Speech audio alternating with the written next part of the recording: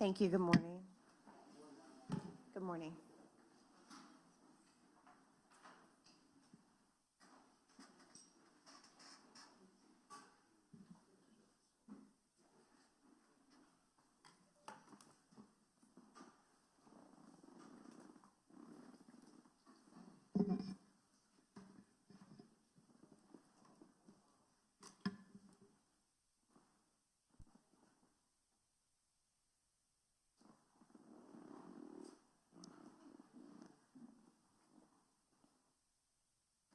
All right, good morning. Is there anything that we need to take up prior to bringing in the jury?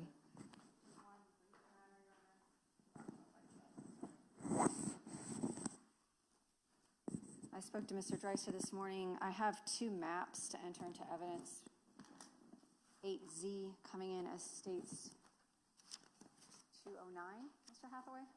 It should be 208, I think. 208. And then 9A coming in as states 209. And they're just Google Maps. They're both maps? Yes, ma'am. Okay. And we have no objection, but let me hand that over. Okay. So that'll be without objection. I believe that's 8Z and then 9A. Is that correct? Yes, Your Honor. Okay.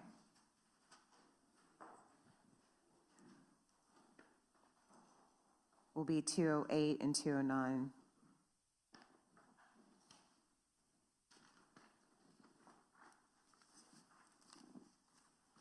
Is there anything from the defense? No, Your Honor. All right, thank you. Let's bring in the jury, please.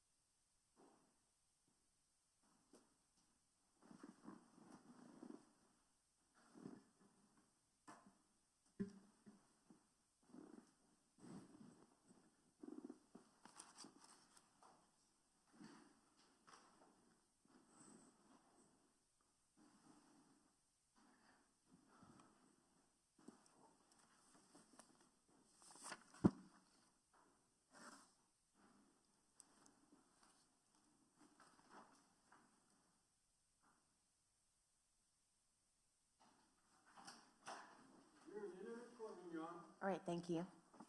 Good morning.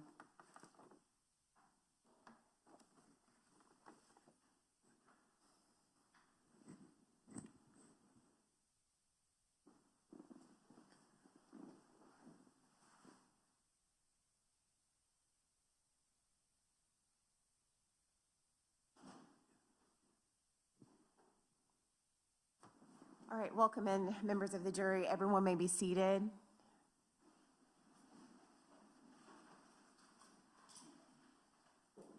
All right, good morning. This is the second day of the trial. Just to remind you where we are procedurally, the state of Florida is presenting their case, and so I turn to them now to call their next witness. Shane Jarman, Detective Jarman.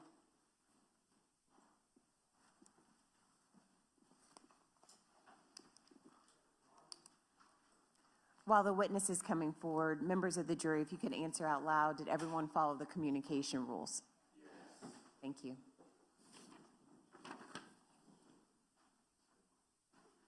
Good morning. All right, sir, if you please raise your right hand to be sworn in.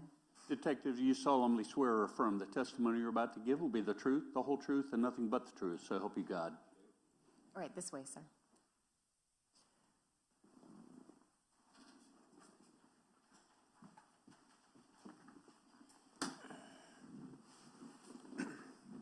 You may proceed. And please the court. Please introduce yourself to the jury. My name is Shane Jarman. I'm a police officer with the Jacksonville Beach Police Department. How long have you been so employed? I've been employed with them for 8.5 years. Give the jury an idea of your experience and background that allows you to be a police officer in Jacksonville Beach, Florida. Well, first, I was a police officer in the state of West Virginia for 7 years. And in Jacksonville Beach, I've been there for 8.5 years. I'm a patrol officer, a field training officer, defense tactics instructor, a crime scene investigator, as well as a taser instructor, drone pilot. So I'm going to spend most of your time talking about your crime scene investigator. Is that also known as an evidence technician? Yes, sir. Explain to the jury what training you have that allows you to perform those functions. So in order to become an evidence technician, you have to first express an interest in the evidence technician field. Then you attend a crime scene processing workshop, a digital photography workshop. Then you shadow the current crime scene investigators, evidence technicians for a while in order to get a good foothold. And then after that, you are released on your own in order to start processing scenes. So is there a television program that's very popular called CSI? There is, yes, sir. Does that stand for Crime Scene Investigation? It does. How do your duties differ from those of your TV counterparts? Massively so. They dramatize everything on TV, as you all know, and realistically, it takes forever to process a scene. It's not just within a 10-15 minute window. It takes a long time. And do you do the testing yourself? I do not do the testing myself. I just collect and preserve the evidence, and it's sent out for testing. So in the TV show, so I think sometimes, the one time I've watched it, the crime scene investigators actually solve the crime and interview witnesses and do things like that? I do not interview any witnesses. I don't do anything on the forefront. All of my job is related back on the actual pieces of physical evidence.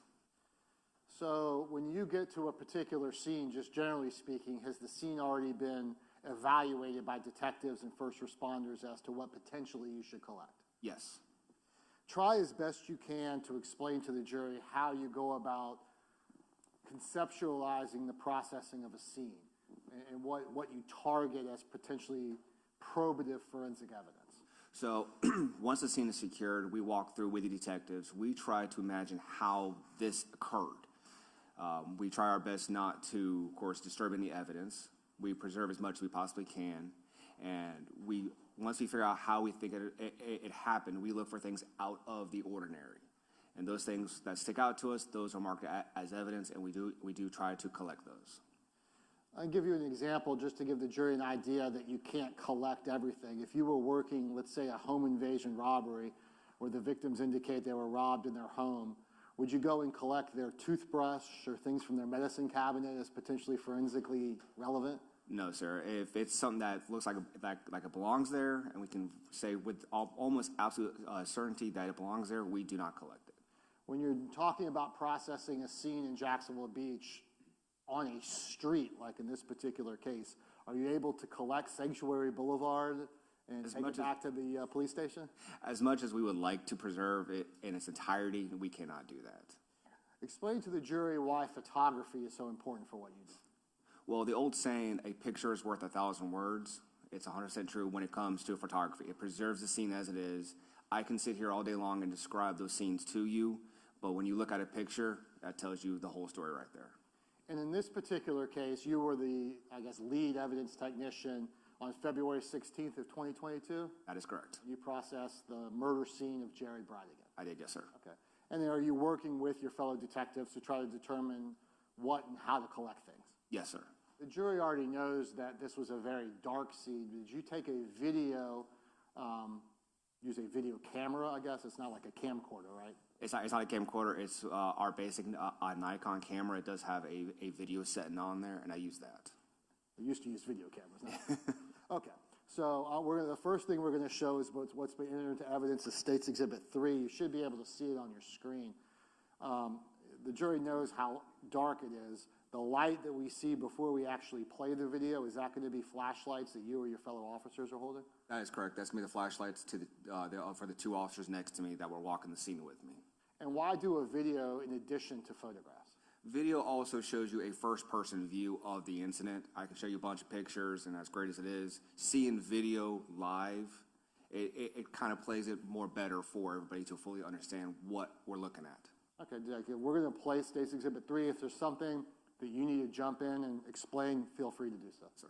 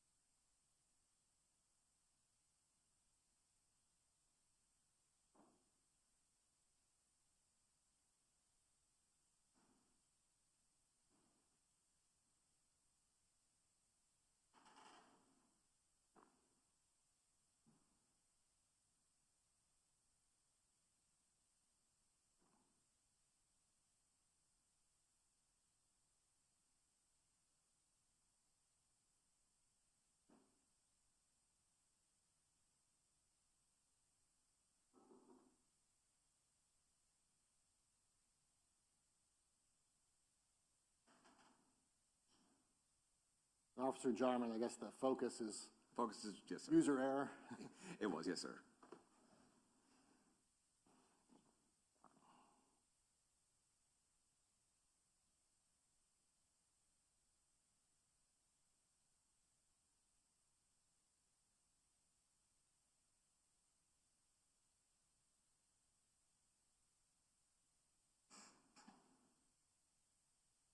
As we look out there, is that going towards Butler Boulevard? It's going towards Sanctuary Parkway, which leads on to JTB.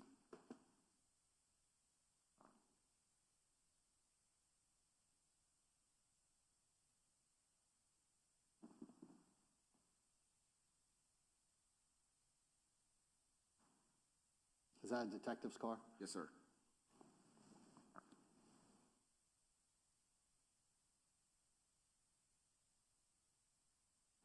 Now, at this point, when you get to the scene, it looks like it's actually drizzling a little bit. It is, yes, sir. Does that play a role in your ability to collect evidence? Potentially. Potentially, yes, sir.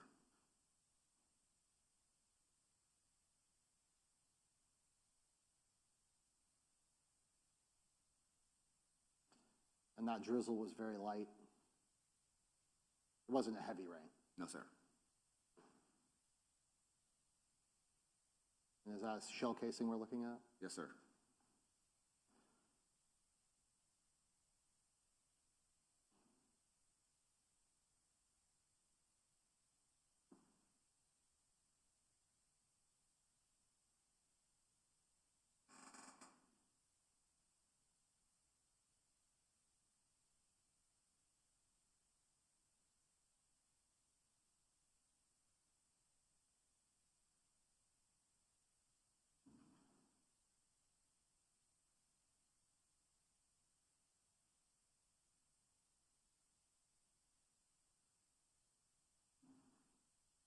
Another potential shell casing? Yes, sir. Are those little pieces of paper things that you have put down or your fellow officers to mark those shell casings? Yes, sir. My fellow officers put those down. And we'll see them marked with yellow placards later? Yes, sir.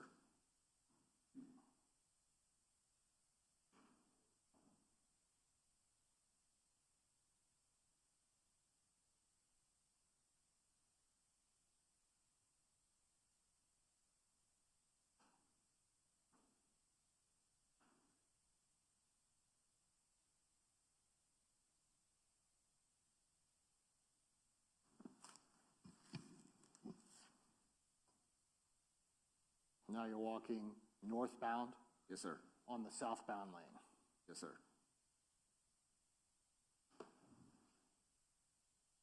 Back to where you started. Yes, sir.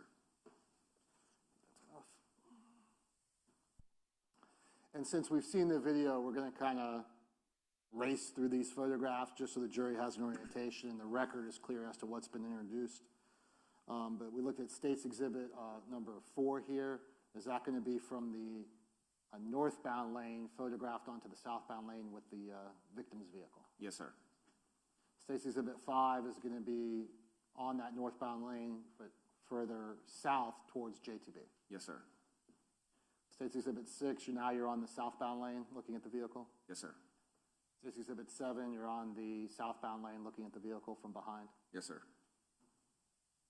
State's Exhibit 8, obviously it's much lighter with this. Are you using your flash to be able to lighten this area up? Using the flash, as well as we have crime scene lights that we do bring out in order to light the scene up a little bit better.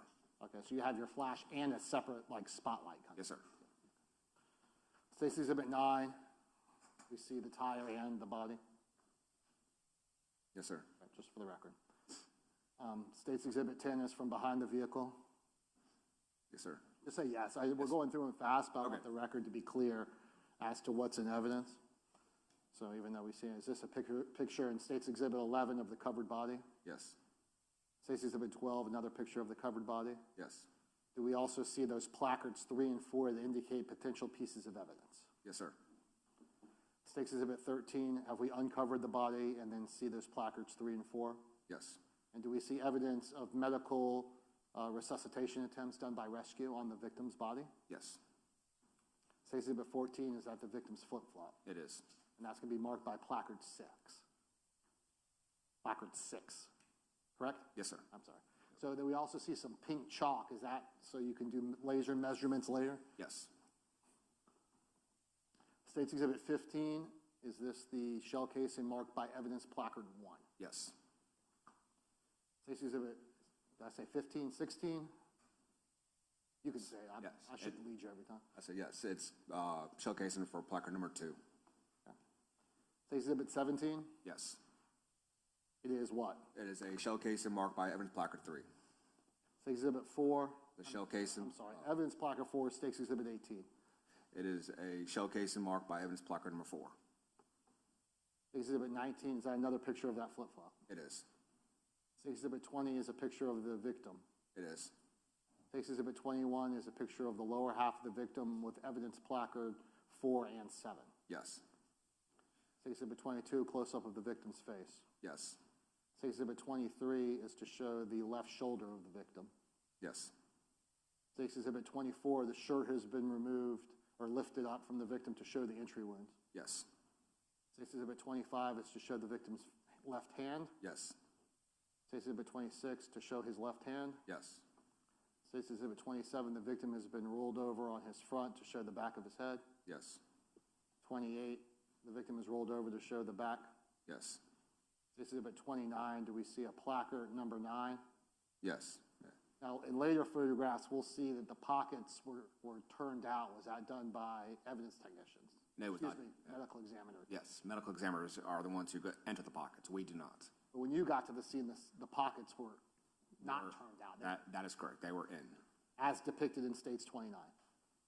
And then we have placard number 9. Is that going to be a spent projectile? Yes. State's Exhibit 30, is that a close-up of that projectile? It is. State's Exhibit 31, is this another view looking southbound on Sanctuary? It is. State's Exhibit 32, is this going to be evidence placard 5, which is the tire? It is. And then a close-up of States 33 of that tire? It is.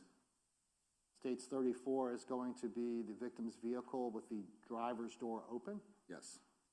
States 35 is a view of the victim's vehicle of the back seat It is. and the car seat. Yes. States Exhibit 36 is inside the victim's vehicle. And do we see 2 particular pieces of evidence, actually 3. One is a Frosty cup from Wendy's, and then apparent blood and an apparent bullet stripe. Yes.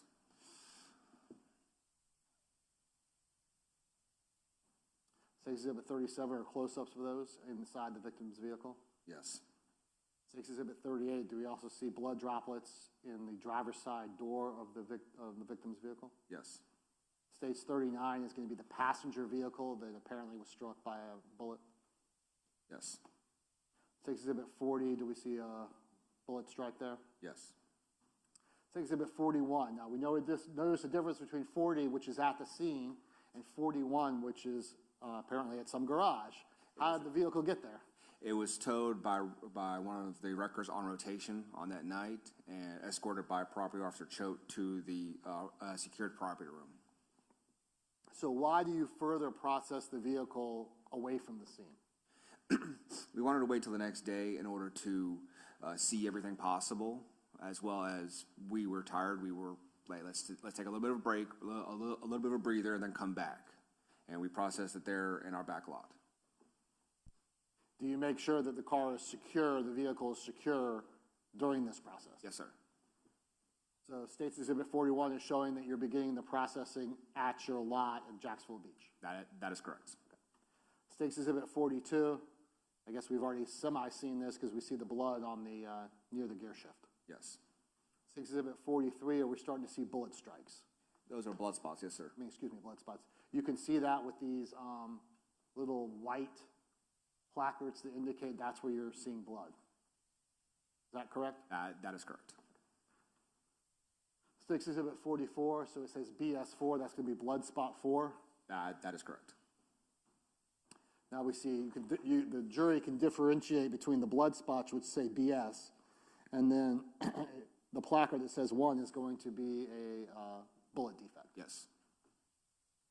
And that's inside the victim's vehicle. Yes. State's 45. State's 46 is again a bullet defect with the shattered passenger window. Yes. State's Exhibit 47 is bullet strike 2. Yes.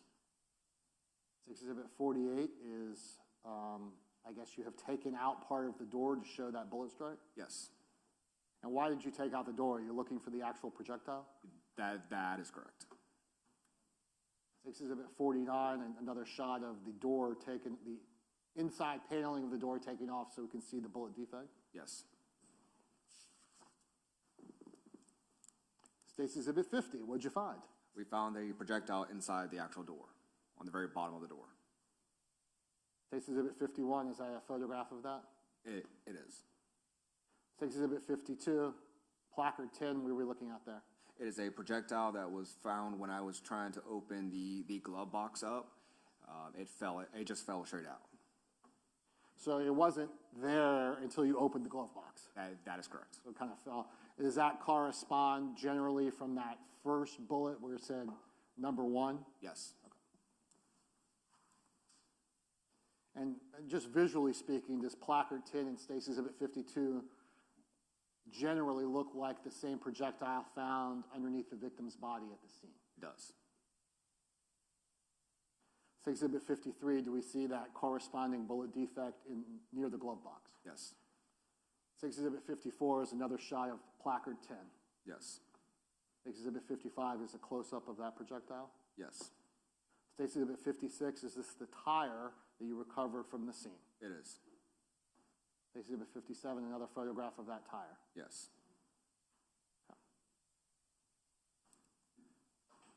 So we have a couple things to show you. May I approach the witness, Your Honor?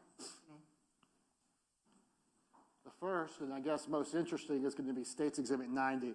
May the witness step down. Sure. He can, Officer, if you would, there's a microphone there, this clip to that. we can share too, Your Honor.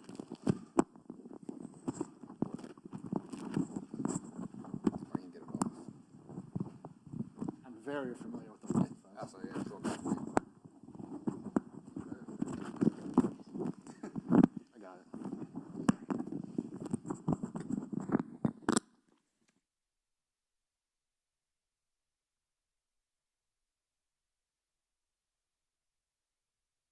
Enjoyed that wrestling.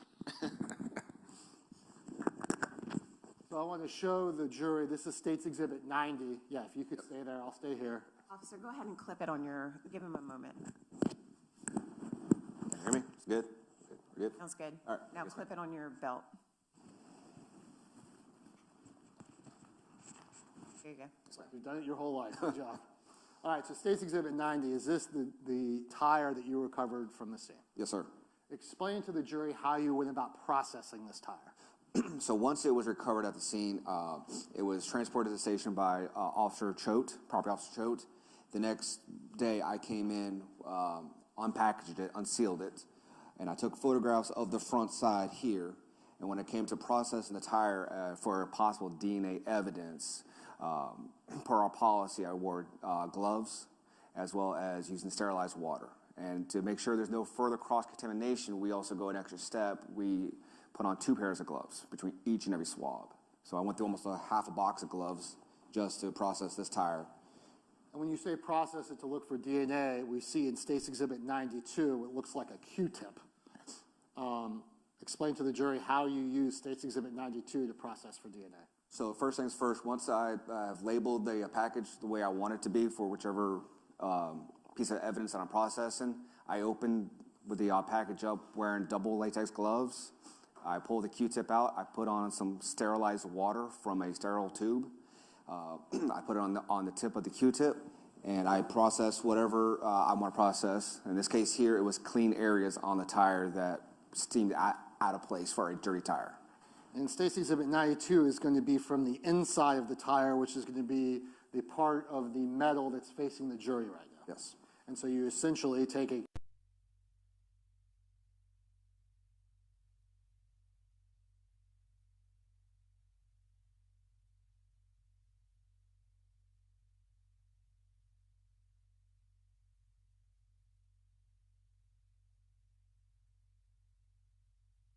I'll just turn it around like this because we have a what it's referred to as the valve stem.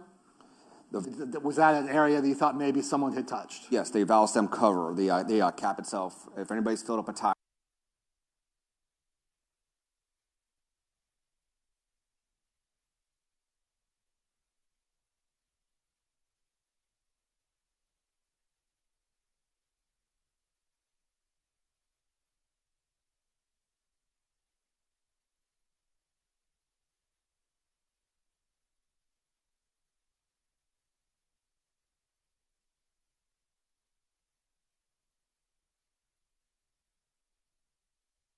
Ask you about the processing of the vehicle is one of the things that you looked for on the victim's Volkswagen Atlas, that there was a potential tracking device on that vehicle. Yes, sir.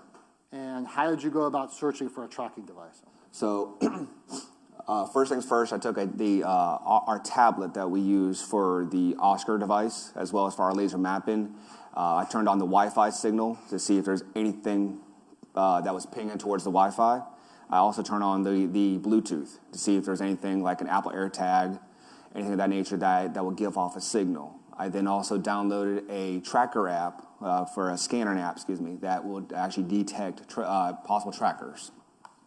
And were there any trackers that were placed on the vehicle? No, sir. Not that I was able to find. And was there an Apple AirTag that was on the victim's keys? There was, yes. And well, that's okay, I already asked that. That's, Ms. Stifler, anything else? That's all the questions I have here. All right, thank you. Cross-examination. Did you need any pictures, Mr. Dresser? Thank you for offering. I don't think so. Good morning, sir. How are you? I'm good, sir. Thanks for being here. Yes, sir. So just real simply put, you spent a lot of time collecting evidence in this case. Is that? Yes, sir. And you did so carefully? Yes, sir. And you did so that you could help all of the officers in your department, including the detectives, figure out who committed this murder, correct? Yes, sir.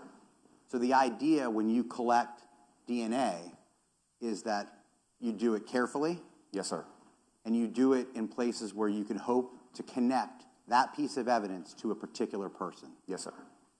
So that later, and in this case, the jury may be able to hear that somebody's DNA was found on that tire. Yes, sir.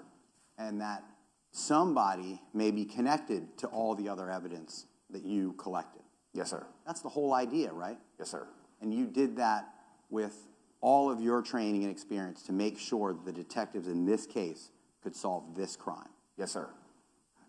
I don't have any further questions for you. Thank you. All right, thank you, Mr. Dreiser. Any follow-up? All right, may the witness be excused. The witness is excused for now, subject to recall. All right, officer, do you know what that means? Yes, ma'am. All right, thank you, sir. You can step down, stay in touch with the attorney. Thank you. Yes, ma'am. All right, the state will call its next witness. State calls Corporal Brian Wallace. Corporal Brian Wallace, please.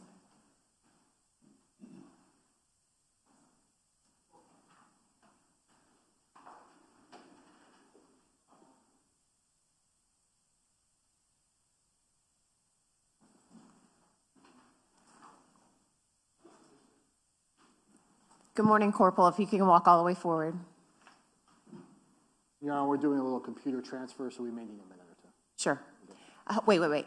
Stand here. Raise your right hand to be sworn in. Corporal, do you solemnly swear or affirm the testimony you're about to give will be the truth, the whole truth, and nothing but the truth, so help you God?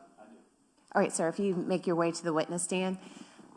While the attorneys are getting everything situated, make sure that if you turn towards the monitor that you keep the microphone near you. Yes, okay? Feel comfortable.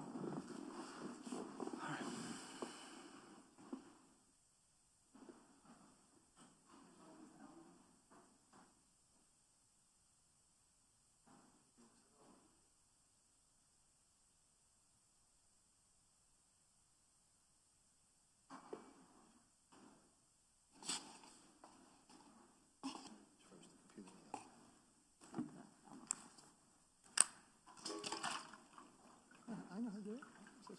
Just like you. Good morning, Corporal. Good morning.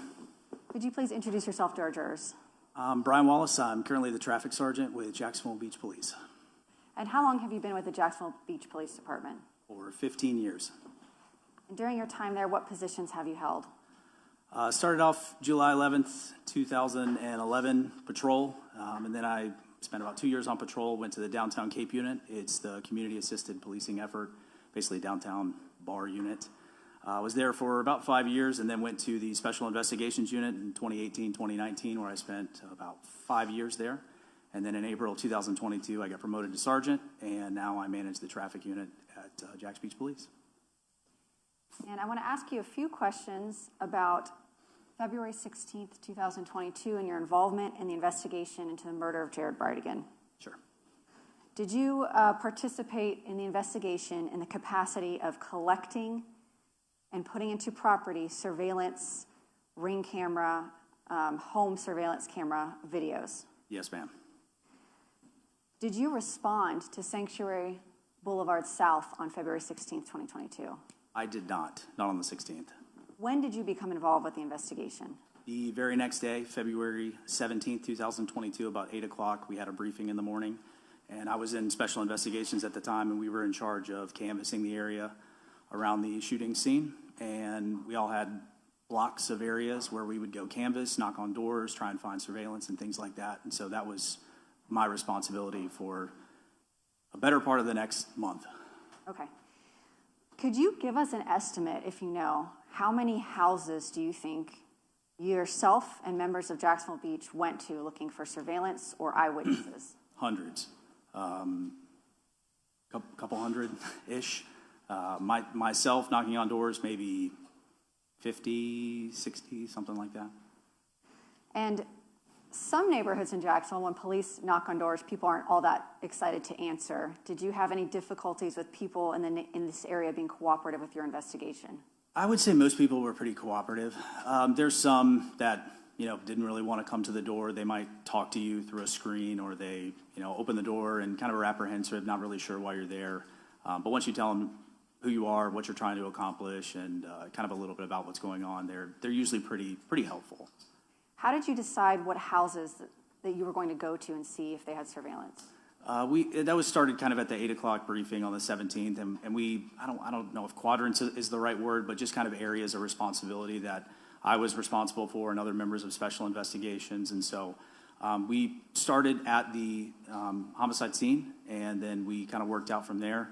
It was determined that we would kind of start at the scene and then work all the way up to the last known location.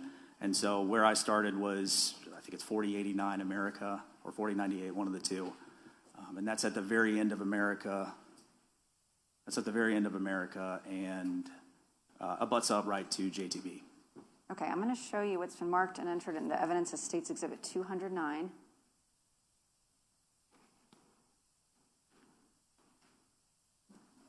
And do you recognize this area? That's Jacksonville Beach. And this is a Google map of the area. Can you show us kind of indicating, you can mark on your finger, like touch screen, where you began, where the homicide scene is and where you began canvassing? Sorry. This little circle right here is the incident scene, and kind of this little stretch of area is America.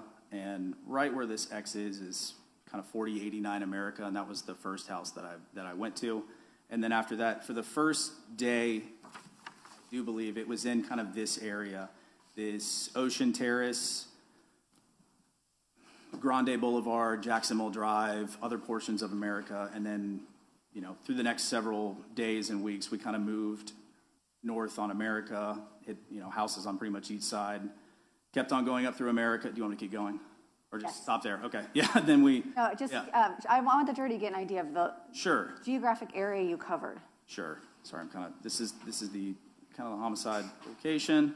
And then we went up through America and did a few houses on Evans Drive. There's actually like a West Wind, which is this, and East Wind. We did some houses on West Wind Drive. And then kept on going. Hit Seabreeze, which is this location right here. And then now we're getting into Fairway Lane.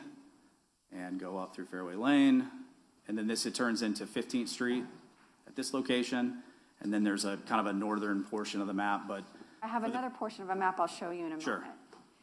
On February 17th, did you or the team with Jacksonville Beach Police have any information as to a suspect description or a vehicle description?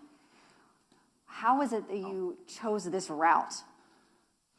I think it was just investigative effort. You know, you start at the X, right? You start where the incident happened, and you kind of work up from there. And you're trying to find some type of evidence, video of, you know, was this captured on someone's home surveillance system? And so it would make sense to start in the America Avenue because it is a pretty wooded area, right? I mean, on this location right here is woods, and then there are some houses on America, and then there's a few on that Sanctuary Way North, and then you get into Sanctuary, but it is pretty wooded, except for that area on America Avenue, 40, 67, 89, 73 houses right there. You following a route of what appears to be kind of, for this area at least, some of the thoroughfare streets that someone would drive. Was that intentional? Can you explain to the jury the thought process behind that? I'm sorry, you're saying going from, like, the thought process of this route? Yes. Yeah, last known location, right? So he dropped off kids at the residence, which is on Marsh Inlet. It's a northern location of this map. I'm going to show it to you right now. I'm going to show you states 2 and 8. Okay. And from the bottom of this map, is that the end of where we left off previously? So we see Fairway Lane here that you had circled previously. That's correct. So Fairway Lane, then we go up. Fairway turns into 15th. It's kind of one and the same. And then we go up, and then right here we're at Marsh Inlet, last known location. Okay. And this pin here indicates the residence that you all had information was the last place Mr. Bridegan had been seen. That is correct. And that would be 1511 Marsh Inlet Court. Correct. In this area, where else did you canvass for video surveillance?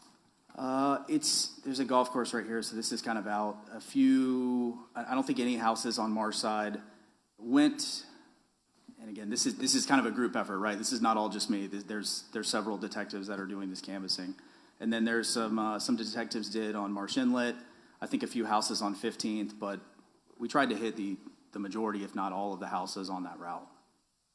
Did you gather any surveillance? Obviously, this is the golf course. Did you gather any surveillance from Cradle Creek Preserve, from Shutter Avenue, or any of these areas? So eventually, yes, at the police department, which is kind of right here, we have some surveillance that we were able to pick up. This is Discovery School right here. Their cameras this is later in the investigation, found out that their cameras were not working. And then there were nothing here in the golf course. Cradle Creek's cameras were down from a previous tropical storm. I think a tree hit the pole or power outage or whatnot, and they were not operational at the time. On this route, specifically, there's one house, I think it's 25 Fairway, where we were able to get some video eventually in the case, and I think that's kind of the first one where we were able to use that for, I guess, not the first video that we obtained, but one of the ones that we used. And we're going to show the jury video compilation in a moment that you've previously seen before today, correct? Correct. The video they're going to see, you mentioned that this house on Fairway Lane is kind of in this particular area, one of the few cameras you were able to get surveillance of the victim's vehicle and what would eventually be identified as a suspect vehicle. Is that correct? That's correct. And you mentioned that there were no working cameras here at Cradle Creek. That's correct. No working cameras here at the Discovery School. That's correct. And eventually, did you obtain some video surveillance footage from this apartment complex? Yes, we did. That's, I believe, 1712 Pablo Hamlet. This is a assisted living facility. We were able to get some video from Pablo Hamlet. And then if you go even further north of this and kind of go a little bit west, we also obtained video from 1712 Beach, which is Taco Lu. They had some exterior surveillance that was also working. So as far as up north here, if you kind of like look up here, there's Taco Lu on Beach Boulevard. And then you turn down on 15th, and we ended up getting Pablo Hamlet, and then some at the police department. That's really about, now we're getting into some public storage areas kind of on this portion of the map, and there's other areas on 9th Street where we also obtain. You want me to go into that too, or just kind of?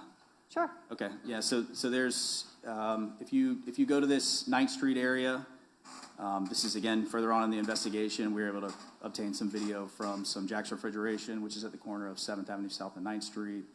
There's a home on, I think it's 882 12th Avenue South, might be 13th. We used that as well. And then I think public storage, we also had some surveillance from there. And that looks about it on this map. Okay. So for this particular area, we know we've got surveillance here,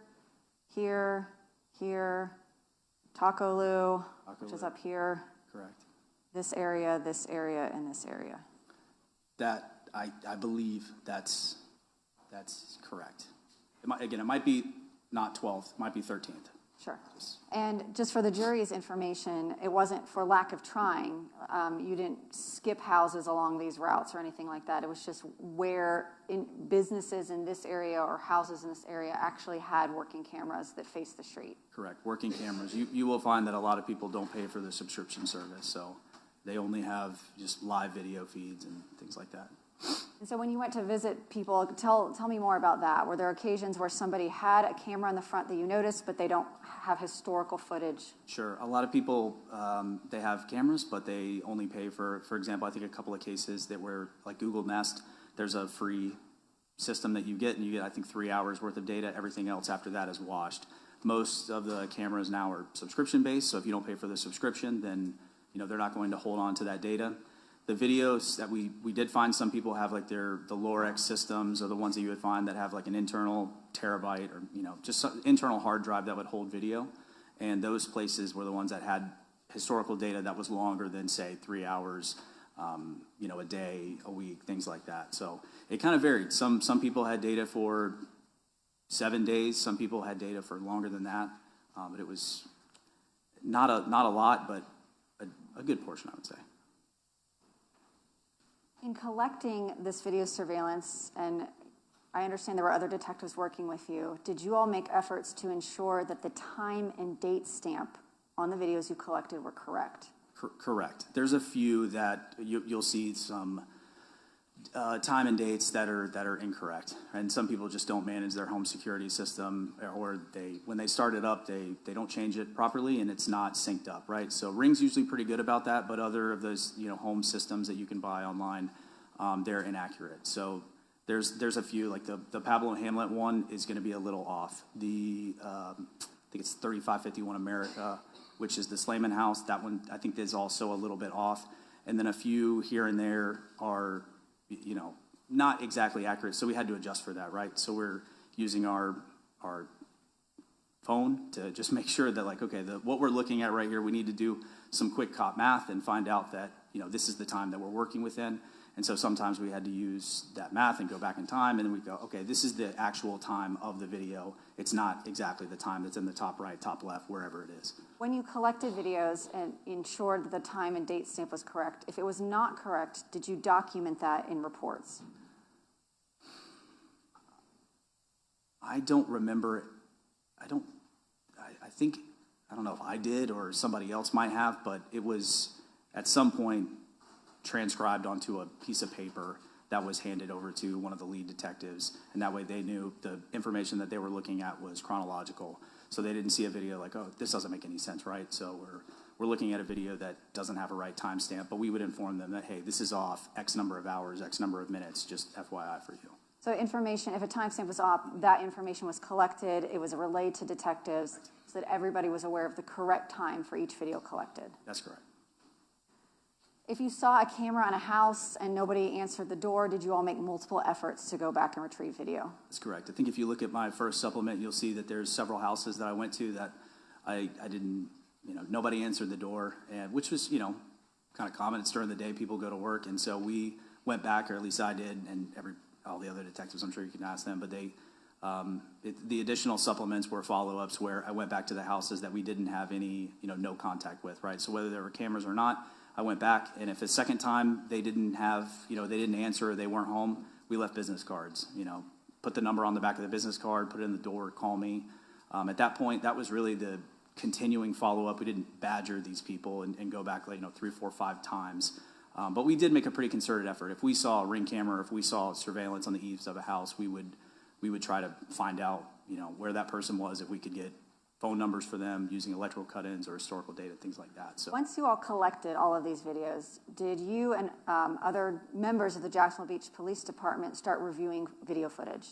Correct, yes. What were you looking for on initial review? The first 2 houses we went to on America, we're looking for anything, right? We like to capture the incident as it happened. If we could capture, the homicide happening, that would be priority number 1. And that was pretty quick. That was first day. At 4067 America, that's Trent Waterman's house. That's the 3rd one down America. There was a Ring camera. I think it's a floodlight captured on the 2nd floor of the house. And when I went into Mr. Waterman's house, he let me access his iPad. We pulled it up on his iPad, and we went through some videos, and there was the first video, right, where there's a truck that passes by that triggers because it's a motion-activated camera, and the video that you'll see is it's a loud gunshot, just one shot, and then there's a few seconds that go by, and off in the distance you can see a stopped car. And I'm just kind of going into it. There's a silhouette that walks in front of the car, starts walking, and then picks up pace. I believe starts running, not at an incredibly sprint, but definitely running. And they're running away from the parked car. You have a great recall for the names and addresses of these people that correspond to the videos. This is what I did for an entire month or month. Right. So you mentioned this one, and this is a particularly important video because it depicts the homicide. Can you generally indicate for the jurors on this map where that resident's home was, where you got the video from? It's not on my screen. There we go. Is that on your screen now? Yeah. Okay. Yeah, so right here we've got this. It's the 4067 America. It's this little squiggly line right here. It's right about right there. Okay. And you mentioned something about motion activated. Was that a common occurrence when you were collecting video, that most home surveillance equipment is motion activated rather than just continuous? That's correct. That's a fair statement. And can you explain to the jury what that meant in terms of your investigative efforts? Yeah, so it's tough, right? I mean, you're the home surveillance ones that are hardwired, that have hard drives, they have continuous video feed, and those are easy, right? You can pick up hours long worth of data, but when it's motion activated, however long the camera goes for, whether it's 50 feet, 60 feet, it only activates when there's something in front of it. And people can dictate those camera systems how they want to. So if it's a car, if it's a person, that's up to the original homeowner. So it is trying. And sometimes, they're not perfect, right? So that's where we found a lot of videos were only motion captured, which is just a little 30 seconds before, 30 seconds after. And that's how a lot of those were. And you mentioned specifically this video that captured a portion of the homicide. It did not capture all 4 gunshots, correct? That's correct. Just the very last one. And it's because I believe it's Mr. Carney, that's the house in between the very last one on America, which this is, I forget his name, but this is Mr. Carney's house. He actually was driving home at the time and pulled into his driveway, said he heard gunshots and went into his driveway, and he is the car that triggered the motion activation. So if he doesn't drive, but for him doing it, that motion is not activated and that camera does not exist. And we would not have a video of a homicide. Okay.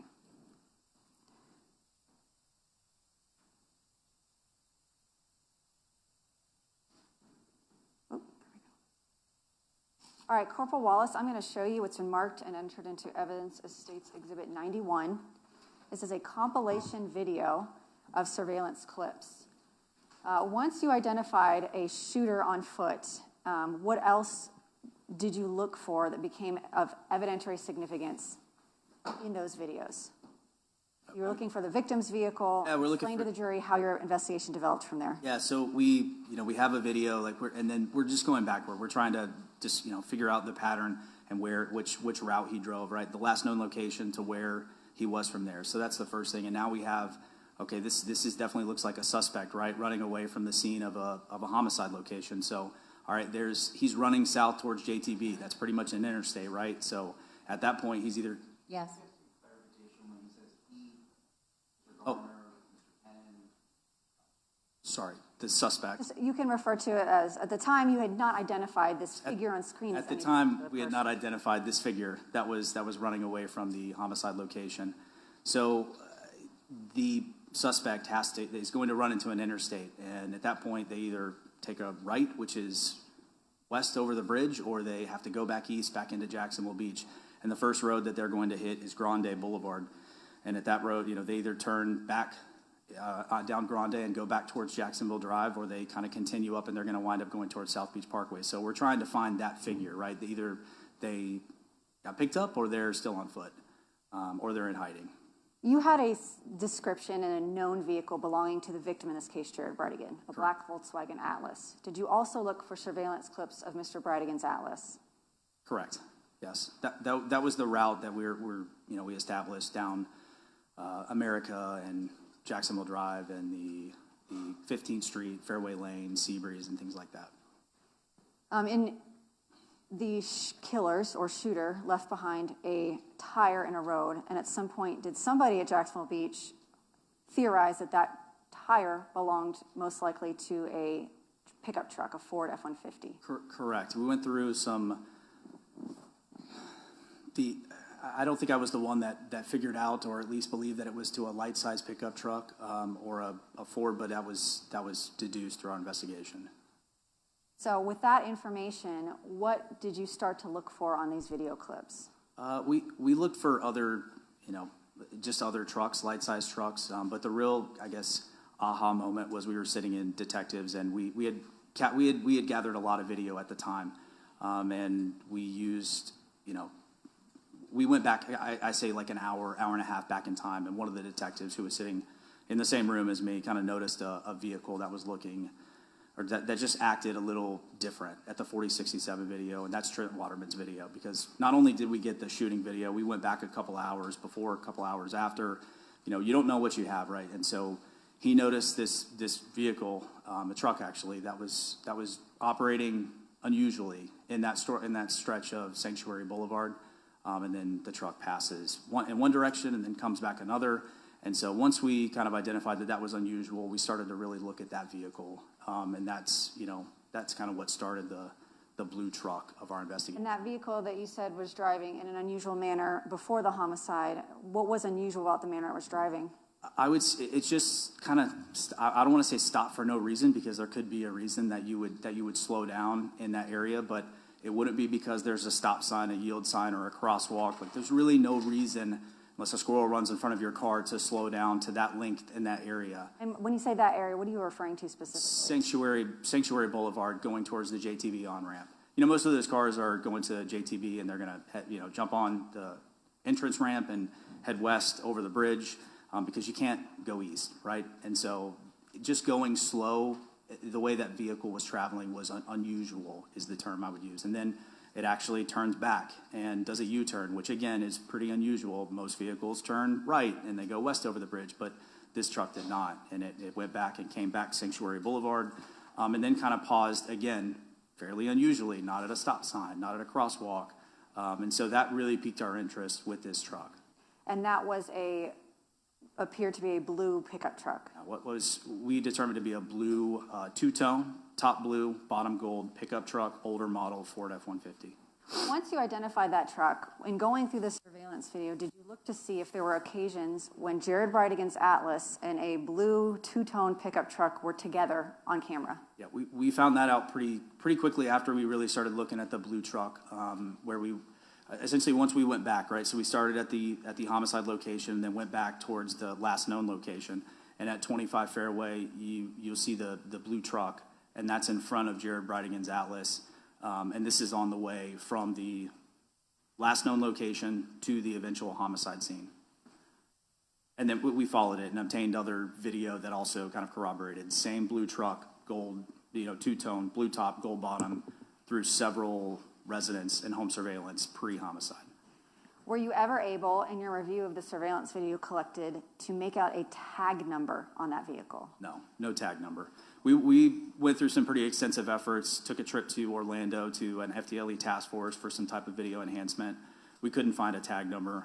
We even sent a lot of compilations to the St. Johns County Sheriff's Office. They had some type of video enhancement and things where they could try to zoom and see the tag, but we were unable to capture that. And at this time, back in February of 2022, did the Jacksonville Beach jurisdiction have license plate readers? No. And can you explain to the jury, if they're not familiar, what is a license plate reader? It's a moment-in-time snapshot that captures alphanumeric characteristics of your license plate and your vehicle. Occasionally, they can go into more in that and use the AI to actually figure out what kind of vehicle you have, like a truck or a car or a semi and things like that. But no, we did not have them in 2022. We do have them now, but did not then.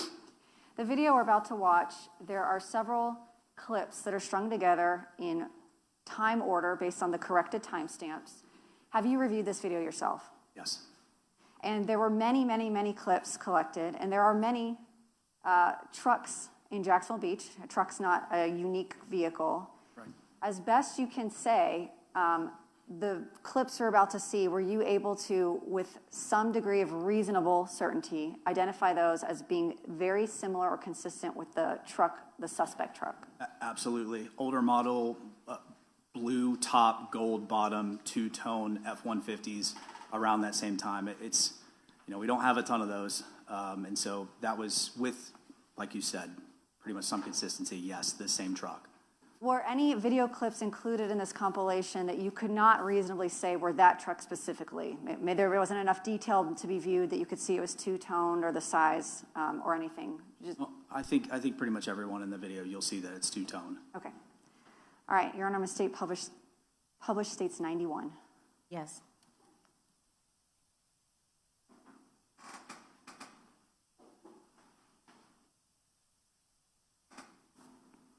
Is it on the juror screen? Can you publish to all? Yes. Sorry, it's still opening. All right. Confirm, can everybody see the still shot? The doodle is still there. Okay.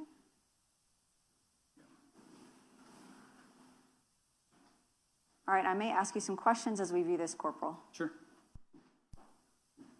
Beginning with, we see these little thumbtacks here. Do those indicate the addresses of the residences and businesses that you obtained surveillance from? It's just one, but yes. Yeah, overall in this Overall, video. correct. What we're looking at right now, you mentioned earlier, you did retrieve surveillance from Taco Lou, located at 1712 Beach Boulevard. That's correct. I actually did. I got this one, so yes. Okay. I'm going to begin publishing.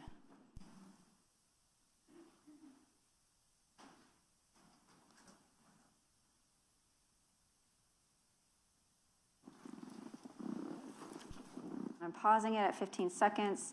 Corporal, we see a blue Ford truck driving down driving down Beach Boulevard on the Taco Lou camera, and that is one of the surveillance clips you identified as potentially being the suspect truck in this case. That's correct.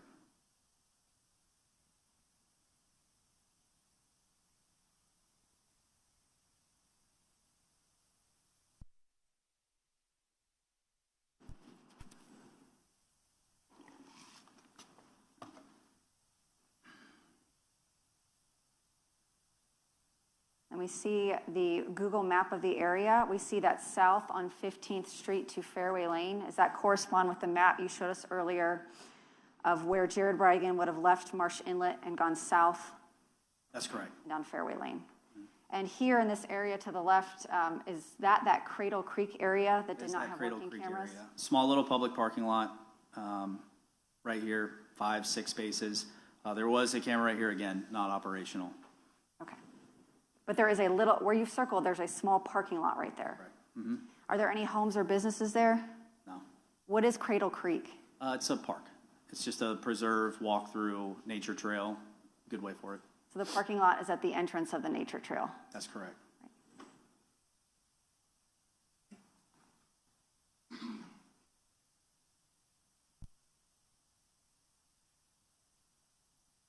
Resuming playing, we see the Fairway Lane on the map. And then we see a pin for 25 Fairway Lane. And at the bottom, we have the timestamp notated. Would that have been the correct timestamp that you verified when you were collecting videos? Correct. So this is 6:36 p.m. and the homicide occurred at 7:52. 52, correct. Yes, sir. Okay. Sorry. Yes. The timestamp was 6:34 p.m. and what time was the homicide? 1952, 752. Which is 7:52 p.m. in non-military time.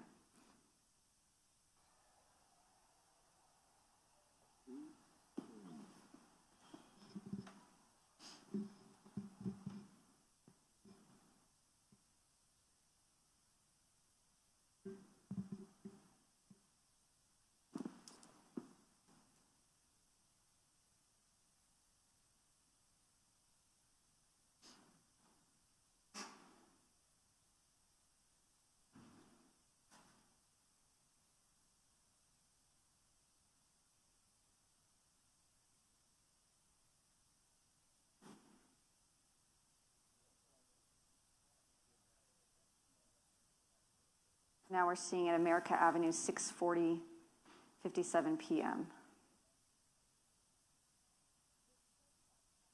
And Corporal, can you describe what you observed in this video that caused you to collect it and believe it to be of evidentiary value? Yeah, it's the older model two-tone F-150, blue top, gold bottom. And moving on the same road, a different camera at 18:41, which would be 6:41 p.m. Right. Pretty good shot of the two-tone there. And I paused it here at 2 minutes in, and we can see a two-toned blue pickup truck.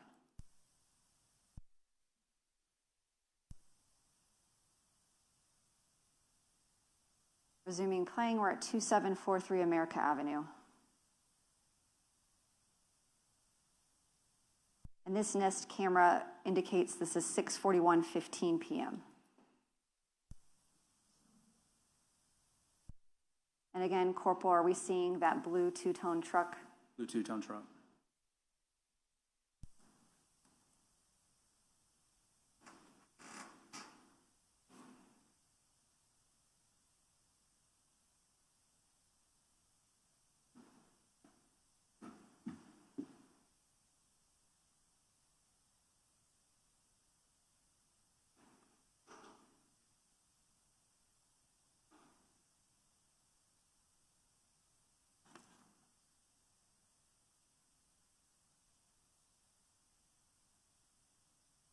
And we see here 6:41:47 p.m. And this is a house on America Avenue. This was Is that correct? Kelly Slayman's house, that's correct. Okay.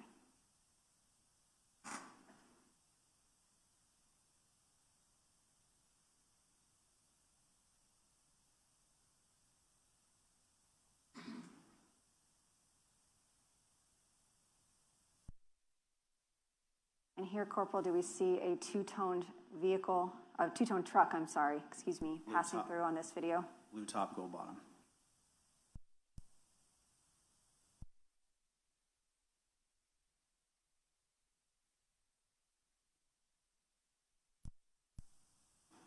I want to show that again with the Okay. time bar out of the way.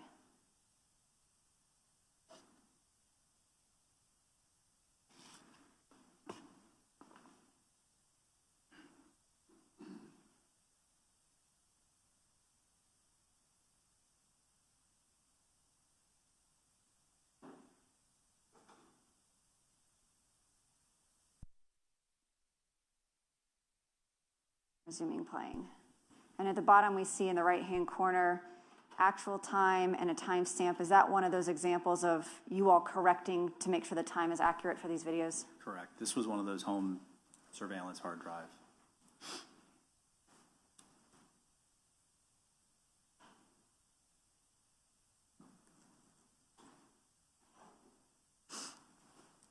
Resuming playing, we're going south on America Avenue.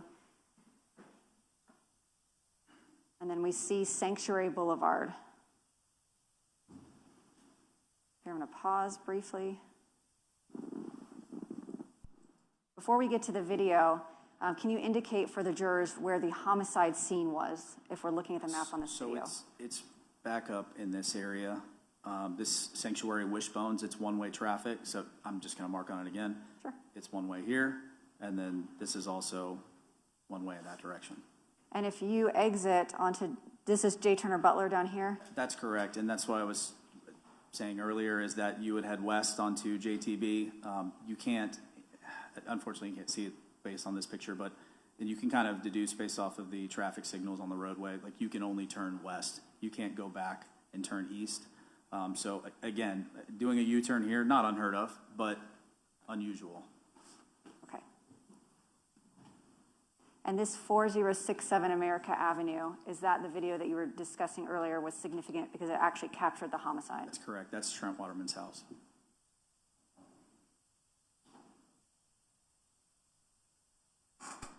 So this ring footage is dated 1843, which would be 6:43 p.m.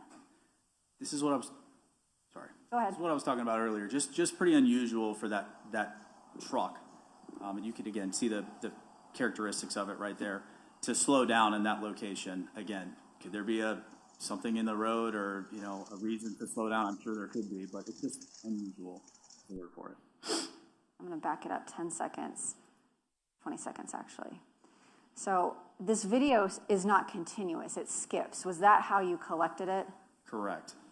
And is that because of what we discussed earlier, that if you have motion down here, people coming out of motion activates it? That's correct. I think you'll see Mr. Waterman is moving or doing something. I think he has a dolly in this video, but he's moving back and forth on the camera. It's detecting motion. So that's So when the screen says 10 seconds later, that means there is no corresponding video for that time frame because there's no motion down here activating the camera. That's correct.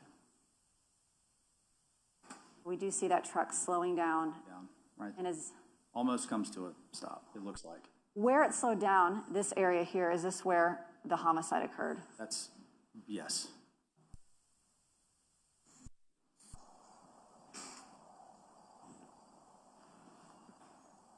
And 6:43 is about an hour and 10 minutes prior to the homicide.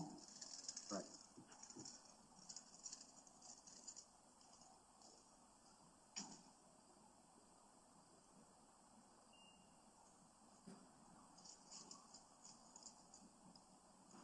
And we see that truck again, and we see the brake lights coming on again. Yes, correct. Now, there is a stop sign, but it's much further. So there's no stop sign right there where it's brake lights? Not right there. Yeah, you'll see, you kind of go up, we're still going up, Actually, I take that back. I'm not sure if there's a stop sign here at this location. But again, this is the intersection where one would slow down to turn left, right. Understood. Then we have 3940 Grande Boulevard. This is at 6:44 p.m. Right. And we see that two-toned vehicle, and in this shot, we can see a very good shot into the bed of that vehicle. Correct. And it appears to be an object in the bed of that vehicle. There is definitely an object in the bed of that truck.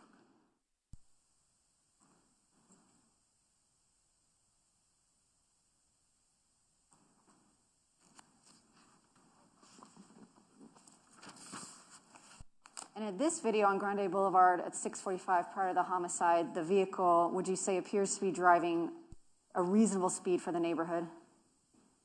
It seems fine. Right, it's not speeding. No, not speeding, that's reasonable speed. Continuing publishing.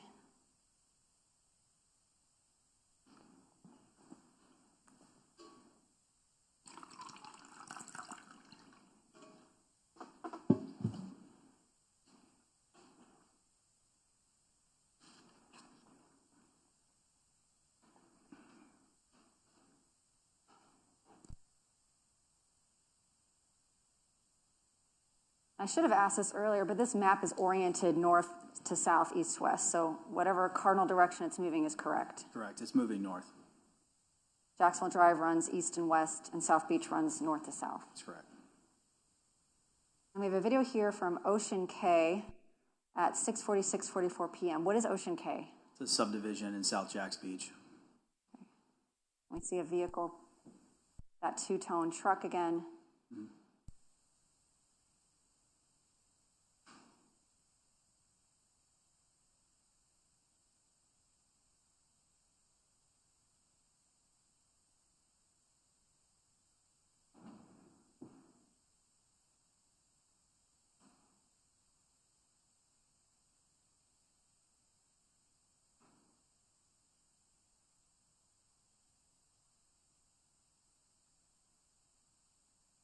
Here we are at 882 13th Avenue. You had mentioned earlier expanding your search to 9th Street and 13th Street. And then here we also see that the start time, the timestamp has been corrected. Correct.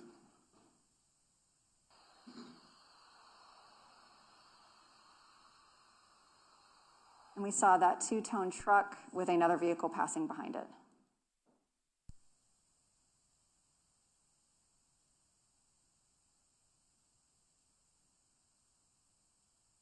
And 901 7th Street South. Actual time 1850, which would be 6:50 p.m., correct? That's correct. We see that.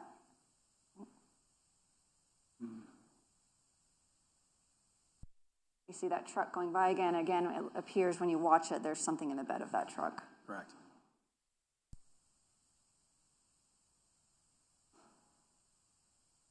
The jury will obviously have this in the jury room with them.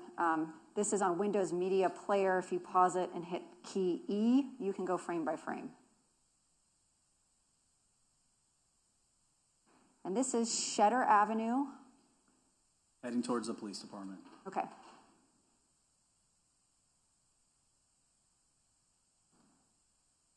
You mentioned earlier builder's choice and also a refrigeration. Correct.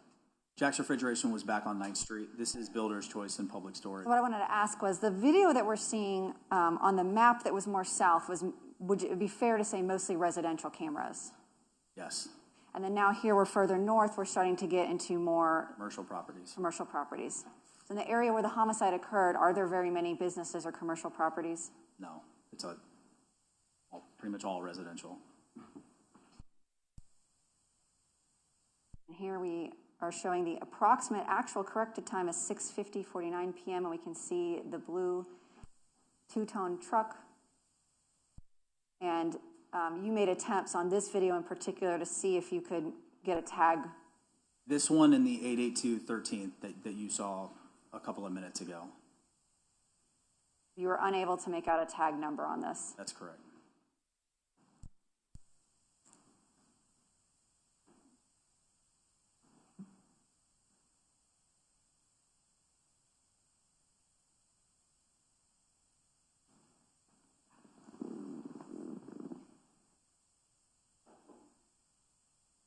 And we're seeing right here on Penman Road and Shutter, this is the Jacksonville Beach Police Station. Correct. You all obviously have surveillance. So we see here at 6:52 that two-tone truck driving past the police station.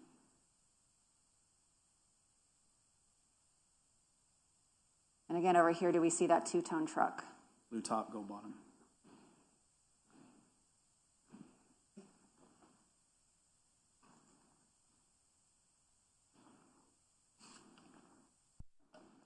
This road here that this truck is traveling on, is that Shetter Avenue? That is Shetter Avenue. If you keep driving Shetter Avenue west, what do you get to eventually? You're going to run into Pablo Hamlet. It's an assisted living facility. And is that kind of the dead end of Shetter Avenue? That is the dead end of Shetter Avenue.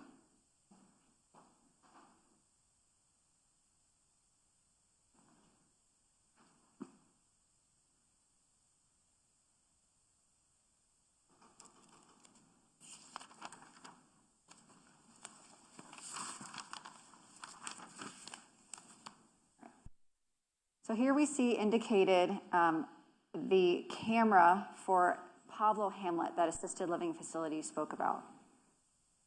What is this property, if you come back down here, what is this property here?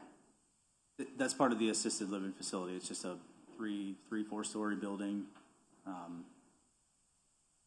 Just one solid address. And to get to this property, is this how you would come in through Shutter? That's the only way you can get there.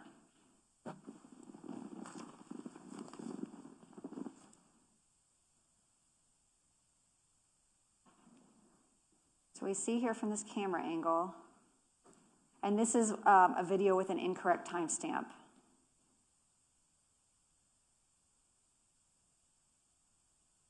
Actual time, 6:53:16 p.m. So we're still about an hour ahead of the homicide. In this video, we see that two-tone truck backing up. And right here, just to orient the jury, this camera, that assisted living facility that I just circled in the last frame, it's behind us, correct? Correct. Okay. And then where is Shutter, if we're looking at this? Shutter is right here. Like there's a little, I guess, cul-de-sac dead end that kind of circles around right here. But Shutter is back up this way.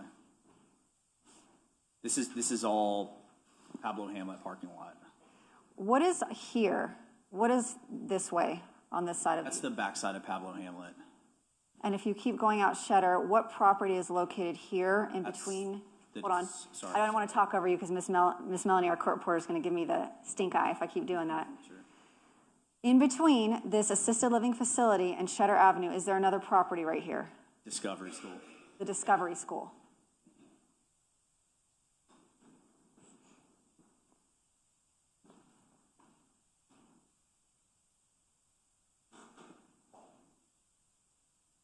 And can you explain to the jury what the Pablo Hamlet surveillance is going to show? There's quite a bit of time this truck is sitting here, correct? Yeah, so we watched it.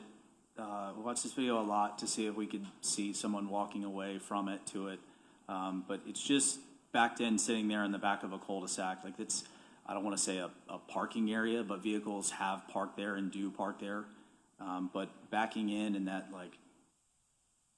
U-shaped area is How long, classify approximately, unusual. if you can recall, about how long does this truck sit here? 20, 30 minutes?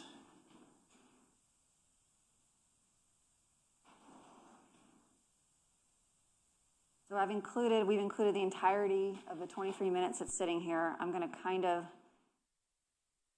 move it along if I can. Yeah.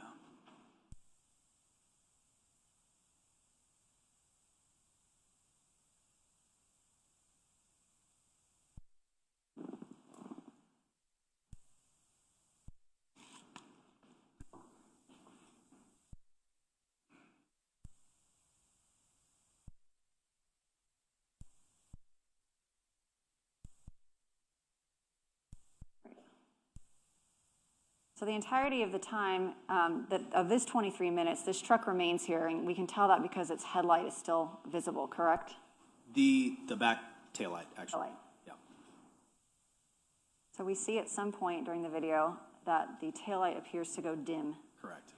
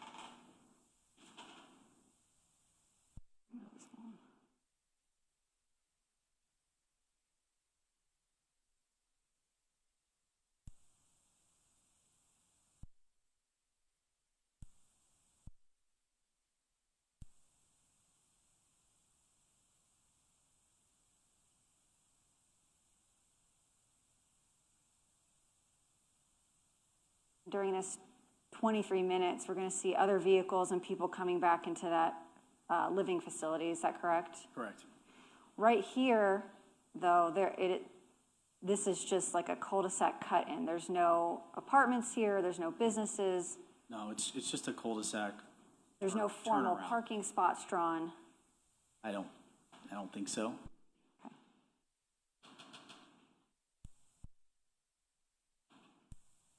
And then we see headlights or taillights coming back on.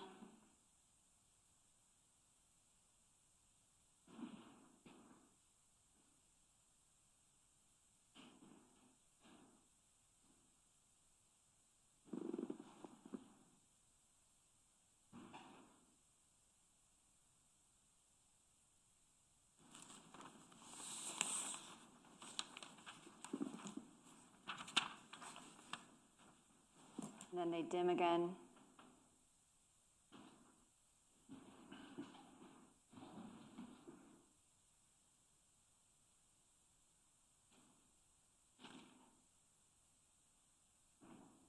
You can see a little cat through the parking lot.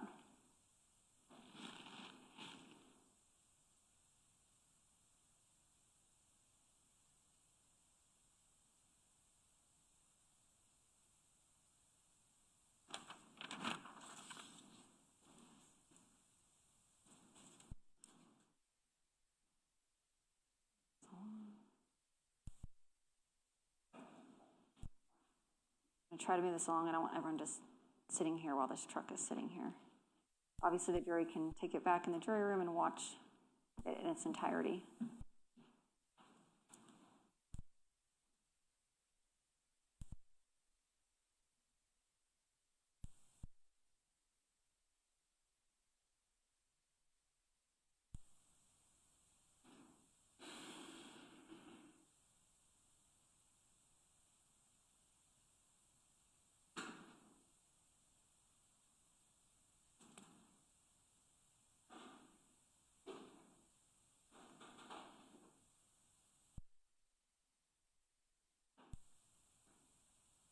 I see the taillights have come back on.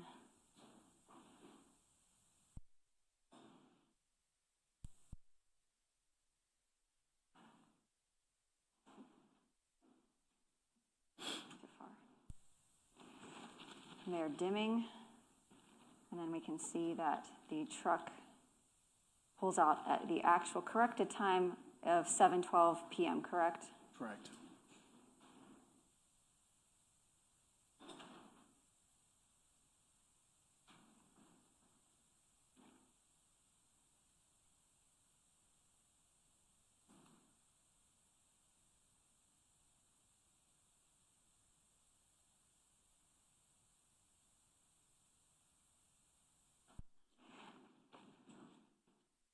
So the map we discussed earlier, that Pablo Hamlet at Shetter, if you go down 15th, you hit the Discovery School, and then right next to the Discovery School is going to be 1511 Marsh Inlet, the home of Mr. Gardner and Ms. Fernandez. And as you mentioned, going down 15th Street, you've got Cradle Creek down here with no cameras, and then the golf course with no cameras. The next available footage is going to be this camera we looked at previously on Fairway Lane. 25 Fairway, correct. 25 Fairway Lane. So there was no available footage from that point that truck left Pablo Hamlet until this camera at 25 Fairway Lane. That's correct. So here we have at 7:47, we see that truck. Mm-hmm.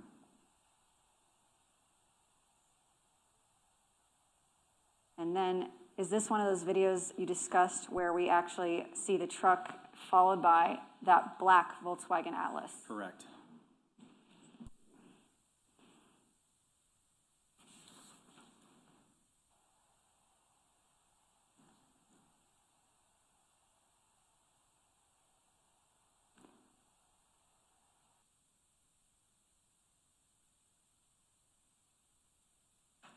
And Corporal, for the next few minutes of surveillance, we're going to see that truck and then the victim's vehicle, and then we're going to see the homicide video, correct? Correct.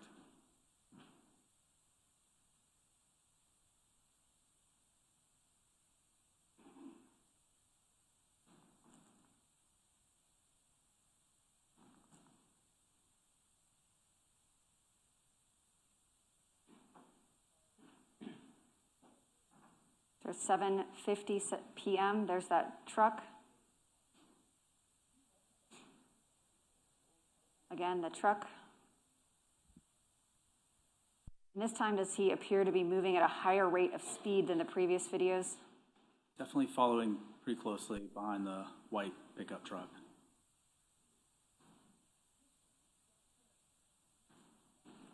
And we are approximately 1 minute and 15 seconds from the homicide.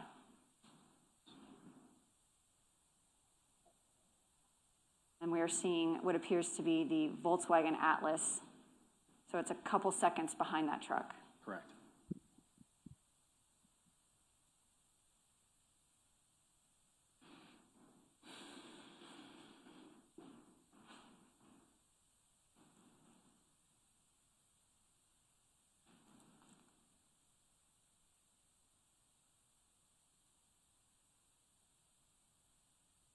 (7:25 p.m.) We have that Nest camera. We see a white truck. We see that two-tone truck.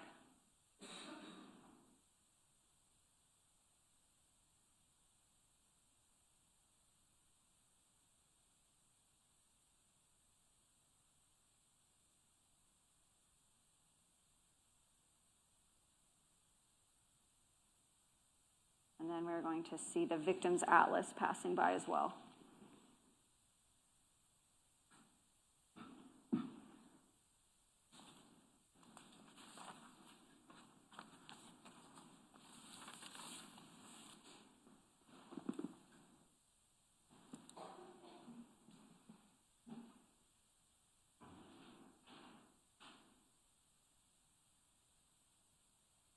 And at 7:51:11, that two-ton truck is going by, fair to say, at a decently high rate of speed for the area? I would say over the speed limit. Okay.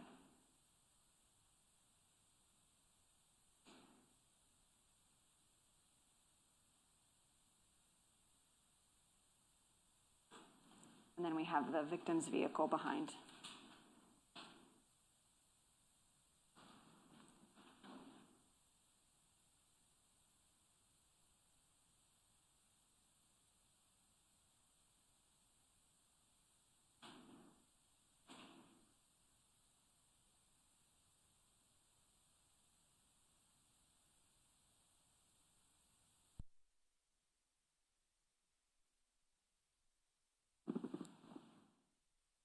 Sound's not on? Let's see.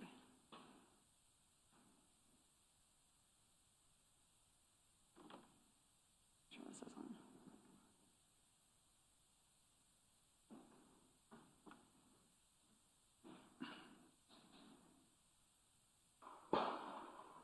There we go.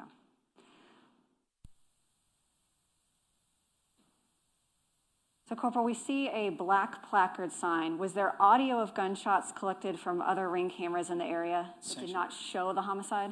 Sanctuary Way South, correct. Okay. So we're going to hear 3 shots from a different camera and then see the homicide on the 4th shot. Is that right? That's correct.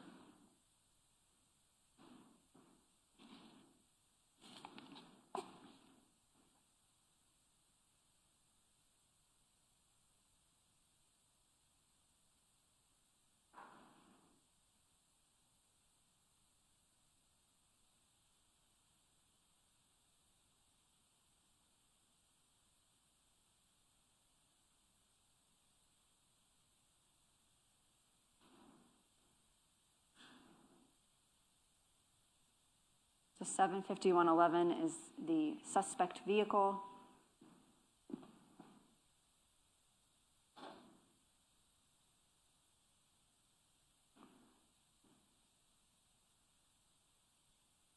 (7:51:32). So the truck is about 20 seconds ahead of victim's vehicle, give or take.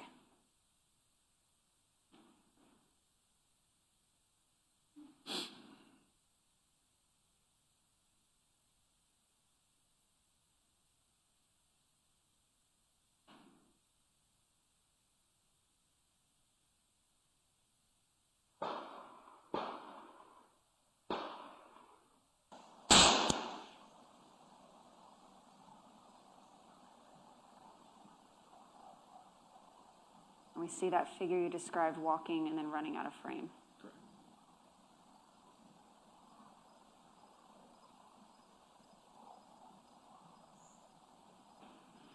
And Corporal, is that the video that you described earlier showing the figure that eventually was identified as the suspect in this case, Henry Tenen? Correct.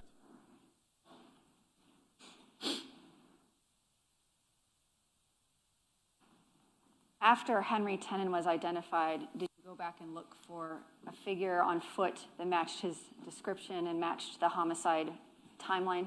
Yes. All right, we see Grande Boulevard, and we saw this same view earlier with the boat when we could see that tire in the back of the vehicle. So we're now at 7:53:40 p.m., and we appear to see no object in the back of that truck now. Correct. And would you say, earlier I asked you, it appeared to be driving at a normal rate of speed. Would you say that that vehicle is now traveling at an excessive rate of speed in the neighborhood? Definitely above the speed limit.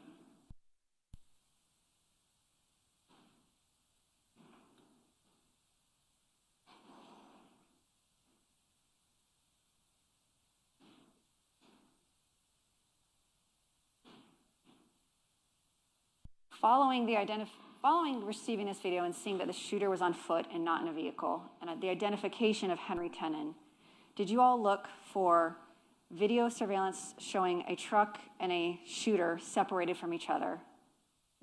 A vehicle leaving the scene as well as an individual on foot leaving a scene? Like 2 different times, yes.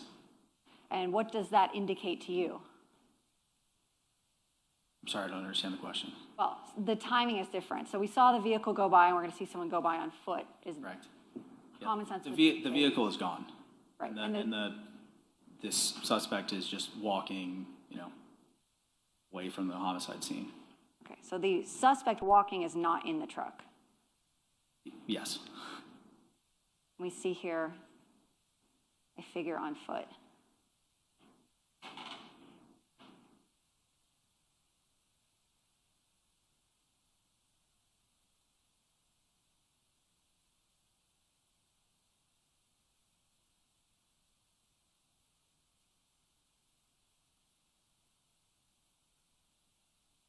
We see some minutes later, after we watch that truck speed down Grande, we see this figure on foot following a few minutes behind.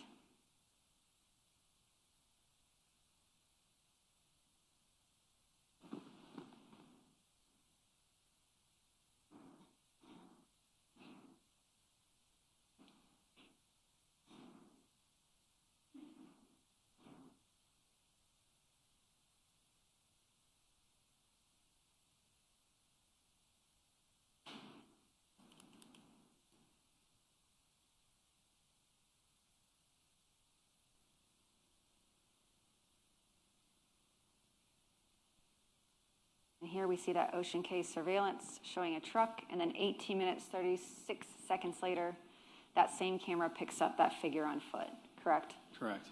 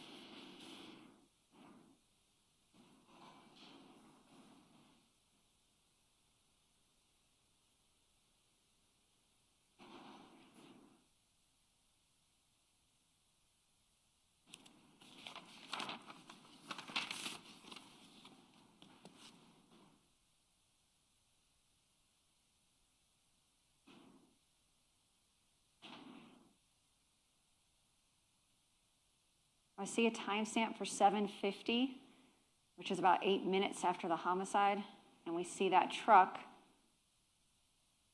backing back into that same cul-de-sac that it was in earlier.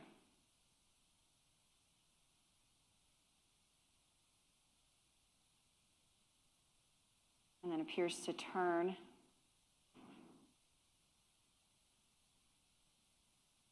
were you all able to obtain footage or find that blue truck between Ocean Cay and Pablo Hamlet? Hang on, let me pause this. Yeah. You talking after the?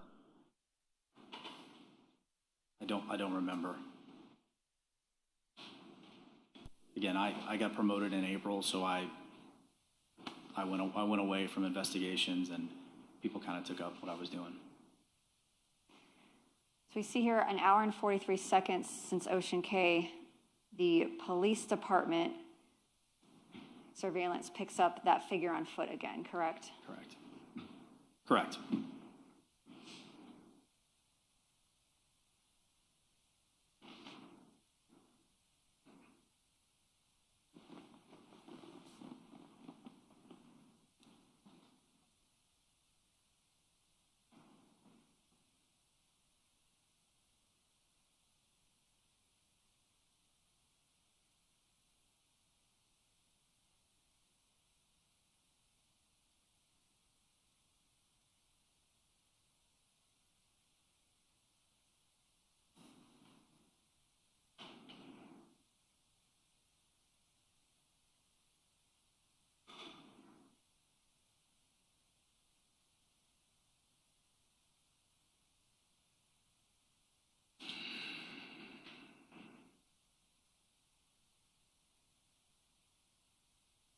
Here in another angle from the police station surveillance, we see that same figure walking.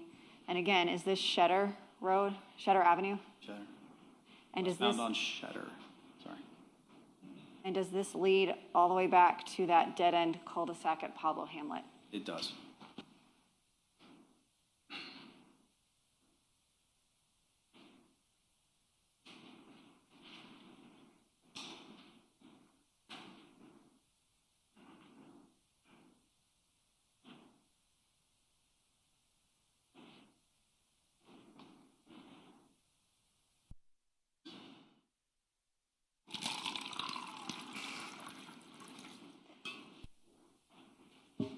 Corporal Wallace, other than collecting and reviewing the surveillance video to assist the detectives in this case, you didn't participate in any witness interviews and ongoing investigation, did you? I think I assisted Detective Lamont with an interview of Miss Curry. And then I think that was it. You were assisting in mainly in this capacity with the surveillance, and you did not participate in the arrests of Mr. Fernandez, Ms. Gardner, or Mr. Tennant. That's correct.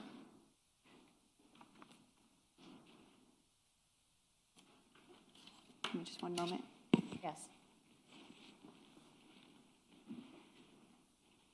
No further questions, Your Honor. All right, let me see the lawyers at sidebar without the court reporter.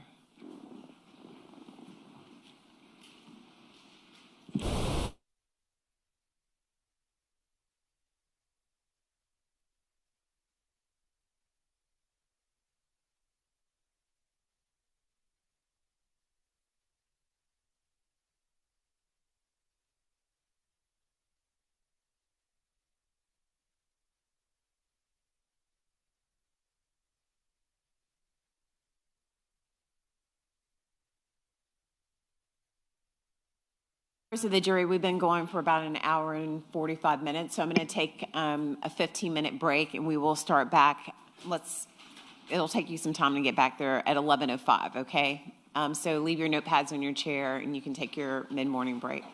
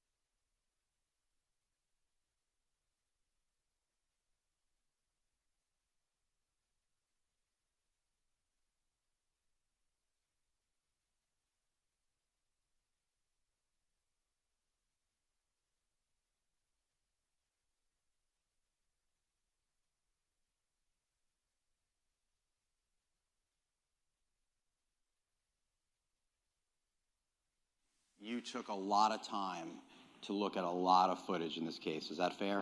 Fair. And you wanted everything to be as accurate as possible. Is that right? Yes. You took time to try to match times, and I think if I understood you correctly, that was not the first time you had seen that video before today, correct? That is correct. One time. Okay. So and you agree with me that accuracy is important, right? Yes. This is a big case. It's an important case. Yes. All right. So let's just start with one thing I think you'll agree with me is just flat out wrong about that video, okay?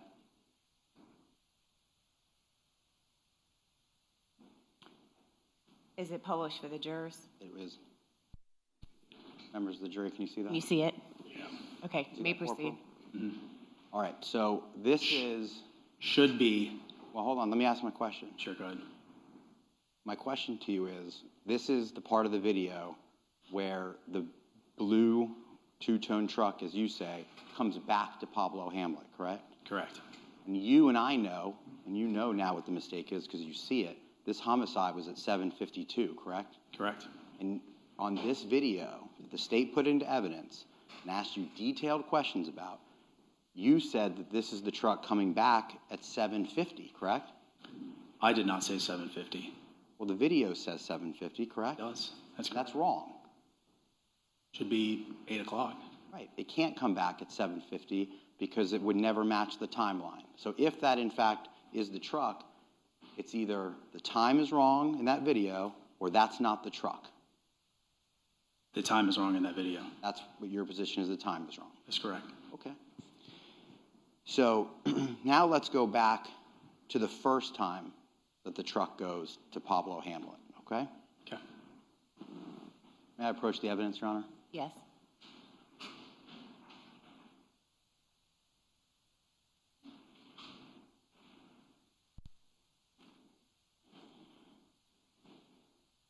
May I just take this binder with me? Sure.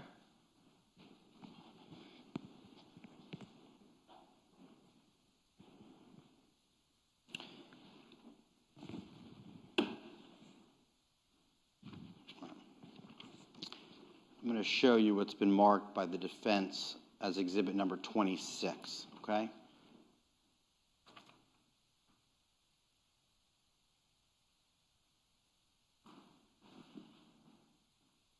Maybe turn it the other way, Ms. Day.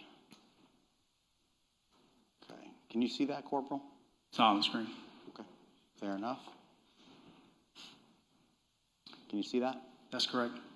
All right. This is a daytime photo of the area of Pablo Hamlet where you have testified the truck backed up? Correct. Okay. So just to give the jury some idea of what we're talking about, the assisted living facility is that big building that's parked there? On the left-hand side, correct. Okay. And then there's some signs in between the roadway and the little mini cul-de-sac. Do you see those signs? Correct. I assume being in Jack's Beach as long as you have, you know that those signs say that you're being recorded. Can you tell me when this picture was taken? Do you think those signs are new? I don't know. Okay. Do you dispute that there are signs there that say you're being recorded? I don't dispute, I just don't know. Okay, sure. Let's just use what we know to be true then. That area is being recorded, correct? At the time, yes, it was. Sure. And that's how you have the evidence that you have, correct? Correct. Okay, so it wouldn't shock you that there's a sign there that says you're being recorded, right? Yeah, but it wouldn't shock me, I guess. Okay. Oh, can I see that photo back?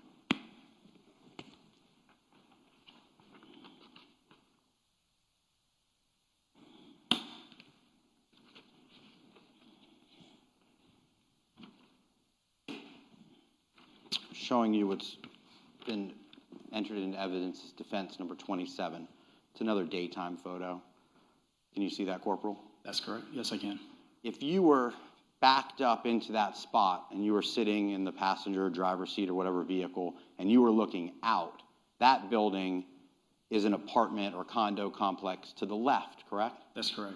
So that would be just on the other side of the street to where you sort of saw that station wagon parked, just maybe a little bit forward or east. Station wagon was in the previous photo? It wasn't in the previous photo, it was in that long video that we all watched. Yeah, okay. You remember there's a station wagon sort of on the right-hand side for that 17 minutes? I'll show it to you again. Okay, But nonetheless, sure. it's on the roadway as you're going into where the assisted living facility is. Yes, So just so everyone understands, you have this apartment complex that's over here. You have the parking spot, and then kind of behind it, in between those two things is where the truck may have been parked. was parked, yes. Was parked. So there's lots of residential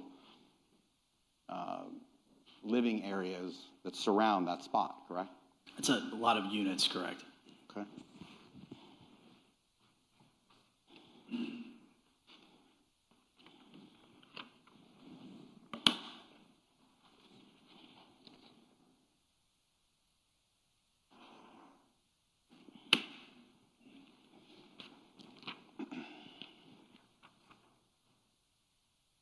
I'm sorry, this has been marked as defense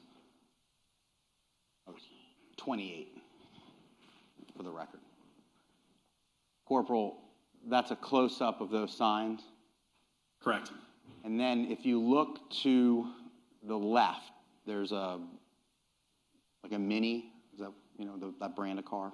Correct. Okay. And then just beyond the Mini, do you see that smoking shack? It's a gazebo, correct. Gazebo. Yeah. And that's where people at the assisted living community go back and forth if they want to sit in there, smoke a cigarette, or do anything they want, converse, right? Sure. And that's right next to where that little parking spot is where you say the truck backed into, correct? Correct, yeah. The angle of this picture isn't perfect. This brush right here kind of blocks it depending on how far you back up into that cul-de-sac. Right. And of course, while we were watching that video, you can see cars going in and cars going out. That's correct. So fair to say it's surrounded by residential areas, a gazebo. It's not tucked in the middle of nowhere where no one would see what's going on in that cul-de-sac, correct? Can you, repeat the question? That cul-de-sac Right. at Pablo Hamlet is not in the middle of nowhere. It's dead center in between two residential buildings that I've shown you, right? Correct. And a smoking shack or a gazebo where people may be. Correct. This is Usually about- used during the day for that smoke shack. We're talking about, what, 7 p.m.? I'm sorry, 6, Yeah. 6:17, that area, that time? Yeah, I would say mostly used during the day, less at evening. Okay.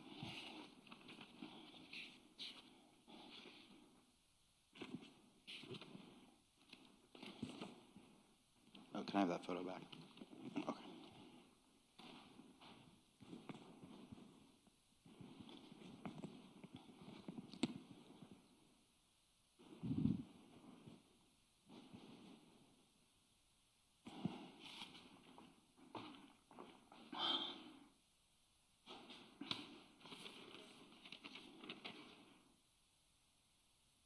Just so we're clear,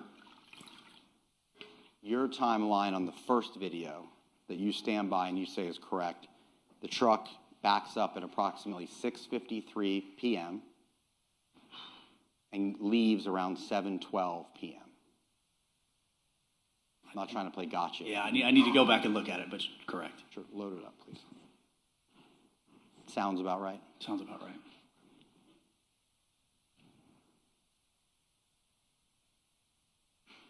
And you said, while we're pulling that up so you can verify those times, that as part of that time that you took to find all this surveillance and to review all this surveillance, you watched that video multiple times, correct? Correct. That was an important piece of evidence, correct? Correct. And you can never see a person going to or from that truck at any point during that surveillance, can you? That's correct. Okay. And That's something that you looked for. That's also correct. And as you sit here today, there is no evidence of that. I cannot see anyone walking to or from the car. Okay. Common sense tells us there has to be a driver in the car, correct? Yes. Okay. And a point that I think the state asked you, and maybe I didn't understand that it was so clear, so I'll ask you again. The shooter in this case leaves on foot from the homicide scene, correct? Correct. So without beating around the bush, you can't be the driver and the shooter in this case.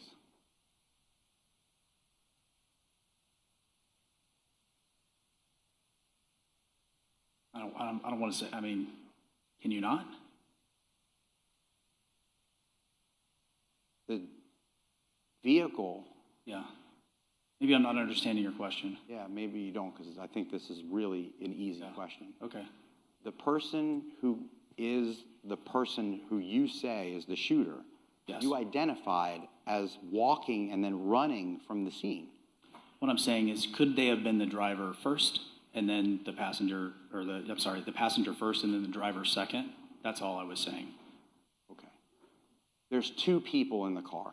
That's for certain. That's correct. Because you can't be the person running from the scene and the person driving the vehicle away from the scene, correct? Correct. And in all of the surveillance that we went through for the last hour and a half, that you have poured over, did you ever see any surveillance of Mr. Fernandez? No. Did you ever see any surveillance consistent with anybody else getting into that blue truck? No. And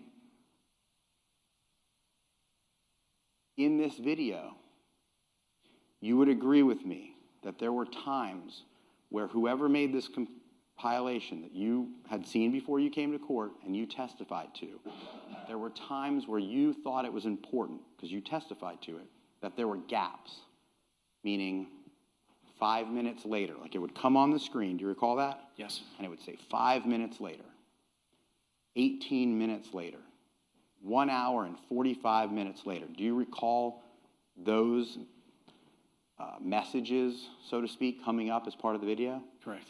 Okay, but I want to show you where you didn't put that on the video, because you know that at approximately 7:12, and do you need to see that to refresh your recollection as to when that truck leaves?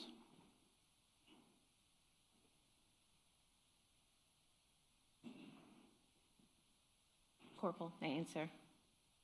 I'm sorry. Oh, when it leaves on the video. Sorry. Sure. The correct, and I'm not talking about the time that the video says it leaves. I want to talk in fact, what time you think it actually is. Okay. Because just for the record, we both agree that this video time is not accurate. That's correct. You had to do some math.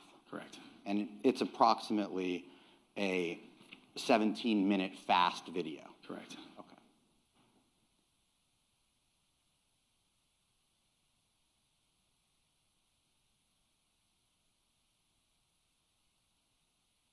I'm just trying to get it to the end so you can verify for me that it's approximately 7:12.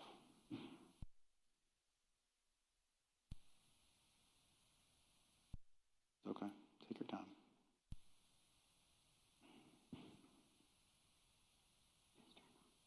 Okay.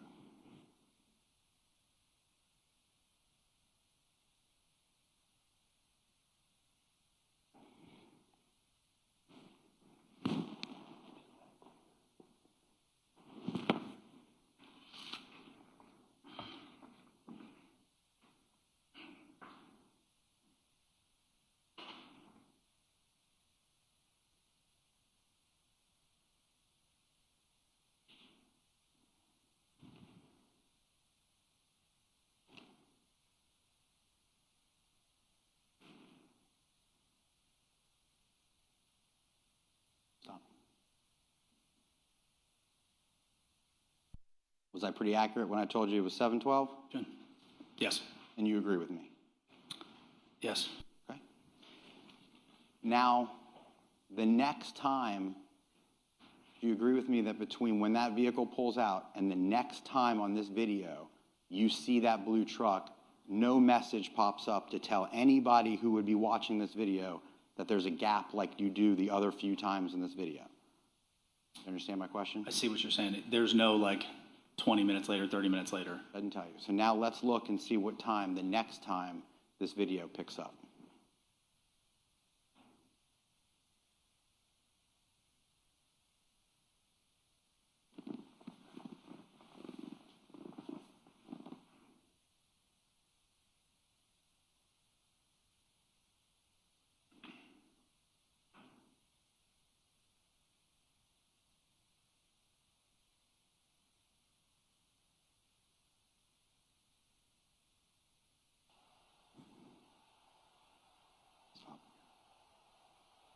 Okay, so we all watched it together.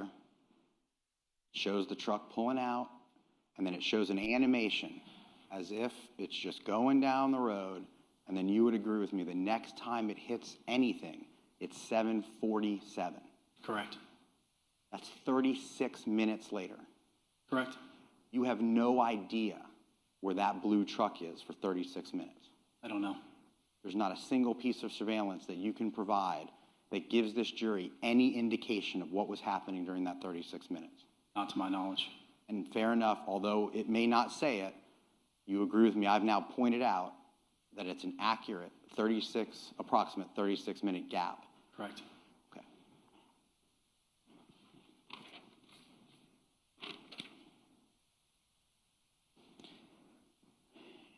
Some of the things that I'm sure you were looking for on that blue two-tone truck were, did you ever notice that the tag light was a bright tag light versus other tag lights? Is that ever something that caught your attention? Not necessarily. Okay. I think, yeah, just. That wasn't one thing that you sort of, when you were trying to identify, and let's just back up a little bit. Sure. That truck is certainly easier to identify in the dusk hour than it is in the night hour. Correct. In the night hour, harder to identify is just a fact, right? You're using brake lights, the, I guess, truck bed light, the front headlights, and then the actual shape of the car. And you never noticed anything like that tag light was particularly bright? I don't think so. I think it was just illuminated. Okay. Yeah. And when we get to the end of the video, okay, it ends with what you all described as a shadowy figure walking past the police department, correct? Yes. But one thing I didn't ask you is the Pablo Hamlet camera is not motion activated. That's correct. You gave a few examples and you said, there are some people that have cameras. The guy with the dolly came out, it triggered it, and then lucky enough for the investigation, you got some footage, right? Correct. And then you talked about other times where there's still cameras that just record everything all the time. Correct. So to give a fair example, Pablo Hamlet is a camera that records things all the time. Correct. So if we want to know what happened at Pablo Hamlet, we don't have to guess, right? Correct. So if we want to make it so that the blue truck gets to Pablo Hamlet and we think that is the truck, we'll see it at Pablo Hamlet, right? Yes. Okay, so now with all those facts that we can agree on together, at the end of your video, when the shadowy figure, who I won't beat around the bush, you think that's Henry Tenen, right? Yes. Okay. Henry Tenen is walking past the police station, correct? Correct. And Henry Tenen is walking toward Pablo Hamlet. That's what you ended your testimony with, right? Correct. And it sort of makes this illusion that he's going back to where that truck may have been, correct? He's heading back towards where the truck ended, correct? Right. But what we know, because that camera records all the time, is there is no video of Henry Tenen going back to where that truck was. Not to my knowledge, that's correct. Right, sure, that would be important, and you would have shown that to the jury, right? Correct. And of course, if the truck was there, if the concept is, well, he's heading back toward where we know that truck was before, then let's go look. Is the truck there? We know the truck is not there. Otherwise, we could show it to the jury, right? Sorry, one more time? I'll make it clear. The truck is not at Pablo Hamlet. any other time than what you've shown the jury the truck is at Pablo Hamlet? Not to my knowledge, correct. Right. Because, and it's not because you're now just figuring this out. You looked to see if the truck went back to Pablo Hamlet, right? Yes. Yeah, that was part of your scouring all sorts of surveillance clips and watching all of the time that you put in, you would have seen it if it was there. And of course, it's not in the video and it's not there, correct? Now, also don't forget, these videos do overwrite themselves. And so there were times where we went back and forth to other places. I don't know if the investigators went back and tried to obtain more video after the fact. But, you know, what we have is, I think, what we were able to get at the time. All right. Corporal, let's shoot each other straight. The video that we have from that night is that night, correct? Yes. You have it earlier in the evening, like we talked about, between the hours of 6:53 and 7:12, right? Yes. And then you told me there's a corrected time where it goes back at 8 p.m.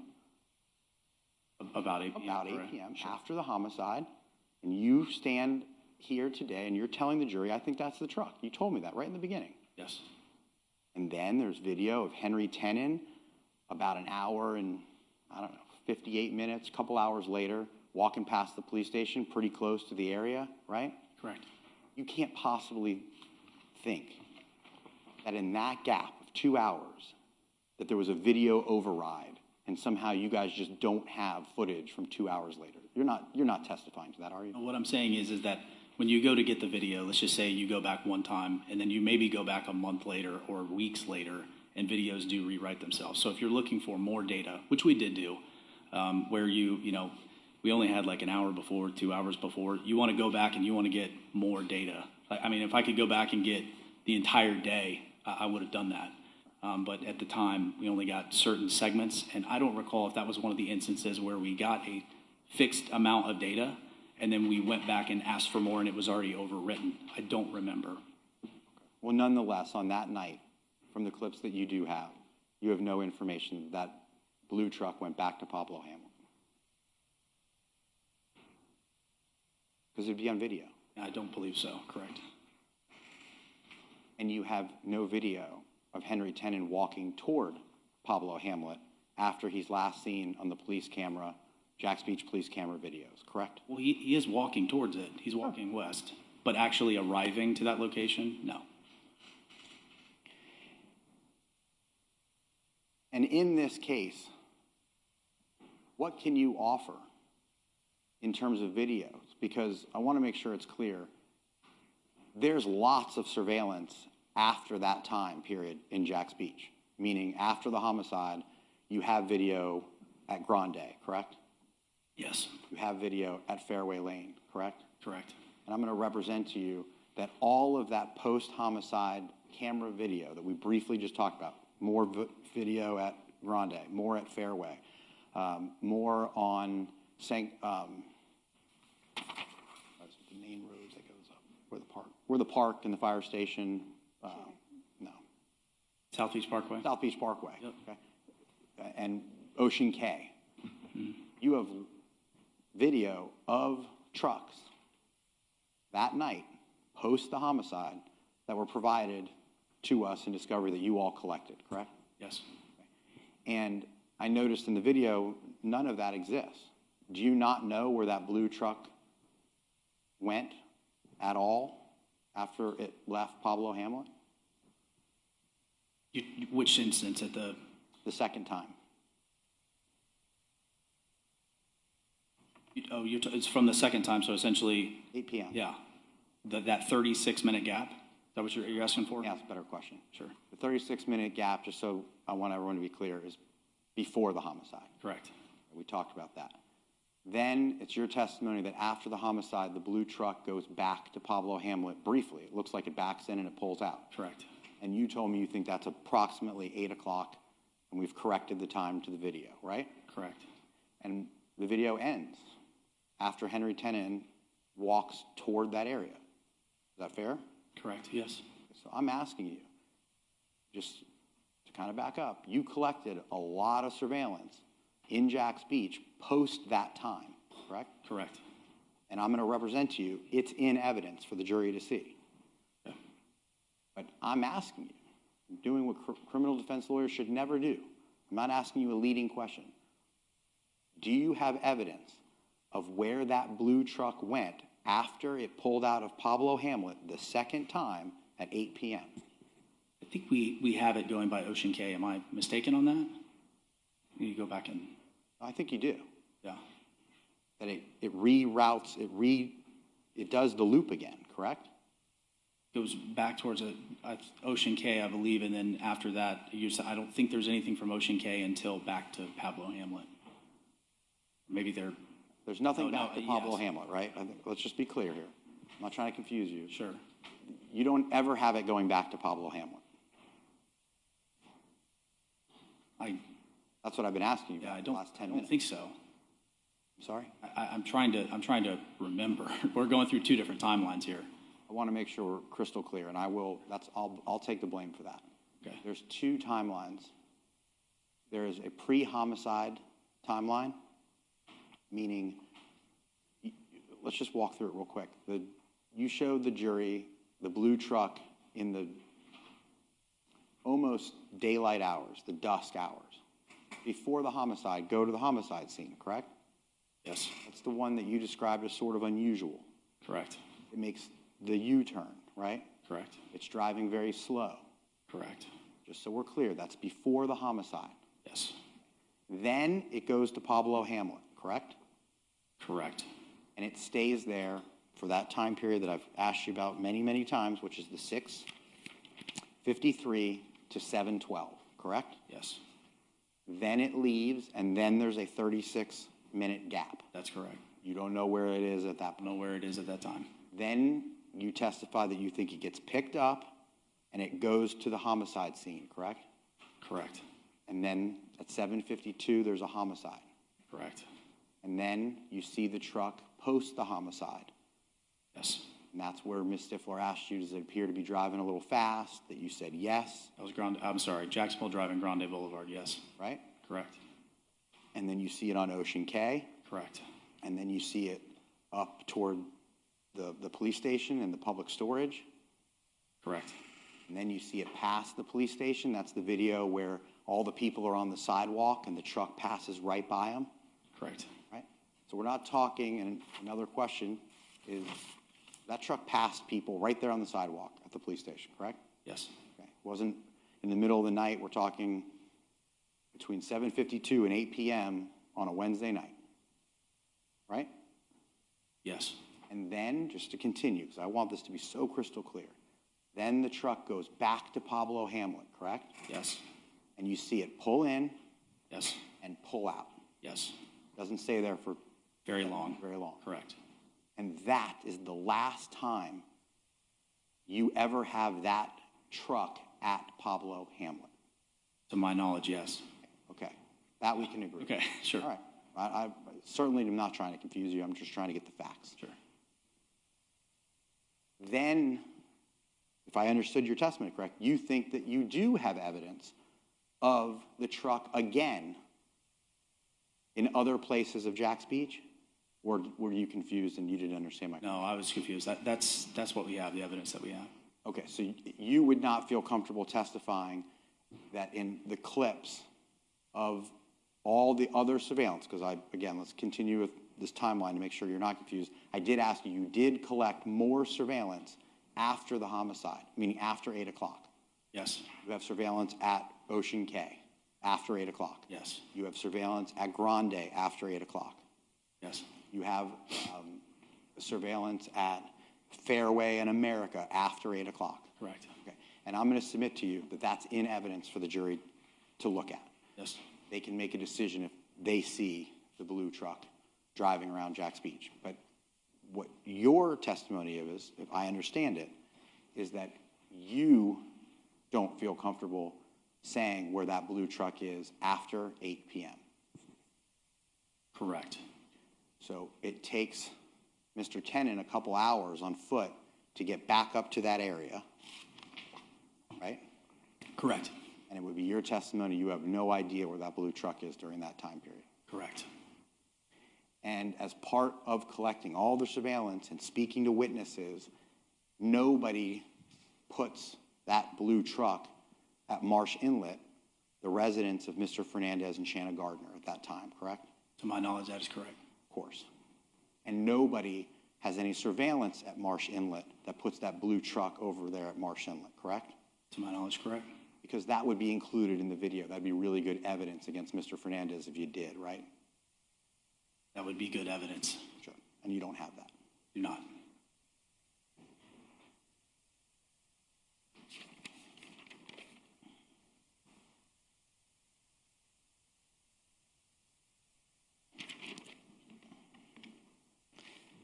May I have a moment with counsel, Your Honor? Yes.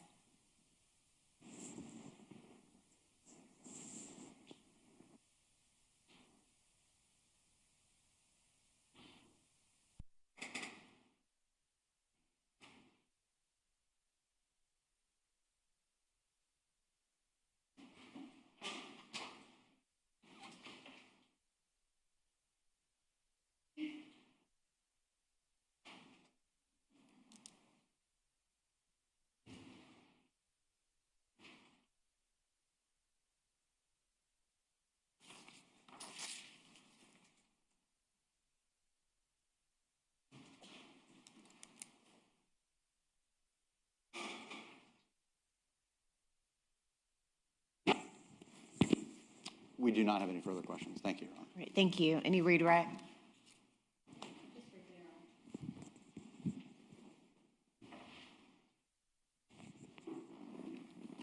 Corporal, I'm going to borrow some of these photographs the defense showed you. Still up there? They're in white. 20, it was around 28, 29. Gotcha. I got it. Thank you.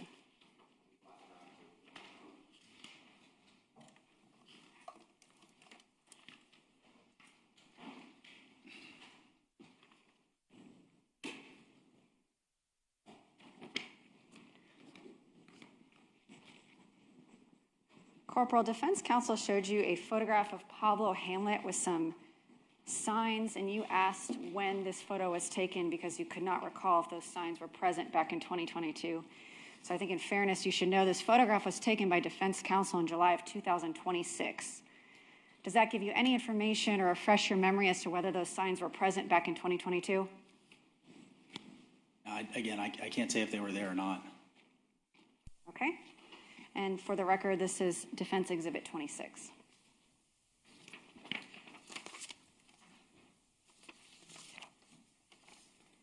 I'm showing you Defense Exhibit number 28, which Mr. Dreiser showed you as well, with a little smoking gazebo here.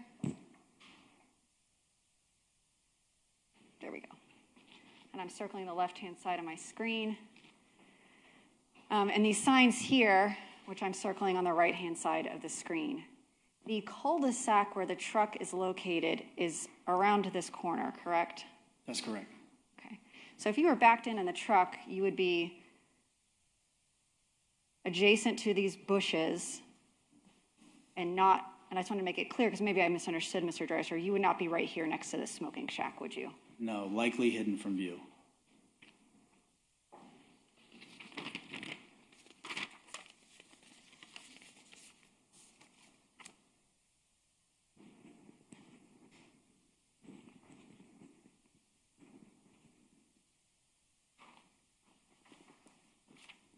Mr. Dreiser mentioned a gap in video footage for 36 minutes when the blue truck leaves Pablo Hamlet for the first time and is not seen again until Fairway Lane prior to the homicide. And I'm showing you State's Exhibit 209, which we've previously gone over.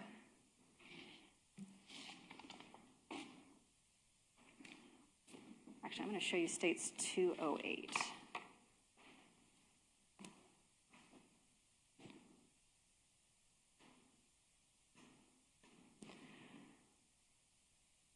This is kind of a silly question, but you can't know what you can't know, right? Sounds right. Earlier, you testified that here, this flag is 1511 Marsh Inlet, and that there are no surveillance cameras until we hit 25 Fairway Lane. Is that accurate? That's correct. So the truck theoretically for 36 minutes could have been parked, gone by from Pablo Hamlet here, right by Marsh Inlet, which is on the corner, right? It is. And parked anywhere along this area with no cameras to observe its whereabouts. That's correct. And I want to show you a photograph that Mr. Dreiser did not show you, but was actually marked and entered into evidence as Defense Exhibit 30. This is a photograph of the gravel parking lot at the Discovery School, which you testified to earlier. So if you were to come, Shutter, here, would you reach Pablo Hamlet? Yes. And if you were to leave Pablo Hamlet and turn back here, is this the parking lot of the Discovery School? That is correct. You testified earlier that you went to the Discovery School and they did not have any working surveillance cameras at the time of the homicide, correct? That's correct. And this residence right here, what residence is that?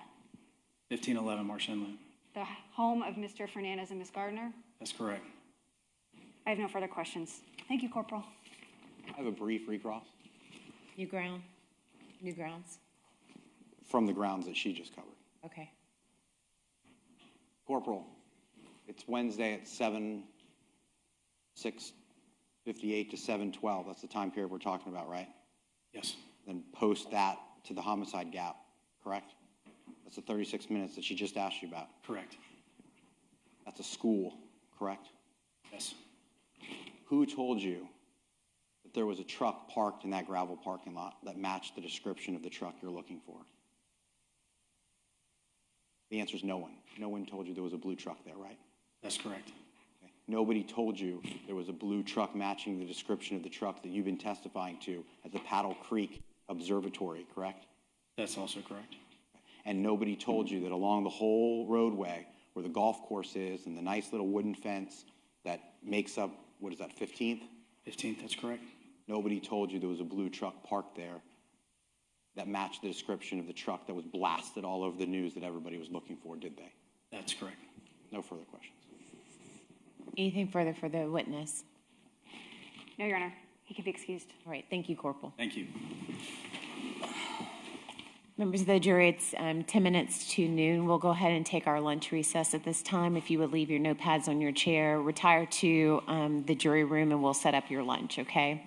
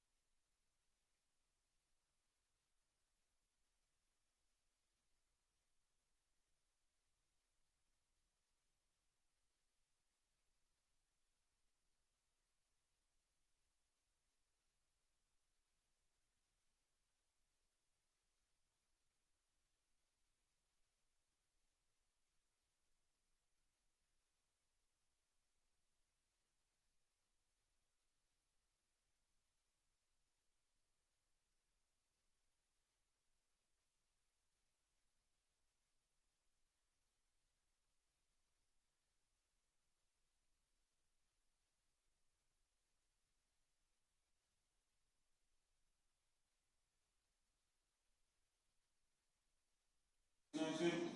Ställ mattorna. Det blir avtagande på polisen. Thank you.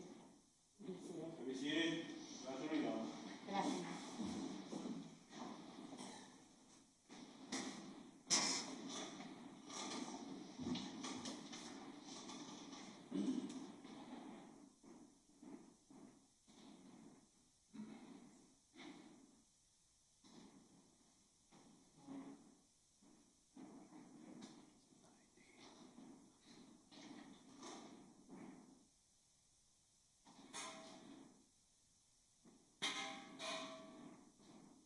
Right, Burrell.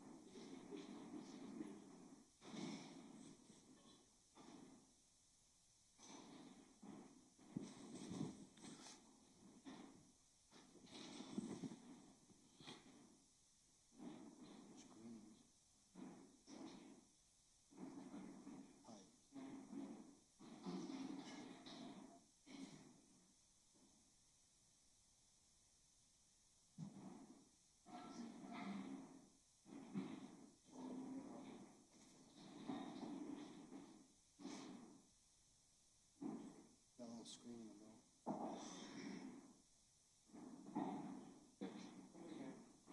Typing.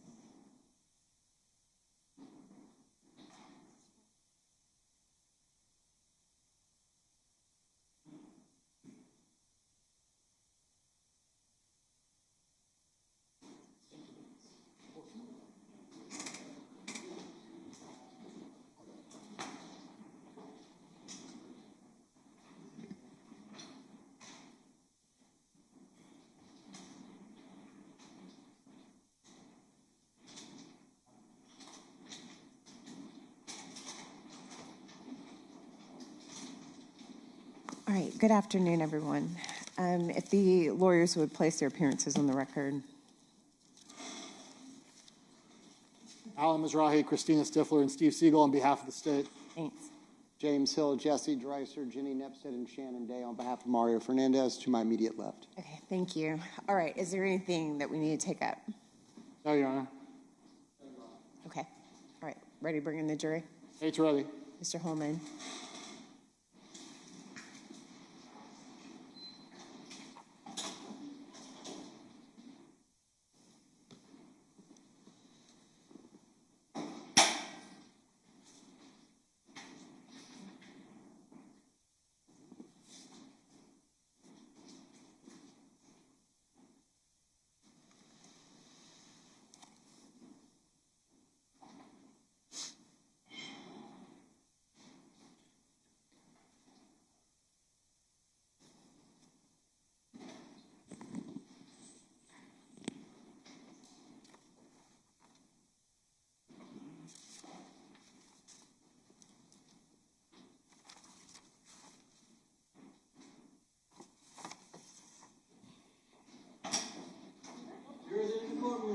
Thank you.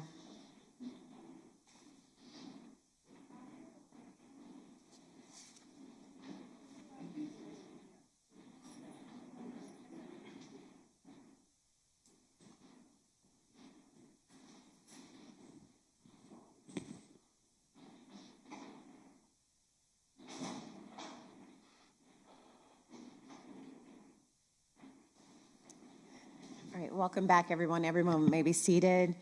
Good afternoon, members of the jury. We hope that you enjoyed your lunch. We are continuing on with the state's case. Mr. Mizrahi. Please, the court. State calls Brett Burrell. Brett Burrell, Detective Brett Burrell. Thank you.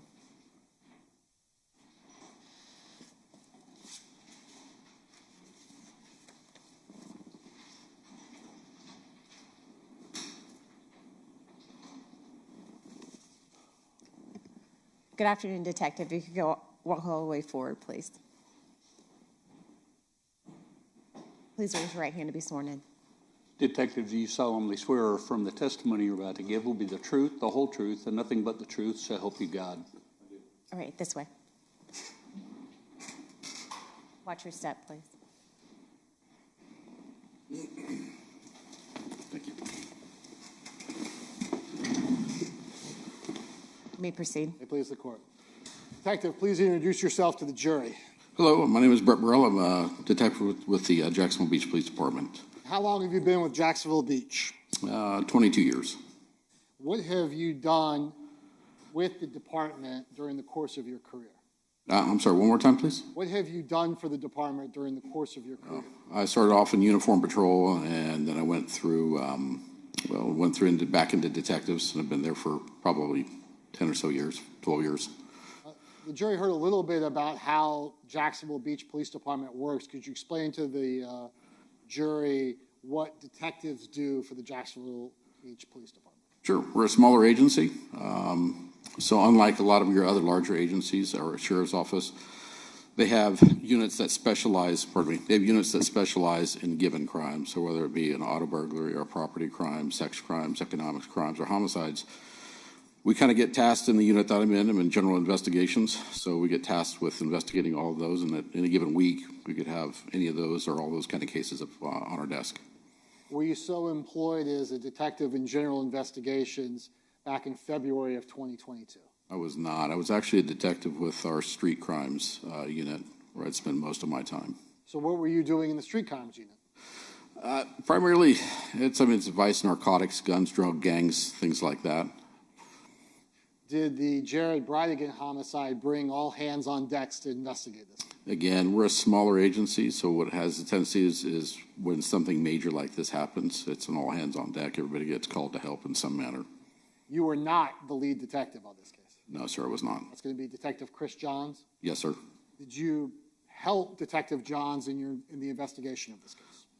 Once I got called to the crime scene, that was by the Detective Sergeant Young, was called to the crime scene at he called me at 9:40 at night. I get there quarter after 10, and was kind of immediately tasked with going and starting to do kind of like a neighborhood canvass in that area to see if anybody heard or saw anything. And the jury's already seen a lot about the crime scene, so we don't need to go much into that. Did you perform the duty of notifying Shanna Gardner of Jared Bridegan's homicide?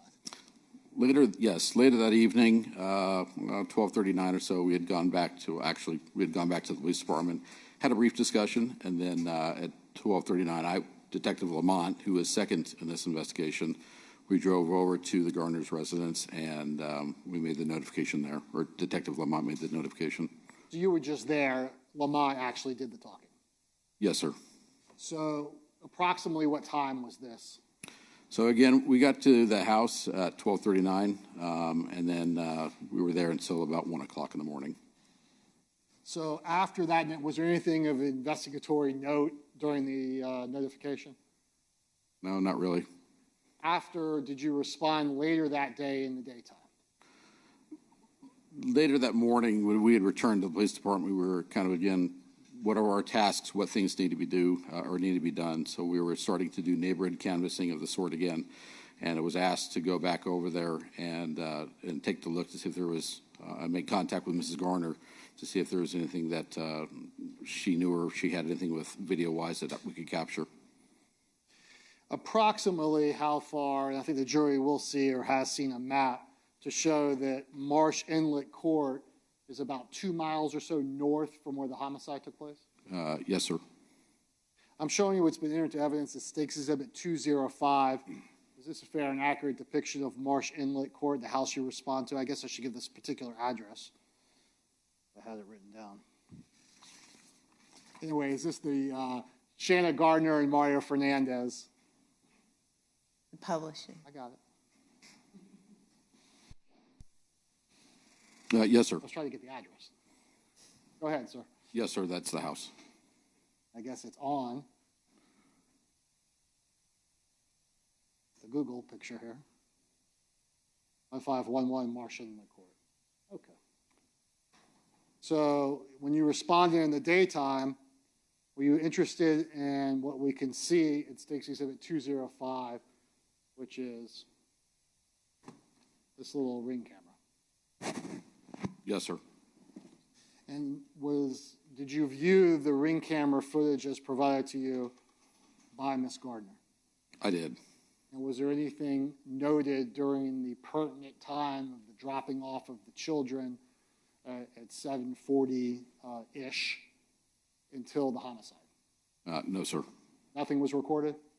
I didn't remember seeing anything of noteworthy, no.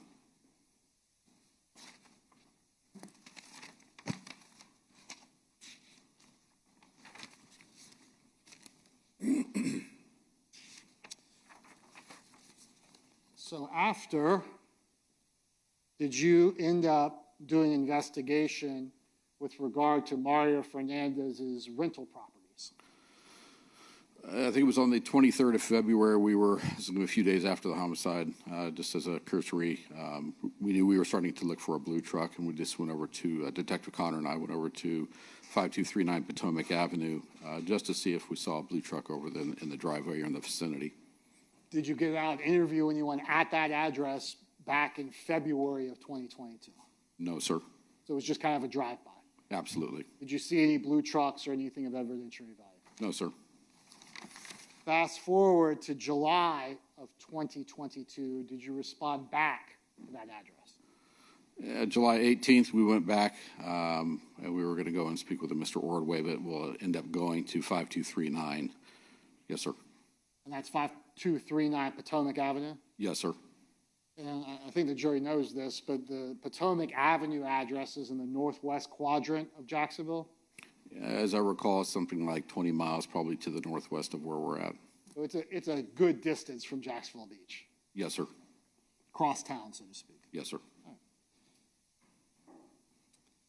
So when you responded to the residents, was Mr. Ordway present? He was. Was Mr. Ordway a tenant at that address? He was. Did an additional person show up at that address? Yes, sir. Who was that? Henry Tenen. Did you determine that whether or not Mr. Tenen was living there at the time? It was my understanding that Mr. Tenen was not living there at the time. Was there anything of evidentiary note that you noticed outside of that residence? There was a it was a Bridgestone. Sorry, I had to think about that. It was a Bridgestone truck tire that was found by the garage. Explain to the jury why, seeing a tire leaning up against the garage, why did you take note of that? It's actually kind of a story. So as Mr. Tenen had pulled into the driveway, Detective Lamont was talking to Mr. Ordway, and I was just basically there as basically an assistant, or what we call 35, just assisting another officer, just kind of watching the area. And Mr. Tenen backs up his Crown Victoria into the parking lot, or not the parking garage, but the driveway. And as he gets out, he opens up the trunk and he takes out a metal dog bowl and he sets it down and he starts filling it up. And I'm watching what he's doing because that's just trying to make sure that we're all safe. I don't know Mr. Tenen or anybody there. And I didn't hear what he was doing. He was filling up a dog bowl. Dog bowl, okay. And as he's filling up the dog bowl, I happened to see a tire, and that seemed odd because I don't know. It seemed like maybe I'd seen that tire before. I really didn't know what I had at that point. I started talking with Mr. Tenen because I knew that was ultimately we were going to want to talk to him as well, just because he was on the property. And as Detective Lamont finished his conversation with Mr. Ordway and began talking to Mr. Tenen, I asked Mr. Ordway about the tire, and he said I asked Mr. Ordway about the tire. So you don't have to tell us what Mr. Ordway said, but was Mr. Ordway agreeable for you disposing of the tire? He was.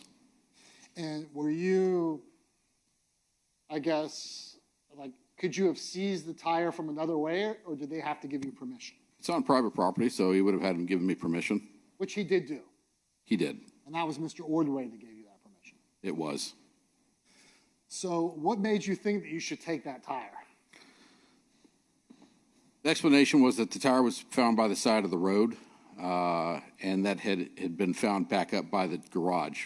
A tire by the side of the road doesn't really mean anything, but Suddenly now it's back up by the side of the house, which was reportedly going to be thrown away, and oddly enough, it looked like maybe the tire that was kind of at our scene. So I just hedged my bets. I wasn't sure really what we had, but it seemed interesting enough at the time, and I asked him if I could take the tire and throw it away or dispose of it for him. Did anyone claim ownership of that tire? No. I'm showing you it's been entered into evidence as State's Exhibit 97. Does this photograph fairly and accurately depict where that tire was that you saw when you went and interviewed Mr. Ordway? It does. I took the photo. With your phone? Yes, sir. Pretty cool.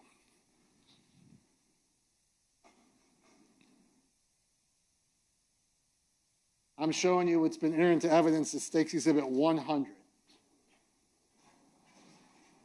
And if you need to stand up to see the tire, you may he, Your Honor. Do you want him over there? I don't think he needs to be over here as long as he can see it from there. It may be easier for him to come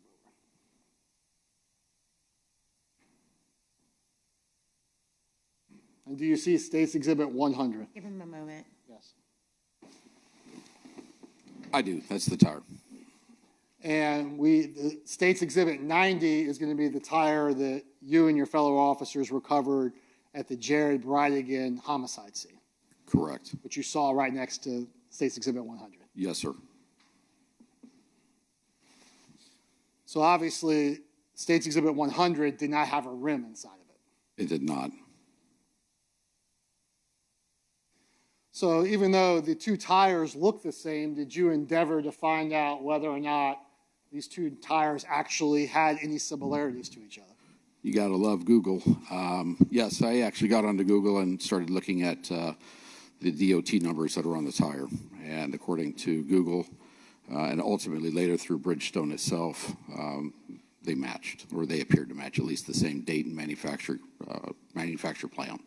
Okay, and I have a couple more pictures I guess I'm supposed to show. State's Exhibit 98 and State's Exhibit 99, those are going to be the other pictures you took of that tire? Yes, sir. And I guess that's the back of your truck? It is, and this is actually at the police department, so, but yes. So let's look at the information from Michelin. This is going to be pursuant to State's Exhibit 175 and the certified business record.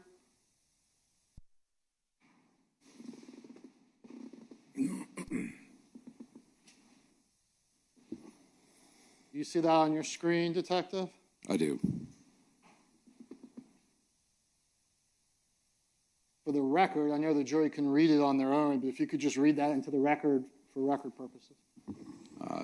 This is addressed to Mr. Currier, who was a detective with us at the time. It says a complete DOT number of the sidewall of the tire provides certain information, manufacturing plant, and optional code numbers for size and dimensional code for the sculpture and for the week and the year the tire was manufactured. You have requested information associated with the 265/60R18 BF Goodrich Advantage TA tire. Just go a little bit slower for the court reporter, if you could. Thank you. Bearing the following DOT number, AP80-2T114718. That DOT number conveys the following information. AP, plant code indicating that the tire was manufactured in Michelin, North America's Ador, Oklahoma plant. 80 is the optional code for size. 2T11's dimensional code for the sculpture. And 4718, the tire was manufactured on the 47th week of 2018. The same DOT number is assigned to all 265/60R18 BF Goodrich Advantage TA tires made at the Adamore, Oklahoma plant the 47th week, 2018. So the information provided in States 175 is the information contained on both States Exhibit 90 and States Exhibit 100, the two different tires that were recovered in this case. It was.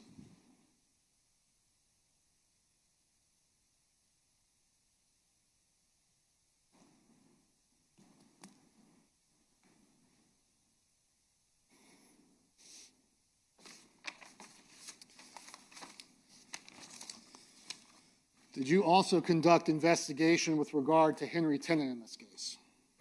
I did. Were you able to determine through your investigation that Henry Tennant or his father had a registration to a blue Ford Lariat F-150 later model? I did. Ms. Stifler, do we have that? If we could find that one, please. Did you, as a detective, endeavor to try to find that Ford F-150? Myself and several other people did, yes, sir. Is part of what you did actually getting in a helicopter and flying over property associated with Mr. Tennant to see if you could find the truck there? Well, it was associated with interview with Mr. Biggerstaff, and ultimately it was believed through a conversation that vehicle, the Ford F-150, may be somewhere up on that hunting club. And you were unsuccessful in finding that vehicle, thank you. We were. So we'll show you it's been entered into evidence as State's Exhibit 177.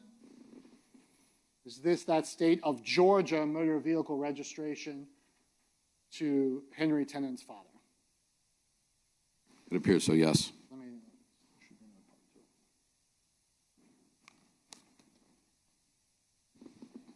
There.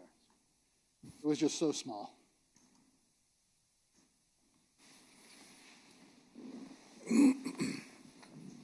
And do we see that on the registration, the Henry Clement Tennant? Yes, sir. Did you also find evidence that Henry Tennant had that car serviced at a tire store back in 2022? Yes, sir. There was a discount tire off 103rd Street in Jacksonville. And I'm showing what's been entered into evidence as State's Exhibit 174.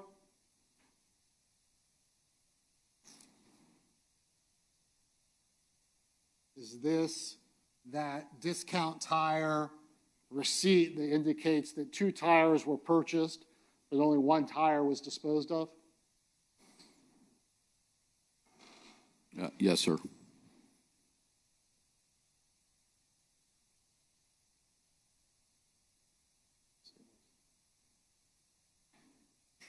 And in States 174, we see the name Henry Tennant with the address of 5239 Potomac Avenue.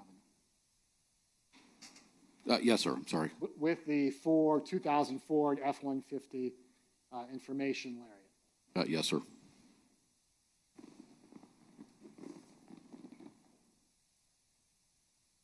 Okay, so 2 tires, but only 1 disposed of. Is that correct? Yes, sir.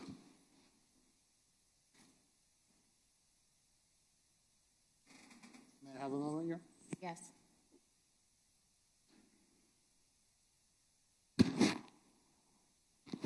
No more questions, Your Honor. All right, thank you. Cross-examination? Mr. Yes, Your Hill? Honor. Grab all those. Exhibit.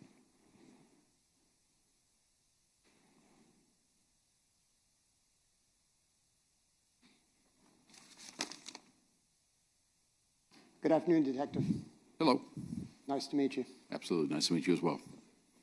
I want to walk through a couple points. 12:36 on the 17th, 12:36 a.m. on February 17, 2022. Okay. I believe that's when you left the Jacksonville Beach Police Department to drive over to the Gardner Fernandez residence. Let me just refer to my offense incident report, please.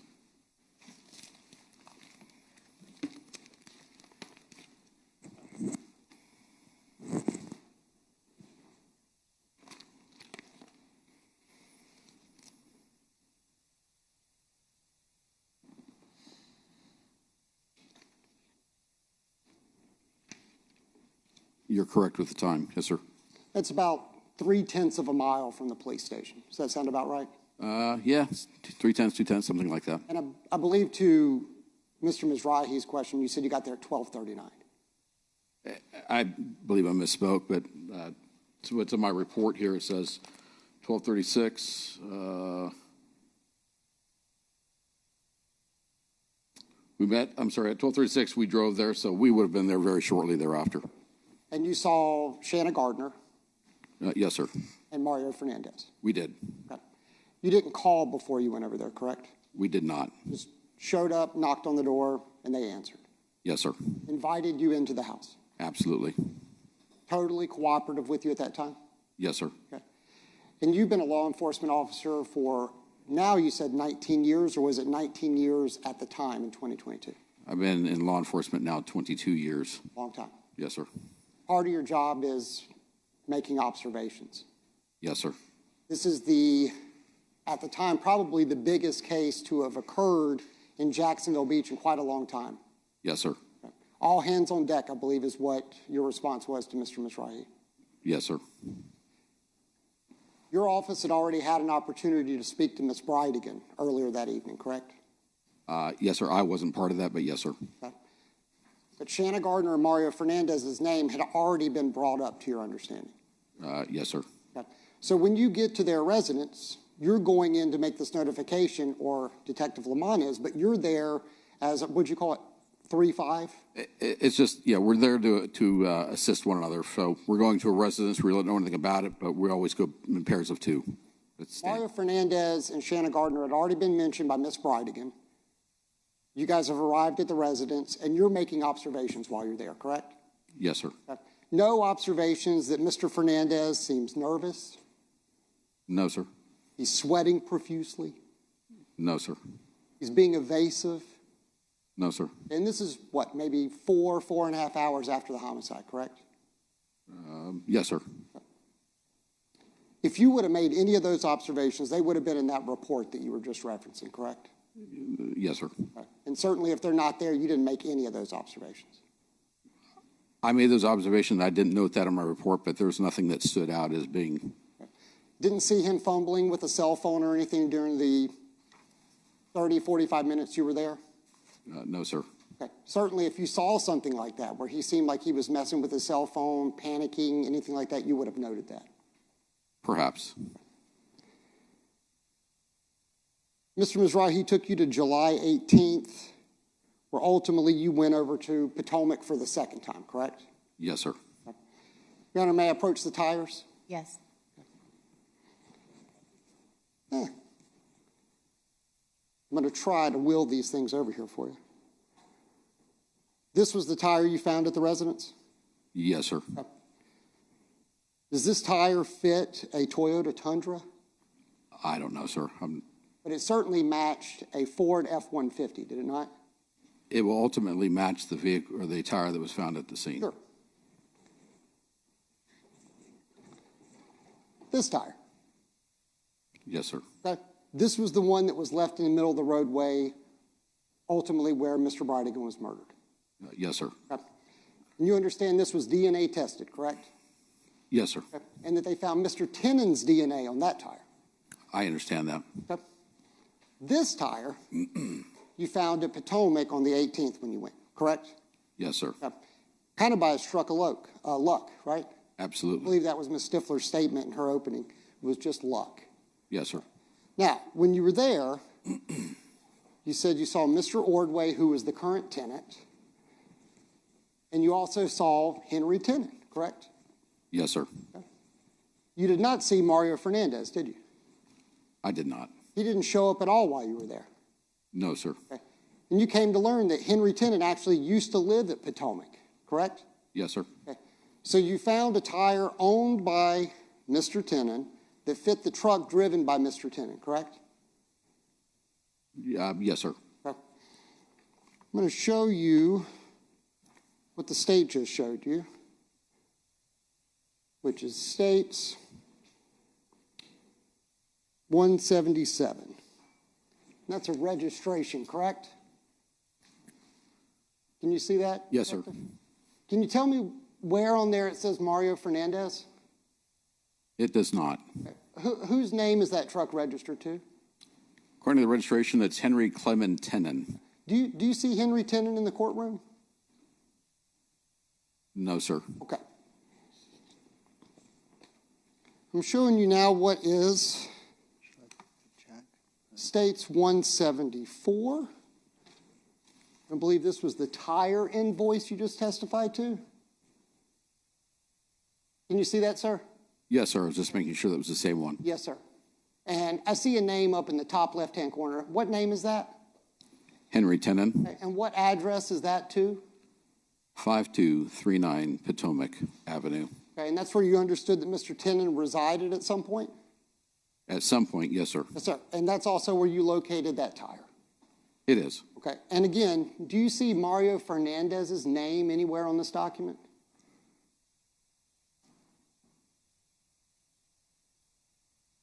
No, sir, I do not.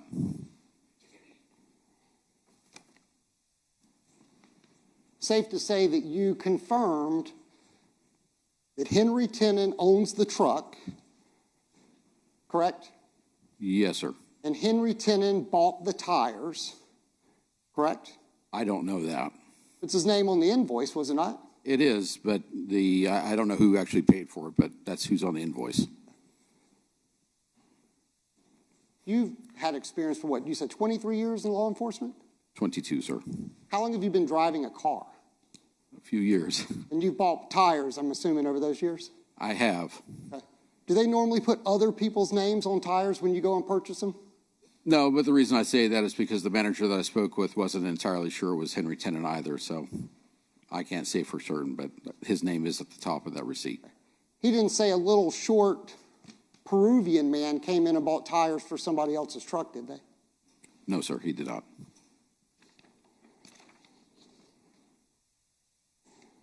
And did I understand correctly you took a helicopter ride looking for the truck? We did. Is that the first time you took a helicopter ride looking for a vehicle? Actually, it was the second time. It was kind of cool. I imagine it would be. And ultimately that truck was found, correct? Yes, sir, it was. Okay. Was it found at a property owned by by Mario Fernandez? I don't believe so. No, I don't think he owns it.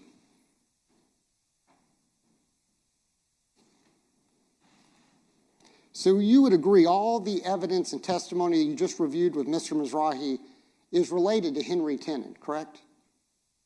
Yes, sir. Okay. None of your testimony actually had anything to do with Mario Fernandez, did it? Well, other than that, it was the property that Mr. Fernandez owned. No. He rented, correct? Mr. Tenen rented. Yes, sir.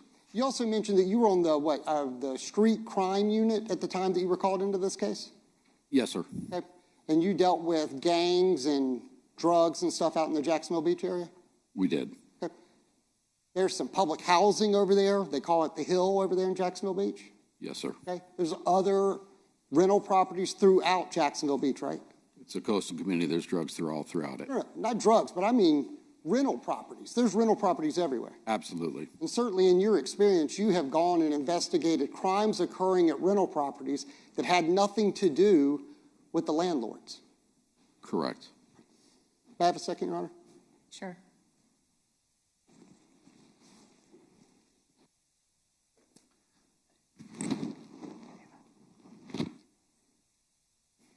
No further questions, Your Honor. All right, thank you. Any follow-up? No, Your Honor. May the witness be excused? Excused, but subject to recall. All right, detective, you understand what that means? Yes, ma'am. Okay, thank you. Stay in contact with the attorneys, all right? The state will call its next witness, please. Ms. Stifler? The state calls Detective Chris Johns. Detective Chris Johns.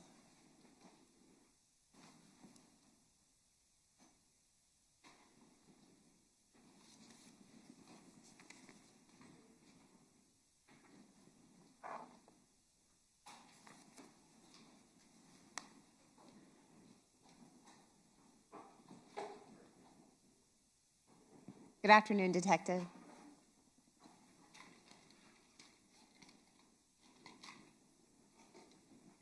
Please raise your right hand to be sworn in. Detective, do you solemnly swear or affirm the testimony you're about to give will be the truth, the whole truth, and nothing but the truth? So help you God. All right, this way. Detective, watch your step, okay?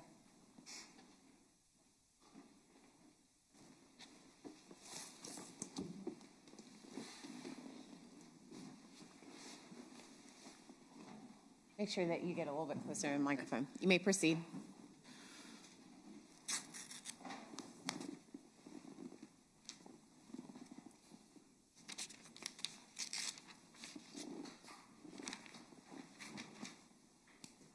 It looks like we're having some technical difficulties with the evidence cart. I'll get started. Do you need a moment? No, ma'am, I'm not doing anything to it. It keeps flashing in and out, on and off. It's that one. It's that one.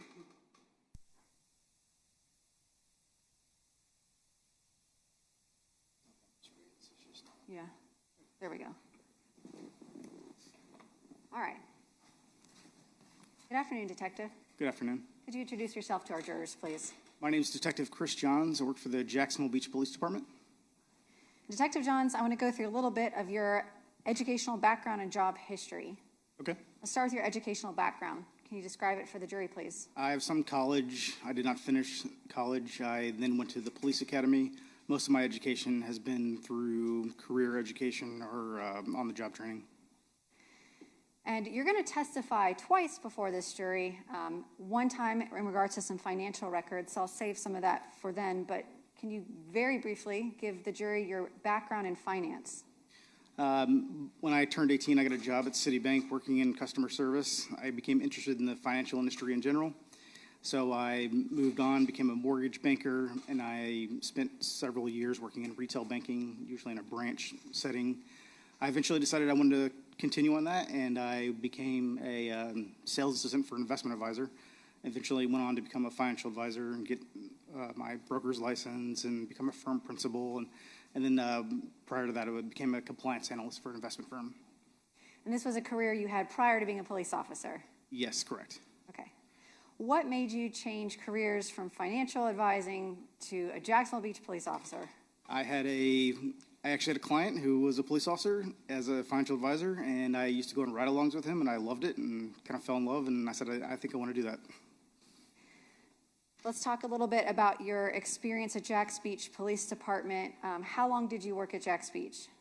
I worked there for 10 months in 2010, and then I ended up having to leave due to my spouse's job. And then I was gone for a little while, and I came back in 2019. And when you said you had to leave for your spouse's job, that was a move from the Jacksonville area? Correct. We had to move to South Florida, so I had to relocate. When you came back to Jacksonville, you resumed your employment with Jacks Beach Police? That's correct. What's your current employment status at Jacks Beach? I work part-time still in our general investigation unit, and then I also have another business where we do financial planning and tax planning. And are you transitioning back into the financial planning world? I am committed to them to see the few cases that I have left, and then I'm not sure what I'm going to do after that. You and your spouse own your own financial planning company? That's correct. Okay. At the Jacksonville Beach Police Department, can you describe for the jurors what training you had to go through in order to become a police officer? So just in general, to become a police officer, you're going to go through the police academy, which is about 770 hours, or was back then. Afterwards, you go through a 16-week FTO process or field training process where you're riding with a senior officer and they're grading you on how you do and showing you the ropes, if you will. On top of that, I've probably done about 1,000 hours of training post-academy. 300 of that has been in either crime scene investigation or criminal investigation, and then about 120 of that specifically in death investigation, suicide, or homicide. Admittedly, most of that happened after this case started. But prior to your involvement in this case in February of 2022, had you been a police officer on your own for quite some time? Yes. What year did you graduate academy? In 2014. And you actually had the highest GPA in your graduating class, is that right? I did, yes. Okay. Tell me about some of the positions you held with Jacksonville Beach Police prior to joining the General Investigations Unit, which you were a member of back in 2022. So in order to apply for the General Investigations Unit, you have to have 2 years in patrol, or at least you did during that time period. And part of that, so I had at least 2 years, and then I also served as a crime scene investigator, or evidence technician as they were called back then, before joining GIU. Part of the process when you're wanting to move into general investigations is they want to see what type of initiative you've taken on yourself to develop skills as an investigator. How many independent investigations have you taken on versus just passing off to the unit? I'm going to stop you right there, just so I make sure that I don't know if I've said this or someone else has. What does GIU stand for? So the General Investigations Unit, Okay. which in Jacksonville Beach, we're a smaller agency than the sheriff's office. We basically have two units. There's the Special Investigations Unit, which handles vice or drug-related crimes, and then General Investigations Unit, which is going to handle any serious or major crime that doesn't involve drugs or a vice thing. Will that include things like robberies, burglaries, and homicides? That's correct. To become a first of all, how long have you been a member of the GIU?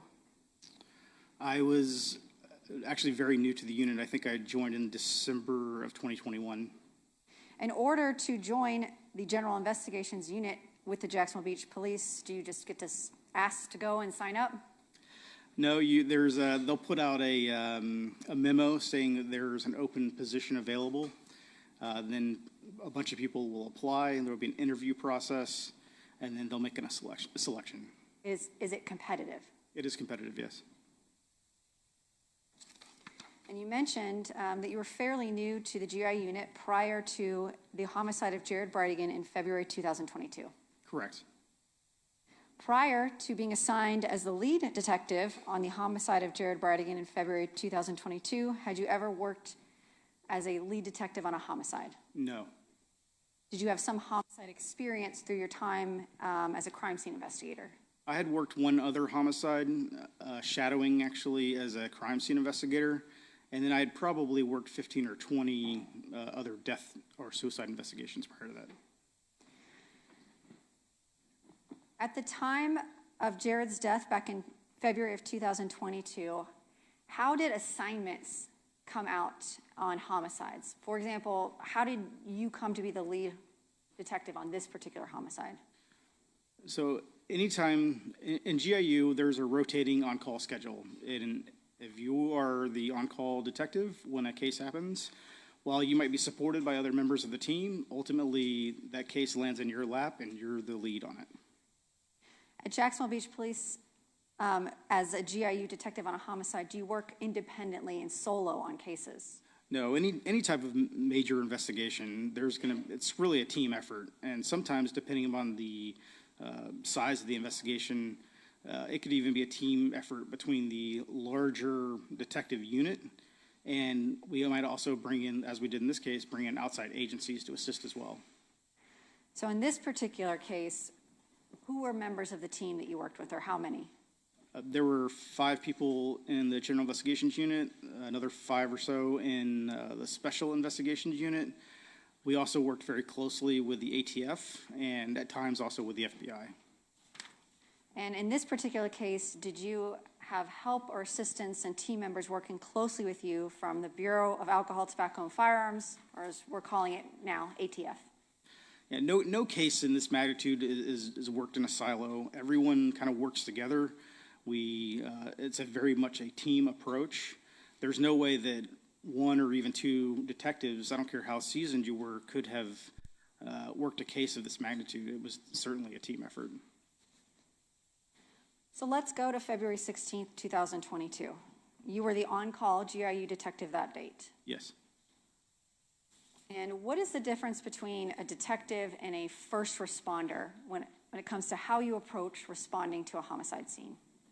So when a call comes out, especially a call that has some, violent nexus to it, like a gunshot, stabbing, anything like that, the first job of the first responder is to stop the killing, protect any lives that are there, make sure that the scene is safe for fire rescue personnel, and then if possible, to help provide life-saving measures. And how is that different from your role as a detective when you respond to a scene? Once the detectives get there, the scene is already secured. There's going to be crime scene tape already up. We're looking at it from a completely different standpoint, a much more methodical approach, investigative approach. I'm going to go through a PowerPoint while we're speaking. So I'm showing you, it's been entered into evidence as State's Exhibit 198. This is a map with a red outline. And can you tell the jury what this map depicts? The outline here is basically the city of Jacksonville Beach. And you're drawing on it with a map for the record. Is that your jurisdiction as a Jacksonville Beach police officer? Yes.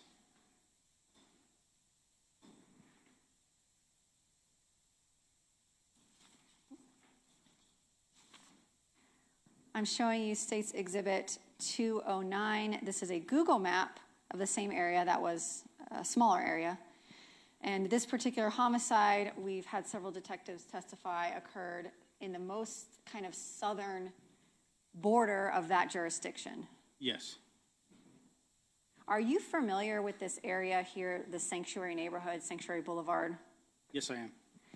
And can you describe for the jury the demographic makeup of that neighborhood? And by demographics, I mean, is it residential or is it businesses? It's an exclusively residential area. There are no businesses anywhere there.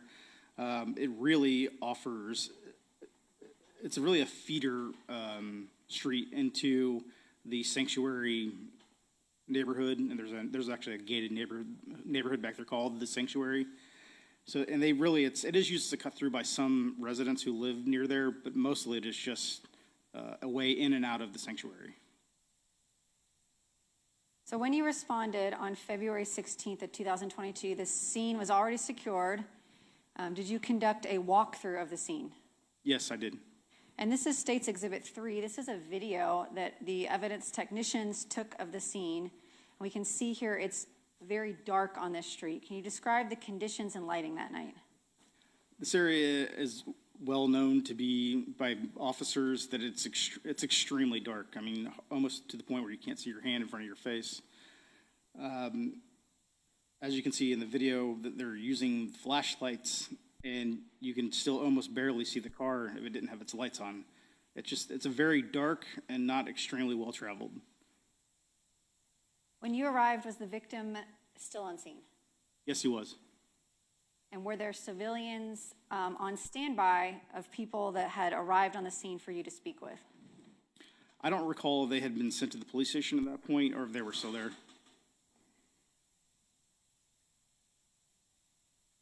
While on scene, did you identify the victim as someone by the name of Jared Bridegan? Yes. How did you identify who he was?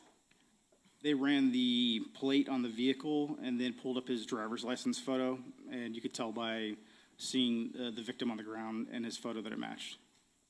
And were you aware when you arrived or advised at some point that there was a child with Yes. Mr. Bridegan when he died?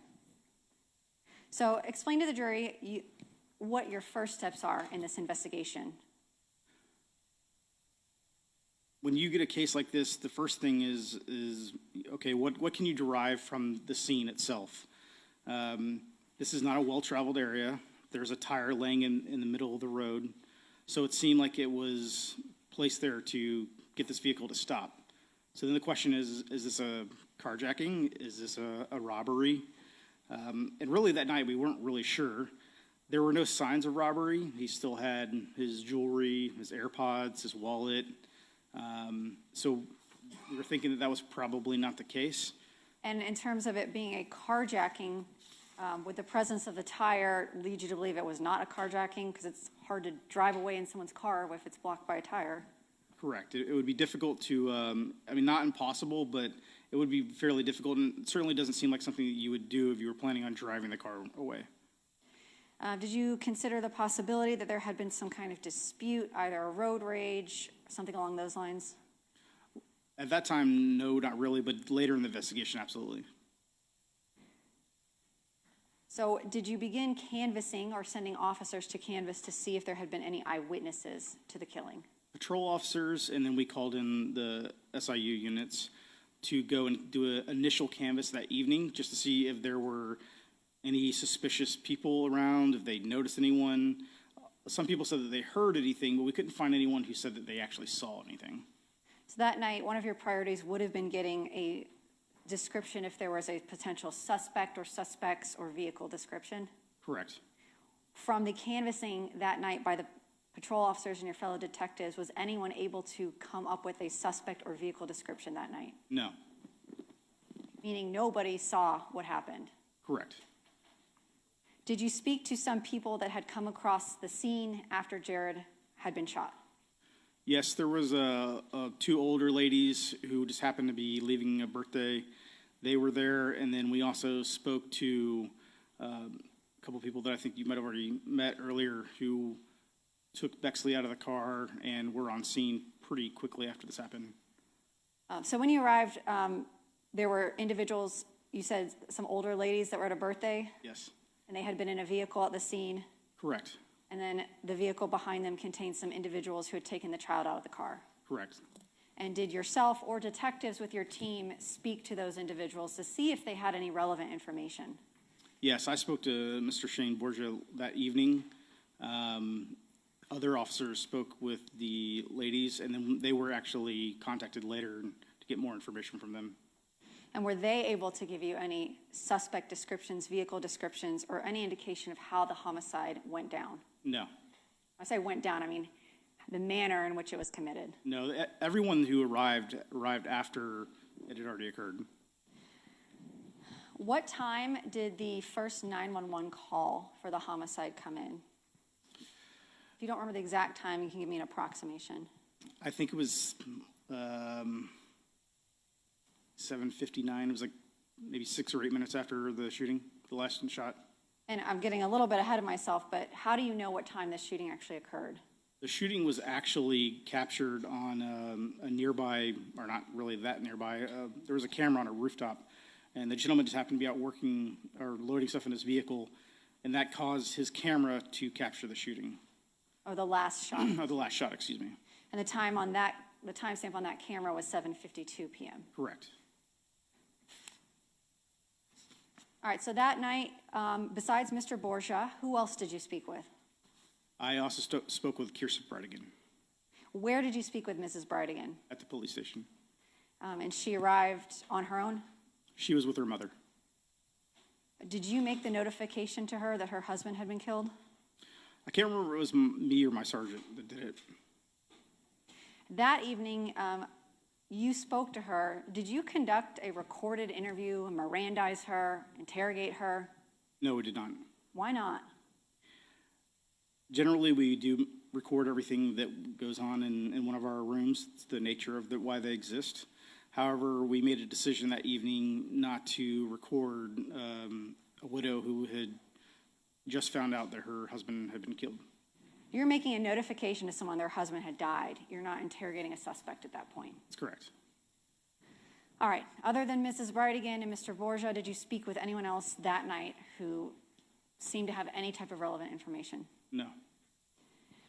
And detectives and patrol officers were delegated to go canvass and try to see if there were any other witnesses? That's correct.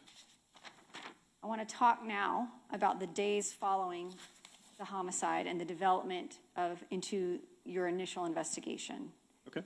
So having looked at the scene, seeing that it was not consistent with what you know to be consistent with a robbery or a carjacking, what did you investigate next? The first thing we did was a geofence, basically, and we also did a tower dump. So basically what we're looking for in that instance is we get a search warrant to get data from Google or the cell phone providers to see if we can identify any devices that don't belong in the area. We know we're going to pick up some devices of people who we knew were already there or people who live near the scene, but we were looking for any outliers of that.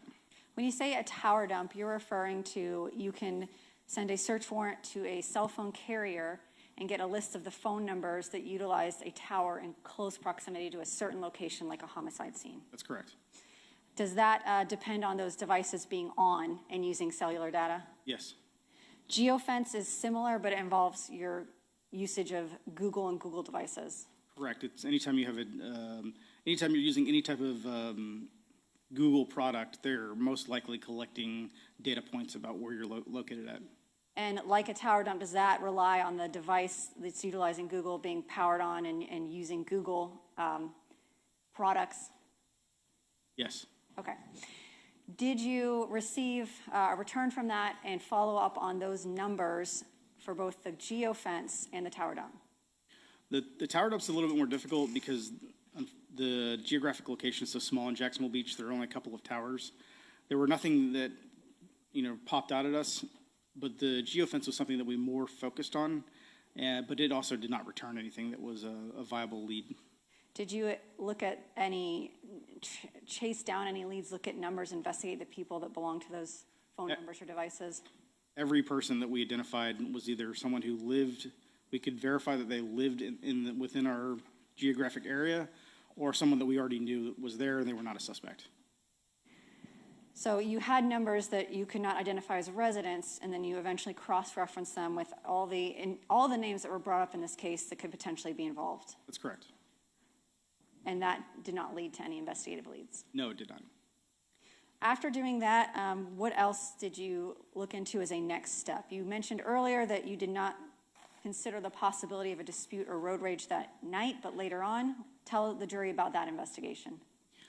We basically started doing what we call victimology, which is where we try to learn everything we can about a victim.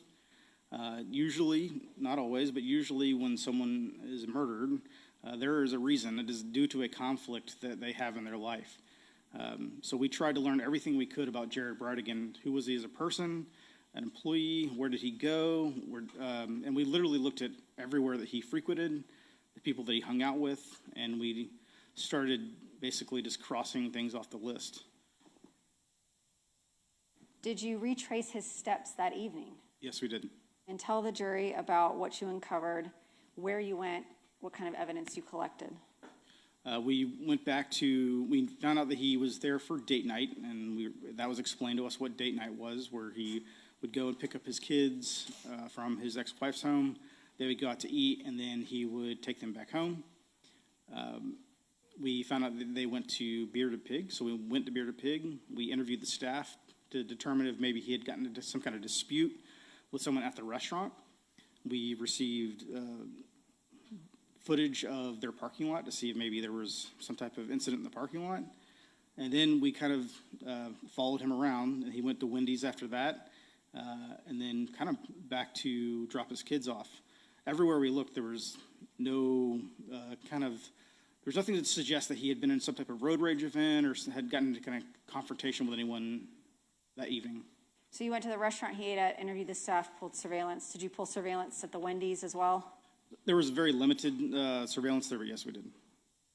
And you saw no indication that you could see him having an altercation with someone or anyone following him or any kind of cars almost hitting each other, stealing a parking spot, something like that? From what we could see, there was nothing like that.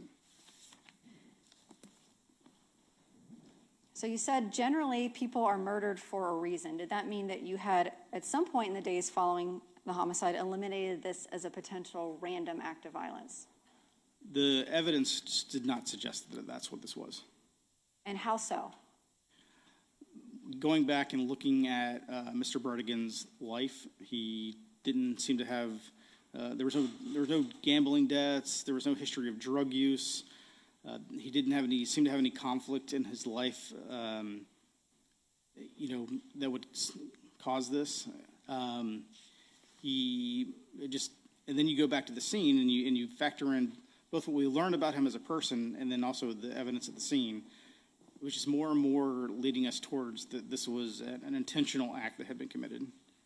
And when you say intentional act, do you mean specific to Mr. Bridegan himself? That's correct. What about the evidence of the scene made you believe that this was intended specifically for him? Well, you have a not a very well-traveled area, very dark at night. A rim is thrown out in the front of his vehicle or is placed there to get him to stop, and he is shot and killed. You talked about something you called victimology. As part of that process, what do you do? We will pull their phone records, find out who they associate with on a normal basis. We will pull their bank account records to see where they spend their money at, how they earn their money. Then we will start whittling down who are their known associates, who do they spend their time with. And then we'll start talking to those people and trying to find out what type of person we have. Did you pull Jared Bridegan's financial records? Yes. Did you pull his wife, Kirsten Bridegan's financial records? Yes. Did you pull their phone records? Yes. Did you take Mr. Bridegan's phone and other electronic devices to be forensically examined? Yes, we did. And by that means we use, in common language, the phrase dump his phones, dump his devices. Yes, And did you review that data? we did. Was there anything you found in his financials, phone records, or devices that gave you any leads to investigate as to potentially a suspect that had intentionally sought to kill him? There was nothing to suggest in his phone records, his bank accounts, or any of his electronic devices that we feared that would cause him to be murdered. Was there anyone that you were looking at in those early days as potentially of interest to you in this investigation in regards to a motive or reason to intentionally target Mr. Bridegan?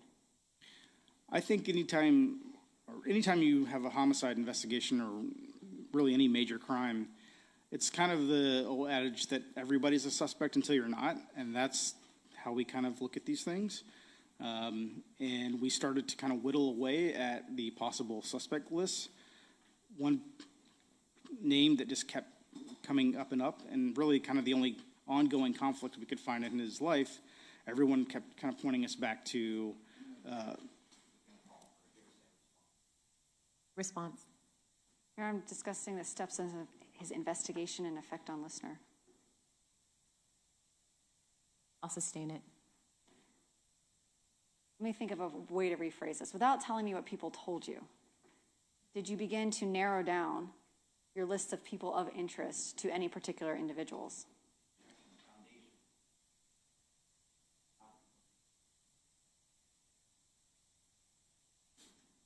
Let me see you at sidebar.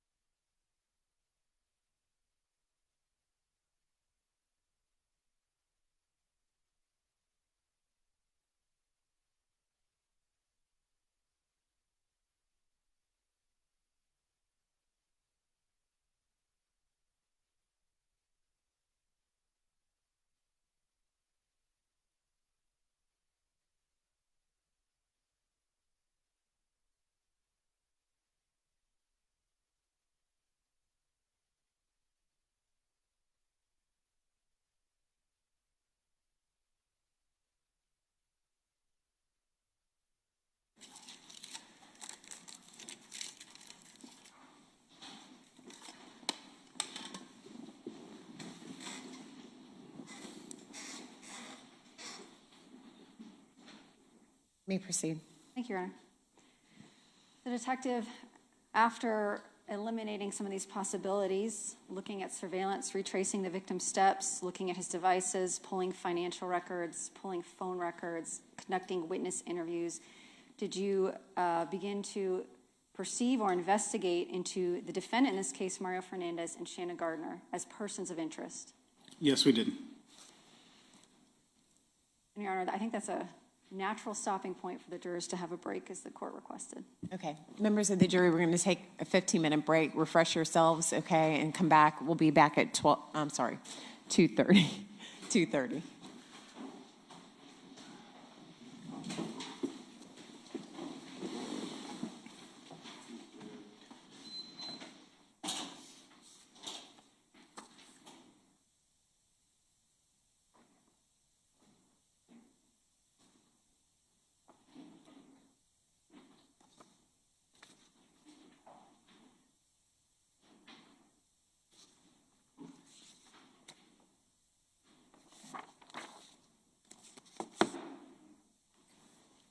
All right, everyone may be seated.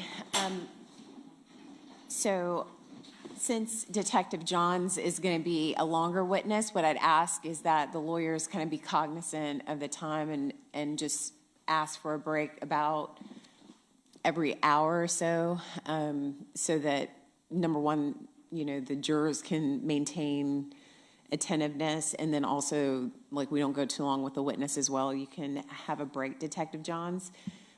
For the 15 minutes, you cannot discuss your testimony with anyone, and that's including the lawyers. You're still considered to be on the stand, okay? Or with anybody, all right? So go ahead, and we'll take the 15 minutes, okay? Your Honor. All right, thank you.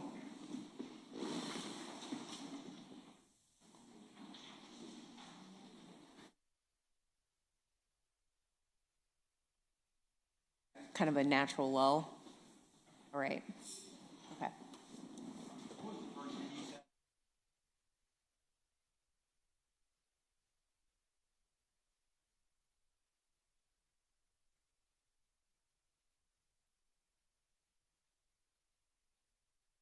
An hour right on the dot, but like. I'm not great. If I do break. You want me to interrupt you? You want me to interrupt? Okay. You'll get the hook. Okay. I don't want to interrupt you. I'll try not to. And my team can throw peanuts at me. Okay, thank you. I don't want to. Okay.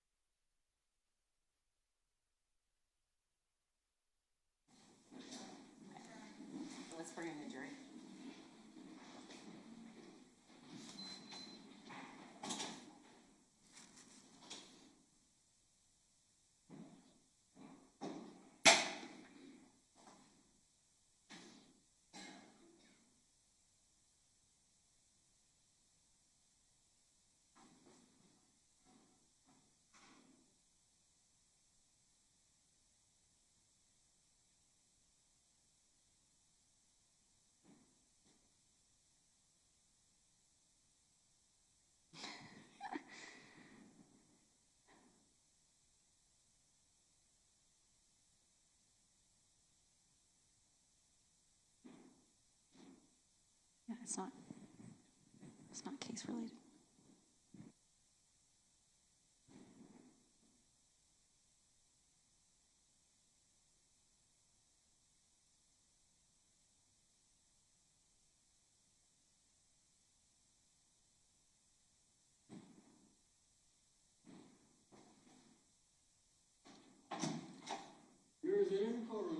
Thank you.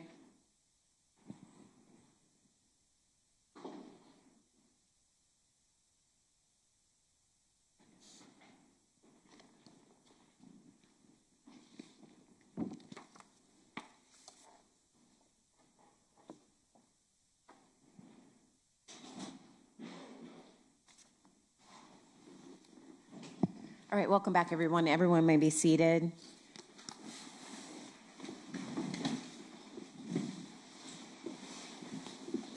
Ms. Stifler. Thank you, Your Honor.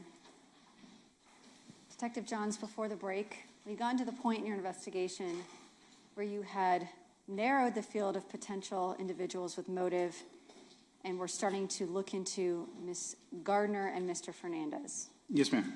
Were you also still investigating other leads that were not necessarily connected at that time to Gardner and Fernandez? Yes. What was your main focus the first couple months of the investigation? We had found video surveillance of a blue two-tone F-150. And that was actually our main focus of the investigation at that point, is trying to figure out who owned that vehicle and where it came from. And the jury has seen a video of surveillance clips you collected and heard testimony that early on you all became aware that this truck could potentially be involved. Can you advise the jury about the link between the truck you saw on camera and the tire collected at the scene? The truck that we saw on camera and was essentially linked back to, or the tire on scene had a DOT number on it, which is not quite a serial number, but it tells you when the tire, where the tire was manufactured and what week and year it was manufactured. The tire left on the scene and the tire that was found at Potomac had the same DOT number. And we heard some testimony about that.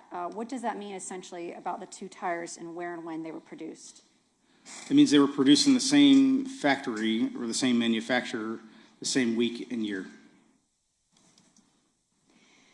Did you try to identify a blue, older model Ford F-150 two-tone vehicle by searching through records available to you as law enforcement officers? Yes, we did. What did you do in order to try to narrow down and see if you could find anyone who potentially had associations with a truck like that? We went through the database of, when you go to get a tag for your vehicle, DHSMV, we went through all of theirs. We tried to find any vehicles that match the general year and description of that, tried to narrow those down. And admittedly, there were tons of them, so we tried our best to focus on what we could to try to find some link to these vehicles. Unfortunately, at that time, we didn't have license plate readers or anything like that, so that was kind of our best thing. We also looked for anyone who was selling that same make and model that we knew was potentially involved. So you did some database research into tag registration, sales of trucks, and did you send officers out in the field to track down any potential leads from that information? Yes, we did.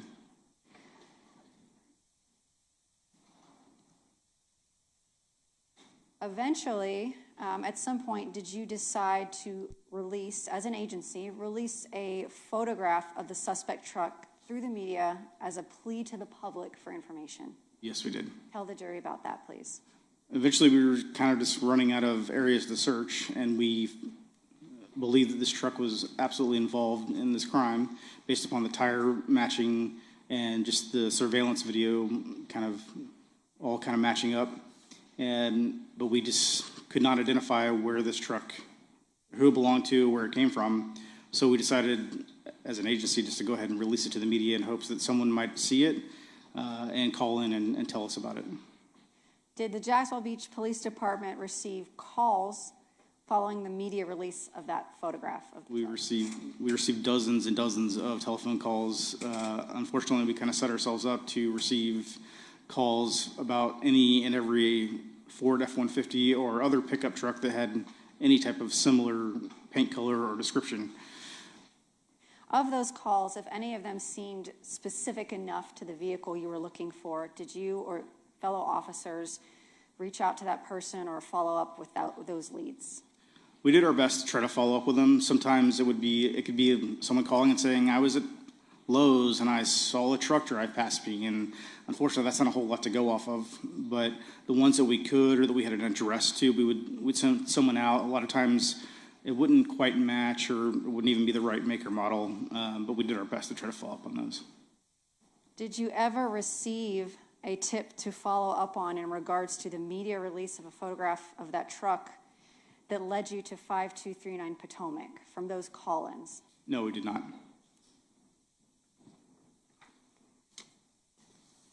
Another lead you had from the scene was the presence of shell casings. Tell the jury what you did in order to investigate those shell casings. So a relatively new process, it's still relatively new. We tried to send those shell casings to the ATF lab to see if we could get a DNA profile off the person who might have loaded them into the magazine. And trying to obtain DNA off shell casings, you said that's relatively new. Why did you have to submit them to ATF lab instead of using the FDLE lab here in the state of Florida? FDLE did not have the capability of doing that at the time. I believe there's only one private lab and then the ATF's lab. So you sent it to the one private lab that you were aware of that was at the time performing this kind of testing? We sent it to the ATF's lab for cost reasons. But it was only the ATF lab and I believe one private lab that actually even did it at that time. Okay, and that was my question. So these two labs were doing this, other labs were not, and you attempted that? Correct. And we'll hear from a DNA expert later, but did you get any leads on suspects from the DNA results on those shell casings? We did not. Was there DNA present on the shell casings? Only the victims. Detective Johns, you mentioned that police work is not a silo. As you are investigating this homicide, are you having daily briefings with other members of your team and with members of the Jacksonville Beach Police Department and ATF? Yes, we held an 8 a.m. briefing and a 5 p.m. briefing every day to discuss any new information that might have come about or any new leads that were discovered. Are you familiar with 10mm firearms through your training and experience as a law enforcement officer? I'm not super familiar with them. I can say through our collective experience that they are very rare. Not so rare that it's a unicorn, but rare enough that compared to a 9mm or even a .40 caliber, we see drastically a lot less of them. Did you send these shell casings to the Jacksonville Sheriff's Office to run through what's called NIBIN, which is the National Integrated Ballistics Information Network, which is a fancy way of saying a database where they could tell you if those casings were fired by a firearm and relate to another crime where they have casings from? Yes, we did. And did you get any investigative leads from that? No.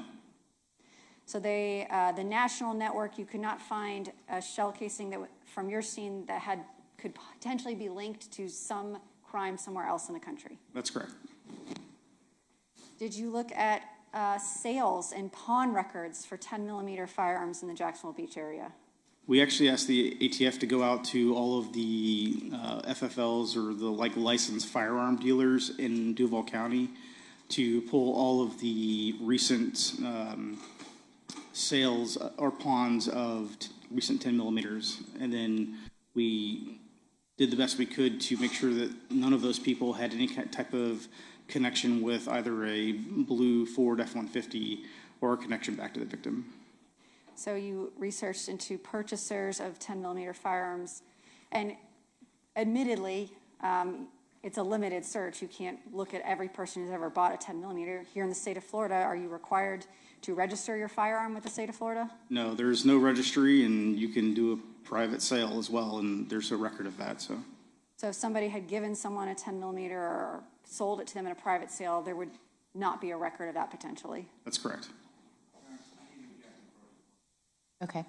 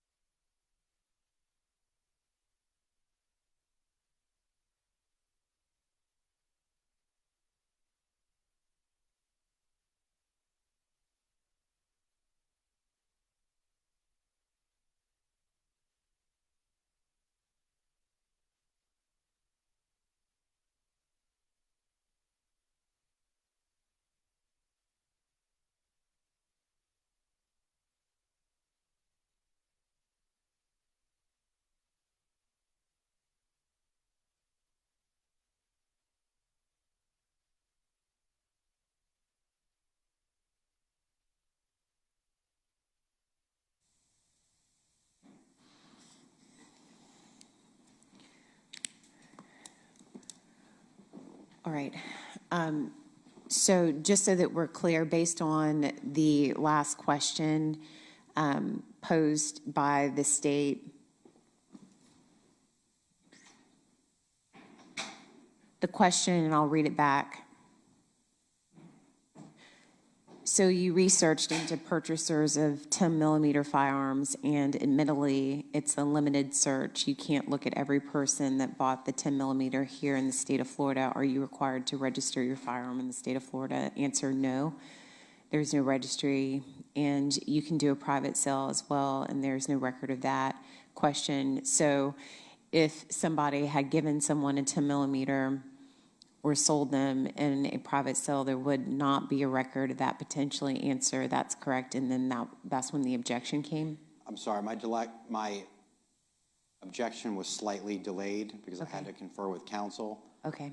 So it was the question or two before that question. Let me see if this is it. Did you look at sales and pawn records for 10 millimeter firearms in Jacksonville Beach area? Answer, we actually asked the ATF to go out to all of the FL or licensed firearms dealers in Duval County and pull all the recent sales or pawns. Is that what you're referring to? Yes.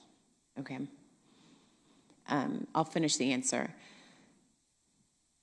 Pull all of the recent sales or pawns of the recent 10 millimeters, and then we did the best we could to make sure none of those people had any types of connections with the blue Ford F-150 or a connection with, or a connection back to the victim. So if you could start there, does the state of Florida have any information related to that? Your Honor, I was never provided, nor do I believe that law enforcement with the Jacksonville Beach Police Department kept any records. In the wiretap affidavit that was provided to defense counsel in initial discovery in 2023, on page 39, the firearms search, subsection 1, information contains information that ATF conducted, I'm quoting from the wiretap affidavit that was provided in discovery. ATF conducted a canvass of FFLs in Duval County from January 1st, 2022 through February 16th, 2022, and discovered that only 0.05% of FFL firearms purchases in this time period were for 10 millimeter Glocks. Footnote 25, this refers only to FFLs, not private sales. JSO provided information that they received only 4 leads from the National Integrated Ballistics Information Network, NIBIN, for 10 millimeter firearms. So there was information provided to defense in this wiretap affidavit through law enforcement that there was a search by ATF through databases to track down FFL sales and do some statistical analysis. I don't have any records of what they searched. All I have is the information they gleaned from it, which was there were no investigative leads. None of those records were, I believe, placed into property. They don't exist on any of the property cards. So I don't believe it's a discovery violation because that information has been disclosed through the affidavit of Detective Johns during the wiretap, which is dated January 21st, 2023, which was provided on the state's initial examination. Okay. Obviously, the disclosed to defense such that they could request records themselves or further discovery through depositions on that matter. Mr. Dreiser? Yes. If you need it, you need it, but I'm going to withdraw my objection. Okay. And that, for Mr. Dreiser, sure.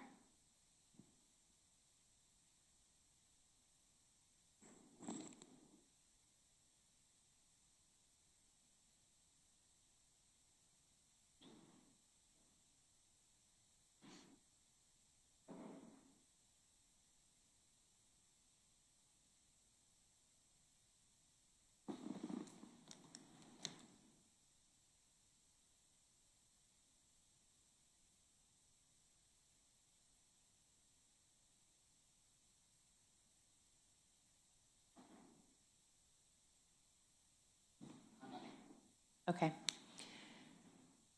Mr. Dreiser? And just for Mr. Dreiser's information, that was the last in that line of questioning, so. Okay. If my mic wasn't on, I'll withdraw my objection given the information provided from the affidavit, I think it's consistent with what his answer was, and they confirmed that there are no documents that were turned over as they didn't, well, I can cross them as to whether they should or they didn't or they are, but she's confirming they don't have any. Okay. All right, thank you. We'll bring the jury back then. Please let the record reflect that the request for a Richardson hearing is withdrawn. All right, let's bring the jury back.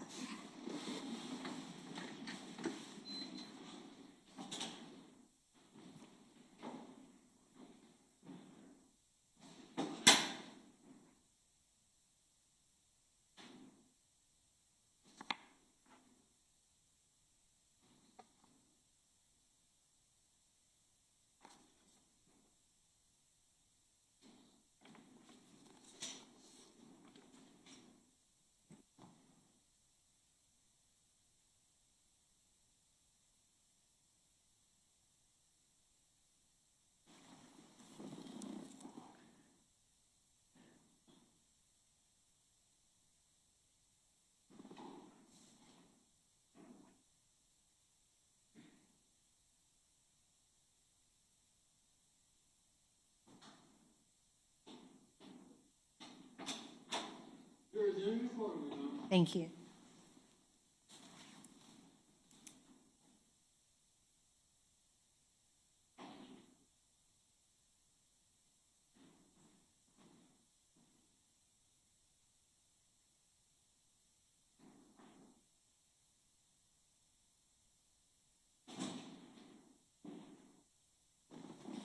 All right, welcome back in. Everyone may be seated.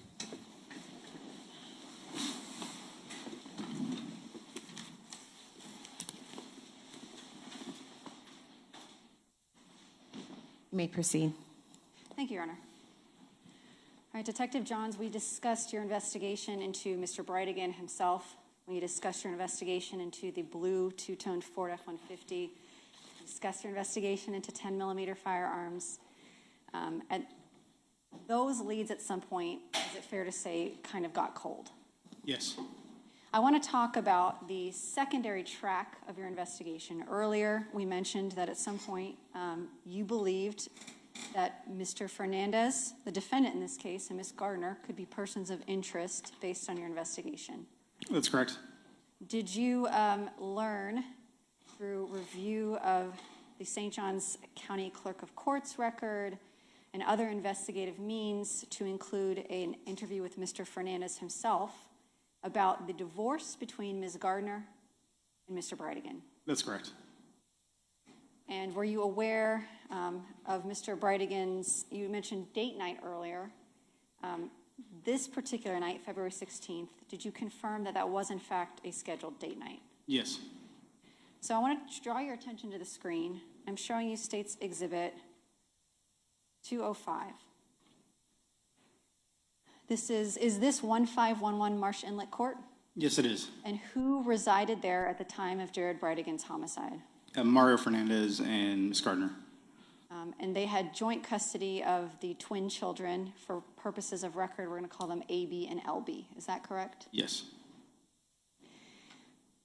I want to give the jury kind of an idea of the location of the Marsh Inlet home in comparison to some other areas of interest. I'm showing you State's Exhibit 204. This is a Google map. This location here, 400 3rd Street South, is a Wendy's. Is that correct? It was a Wendy's, yes. Is that the Wendy's that you went and obtained surveillance from the night Jared Bridegan was killed? Yes. And this shows the Google map. Whether he took this route or not, we don't know, but all roads lead to Shetter Avenue, and to get from Wendy's to Ms. Gardner's home, he most likely would have taken Shetter. Correct? Correct.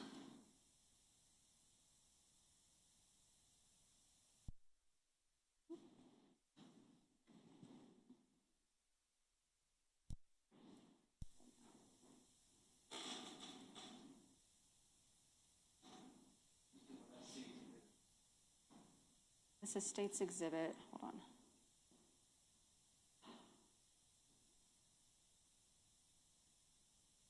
on. .204.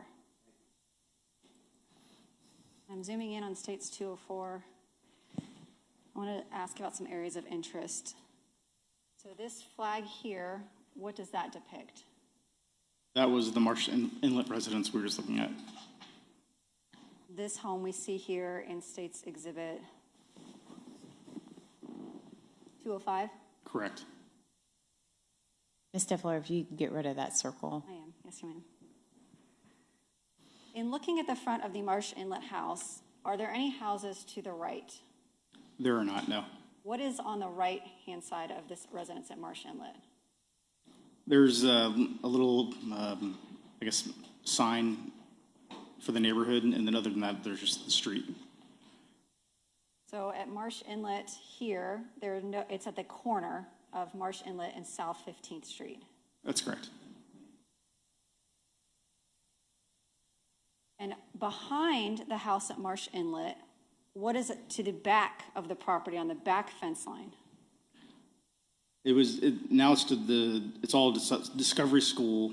I'm not sure if they own that property then, or I think they did, but it's all basically this Discovery School campus. So if you were to hop over that fence or walk back behind the house, you would hit the property that belongs to the Discovery School. Correct. Did AB and LB attend the Discovery School prior to Jared Bridegan's death? Yes. Did they continue to attend the Discovery School after his death? Yes, they did. And then you kept walking through the Discovery School. What is the next street that you would hit? It's called, the area is called Pablo Hamlet. It's a continuation of Cheddar Avenue, but basically Cheddar Avenue runs into Pablo Hamlet. So Pablo Hamlet. So Marsh Inlet home, directly behind it is the Discovery School, where AB and LB attended school. And then directly behind that is going to be Pablo Hamlet. Correct. Are there any streets in between Cheddar and Marsh Inlet on 15th? No, there are not.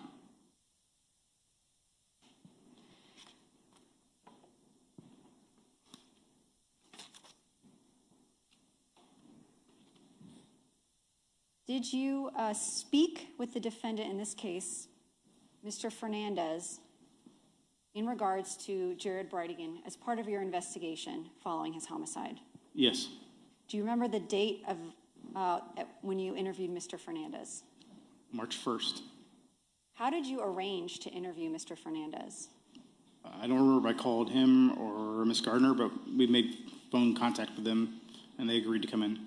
Do you remember what date you made phone contact with them to set up that interview at the police station? I believe it was the day before. So that would be February 28th, Correct. 2022. And you spoke with Mr. Fernandez. He was willing to come in? Yes. And you arranged to have that interview the following day on March 1st, 2022. Yes. When you talked to Mr. Fernandez, did you audio and video record that interview? Yes, we did. While you were speaking to him, was there anything during that conversation that corroborated what you believed to be the motive you were developing?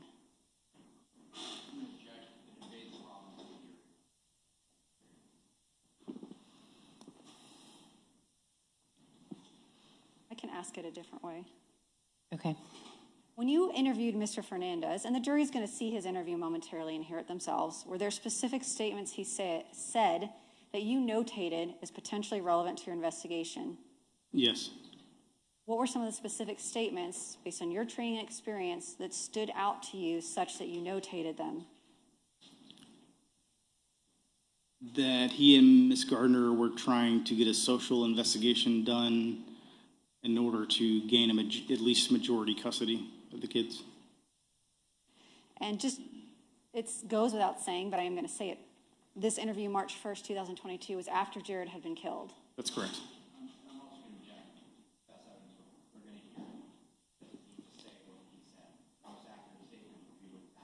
All right. I'm sorry. I was asking about the date. Okay. This interview was conducted as part of your homicide investigation, so clearly, and I'm just for context for the jury to watch it, this is after Mr. Bridegan had been killed. Yes, that's correct. Did you also speak with Ms. Gardner that day? Yes, we did. Without saying anything she said, after her interview, did you take any steps off the path of the investigation you were already on? No. Your Honor, this time I would like to publish what's been marked and entered into evidence as State's Exhibit 183. Sure.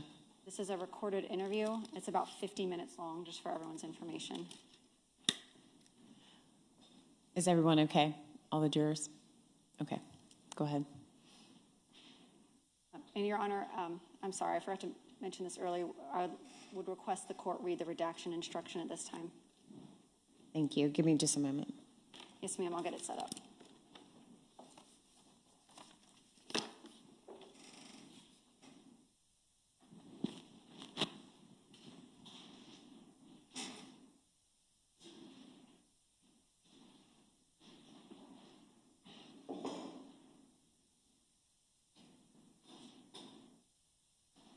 Members of the jury, as the state is getting the exhibit prepared, I give you this instruction as it relates to State's Exhibit 183. You're about to view a video recording, and the court instructs you that the recording has been edited to eliminate irrelevant portions that would not add to your understanding of this case. And the fact that the recording has been edited should not impact the way that you view and consider this evidence. You may proceed. Thank you. Members of the jury, because it is 50 minutes, I do want to give you the leeway that if you do need a break in the course of the exhibit being published, all you have to do is raise your hand and I'll take the break and we'll pause it, okay? Before we begin, Detective, when you conduct an interview of an individual with your partner, Detective Lamont, are the things that you and Detective Lamont saying necessarily your opinions or the truth? No, they're not. So just because you're saying something's an interview doesn't necessarily mean you believe it. That's correct. It could be an investigative technique that you learned in how to interview individuals or how to elicit responses. That's correct. Give me just one moment before you do that.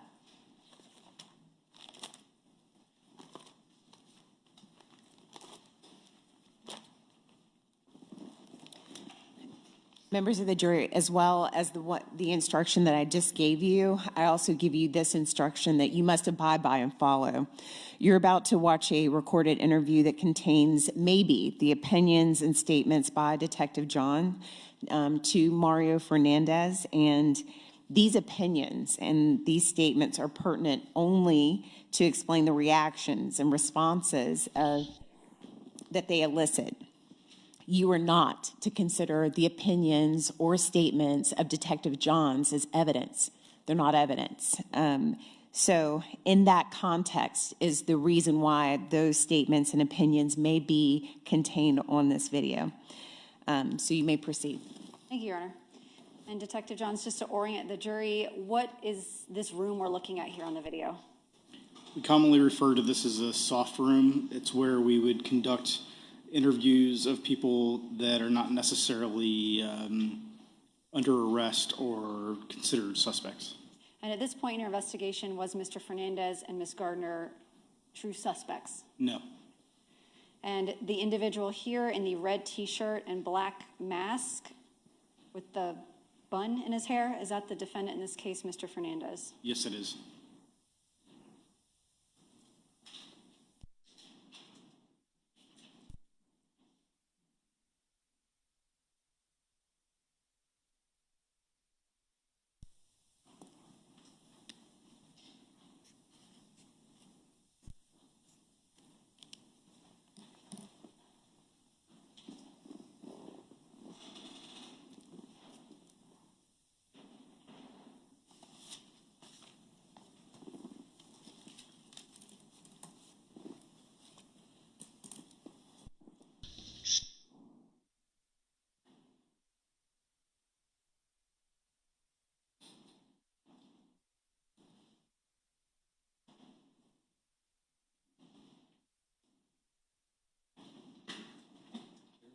No, the player, this Blu-ray disc thing is terrible.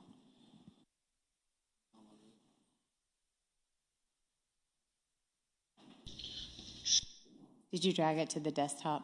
I'll try to do that now. We did test this last week and it was in working order.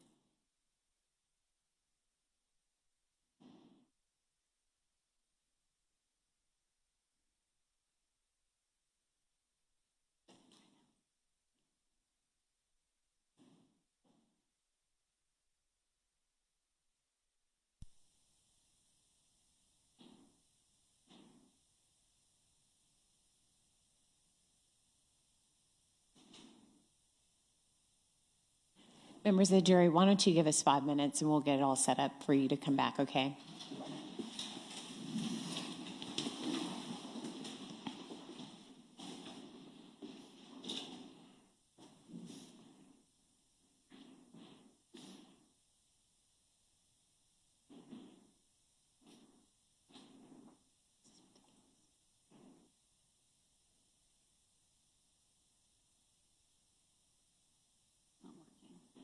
It's just straight not working.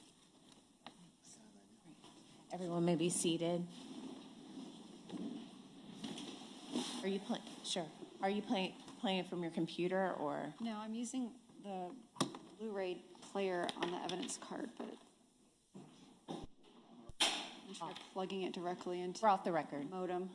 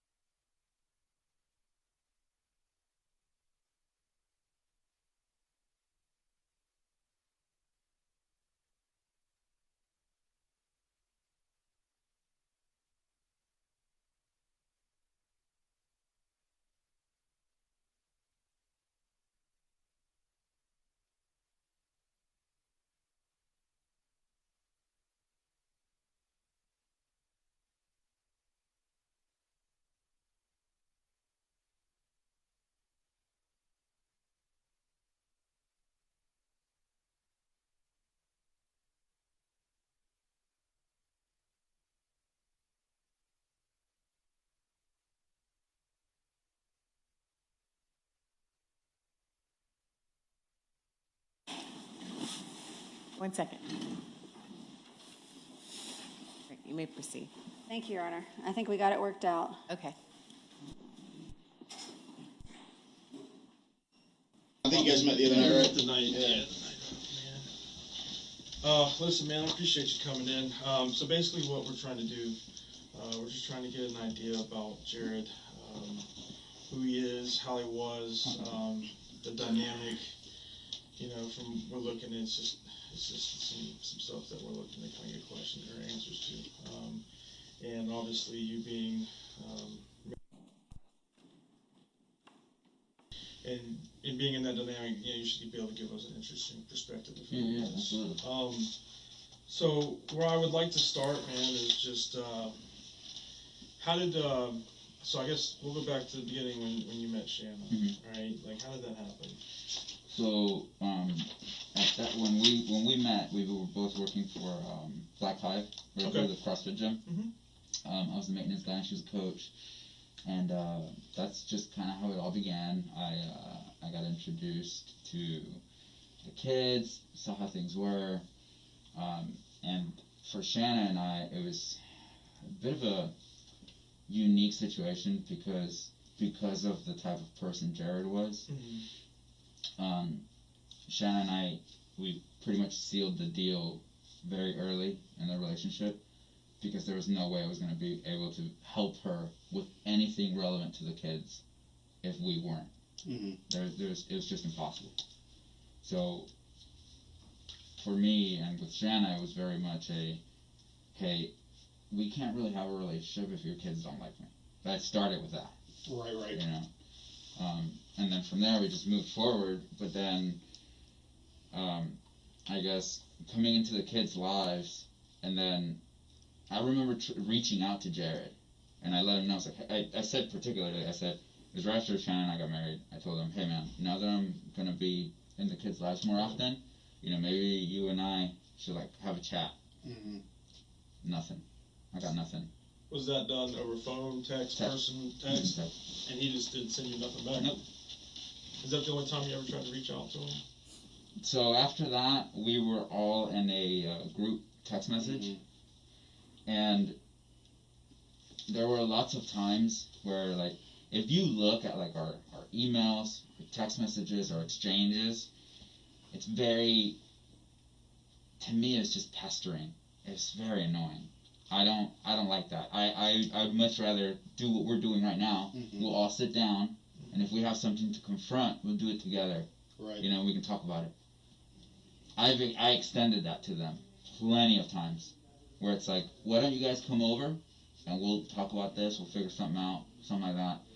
I've even thrown in stuff where it's in regards to, because they're practicing, they're religious and they practice the Mormon religion. Right. Shanna has that background, and there are certain things that we could put in play that is just like their religion. Right. Where we could do it in a stable place. Yeah. Hell no. No way in hell. One of the best things that I got with Jared, I went to pick the kids up one time. This had to have been 3 years ago. I went to go pick the kids up, and I'm not the type to not just knock on the door and be like, hey, I'm here, versus sending a text. So I parked outside, went to go knock on the door. Kids come running out, and they're freaking out. They're losing their shit. They're like, you're not supposed to knock on the door. They're scared. Yeah. And I'm like, what's going on? They're like, well, Dad said no one's supposed to knock on the door. You guys can't knock. And I was like, okay, I can do whatever I want, and he can tell me that. Yeah. And I just stood at the door, the kids got out, and I was like, all right, man, you good? I could see him. Yeah.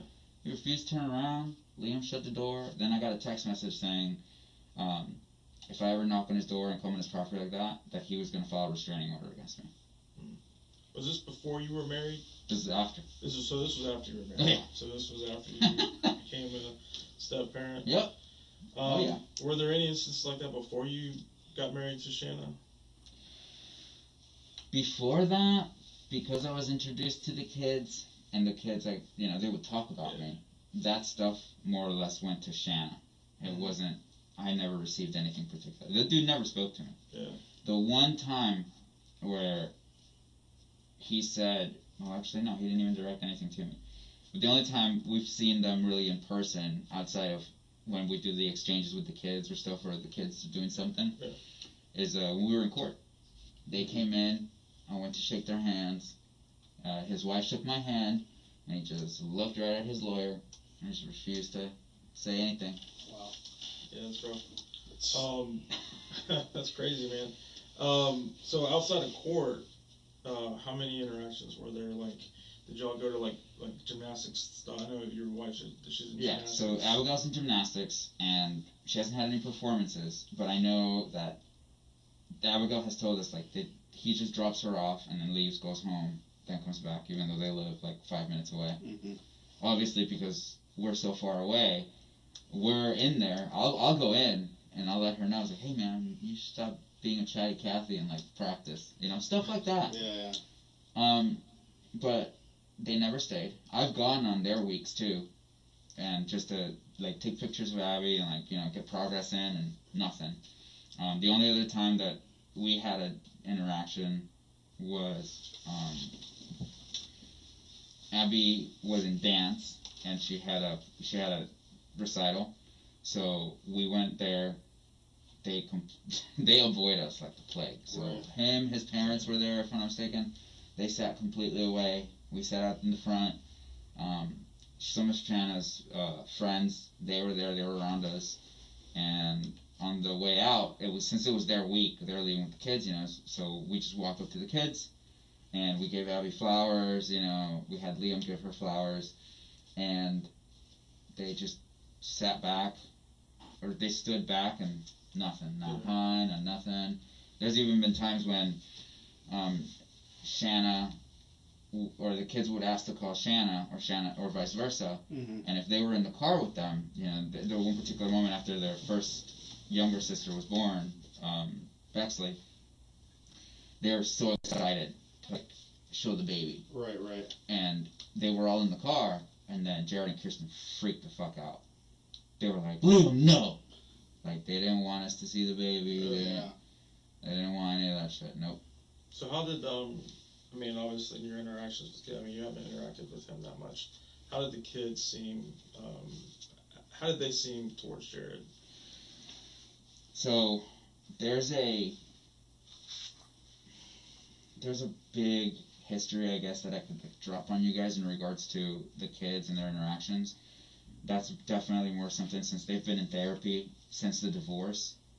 Dr. Mercedes McGowan, she's like the best. Mm-hmm. And she's been there for all of it. I mean, the kids, they have journals that, when they turned 7, I told Shanna, I was like, hey, some of these things that are happening, for them to verbalize it better, or to not forget when they go and talk to the therapist, like maybe we should have them write it down. So for them, it was more of like, I'm getting my writing practice in, because that's how I introduced it to them, and it was so that they could have all of their information to give to Dr. Mercedes. Right. But a lot of it was, sometimes they would talk about how they were scared to ask him stuff, but I don't think I think it was more of a like, oh, like he's going to say no, so I don't want to ask. But then there were other times where, since it was a 50-50, every other week, if we didn't have the kids, we would go on Wednesdays and go to date night, and we'd have them. Before, it used to be a 2-hour window, we'd go have dinner. Yeah. And that's what it was that day, that Wednesday. He came, picked them up, they went to dinner, dropped them off. So that was normal. But there are plenty of times when, because it's just him at that moment, he'll say specific things to the kids. And we've had to go through a series of roller coasters where, like, Abigail wanted to dye her hair purple. I don't give a fuck. Shit's cool, whatever. It looks great, Why not do it professionally versus, like, putting the chalk shit on? That's where my mind is. But she was legitimately scared to ask him and get that rejection. But on top of that, when she did approach it, because I was, it's one of those things where, like, I don't want them to be scared to have that confrontation. It's like, you gotta face it head on, and if they tell you no, who cares? Right. Best thing that could happen is they say yes, everybody wins. If they say no, well, fuck it, we'll figure out something else. Right. So she sits there and asks him, and he then proceeded to tell her that if you do that, first it was well, your hair is beautiful just the way it is. Yeah, but I want to do this. Mm-hmm. And then it was, well, God won't like you and you won't be accepted in the church. That's where he deviated, like, damn near immediately. Yeah, pretty sharp turn there. He told Liam something similar. Then he told him about the rejection in the church in regards to tattoos. And I know that was a stab at Shanna, because Shanna has a sleeve. Yeah. So we had to take the kids to, luckily we're friends with a bishop of the religion that lives down the street from us. Mm-hmm. And him and his wife, like, we get along with their families, it's great. And then Shanna was like, you know what, why don't we take you to go talk to the bishop? And here the kids are asking the bishop questions of like, hey, you know, like, we were told that we wouldn't, and, you know, he had to just let them know and reassure them. It's like, you'll always be welcome to come into the church. Like, you will not be rejected for that. And then that turned sour because the kids told Jared, hey, the bishop told us that it was fine. Yeah.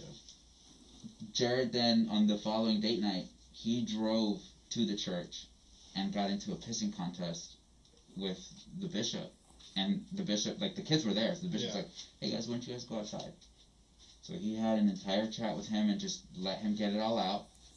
And then after the confrontation, you know, he's like, what do you want, man? Why would you not want the mother of your children to succeed so that they could have better? Right. That's pretty much where it went, and he just lost his shit. Left.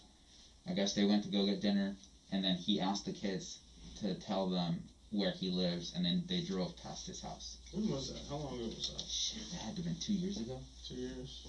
It was before COVID, so it's definitely 2 years ago. What's That's like the timeline, before COVID. Do you know the bishop's name? I always forget his Curry. Curry? That's his last name. And his church is up here on, is it? On Penman. Penman? Yeah. Yeah, and then the bishop, he had to contact legal in regards to the legal portion of the church. You know, kind of notify. Why did he have to contact legal? Because I guess it's because of their interaction and because he drove by his house. It's one of those, like. Yeah, it's kind of weird. It's weird as hell. You know. Did it get physical or anything? Or nope, just very verbal, and then he asked the kids to take him and show him where his house is. Did they tell you? Did he tell you what he said or anything like that? What the bishop tell us? Yeah. He pretty much told us that he was asking why he would, like, more or less interact and help someone who has left the church, and he was harping on Shanna. That's pretty much where it went. And then for the bishop, it was more of a, again, like, why would you want the mother of your children to fail? You know, why would you not want them to succeed and have the because it's that 50-50.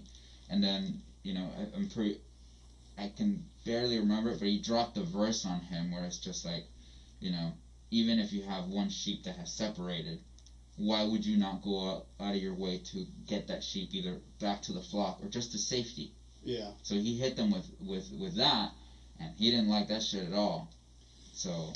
When you say succeed, you said you keep saying that why would you want her to succeed, Shanna? Like, what do you mean, like professionally or like spiritually or like what do you? Like, I guess I don't know if at that point the bishop was talking about like in the spiritual. I don't know if it was the spiritual sense. I'm not him. We have to ask him. Yeah. But I'm pretty positive that interaction was more of a why are you helping her? And it's like why would you not want to help her? Yeah, that makes sense. Yeah. So let's come to date night, and you know we're just trying to get an idea about how it works, kind of what happened that night. I know it got shifted because of gymnastics. Yep. So. Like typically on a typical date night when Jared would come and pick up the kids, how did it go from like start to end? So he usually pulls up, texts here. Mm-hmm. The kids walk out, and we usually watch them get in the car. And then when they come home, they just come in. We've taught them how to have a keypad on the house. Mm-hmm. So if the garage is closed, they hit the keypad, or they just come in through the garage, and we know they're home. And usually, like, the dogs lose their shit for a quick second, and we know they're home. And that's it. That's exactly how it goes.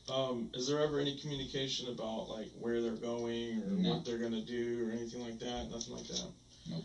So let's go to that night. We usually ask the kids, Mhm. it's like, hey, what are you guys thinking you're gonna do for date night? Where do you guys want to go eat?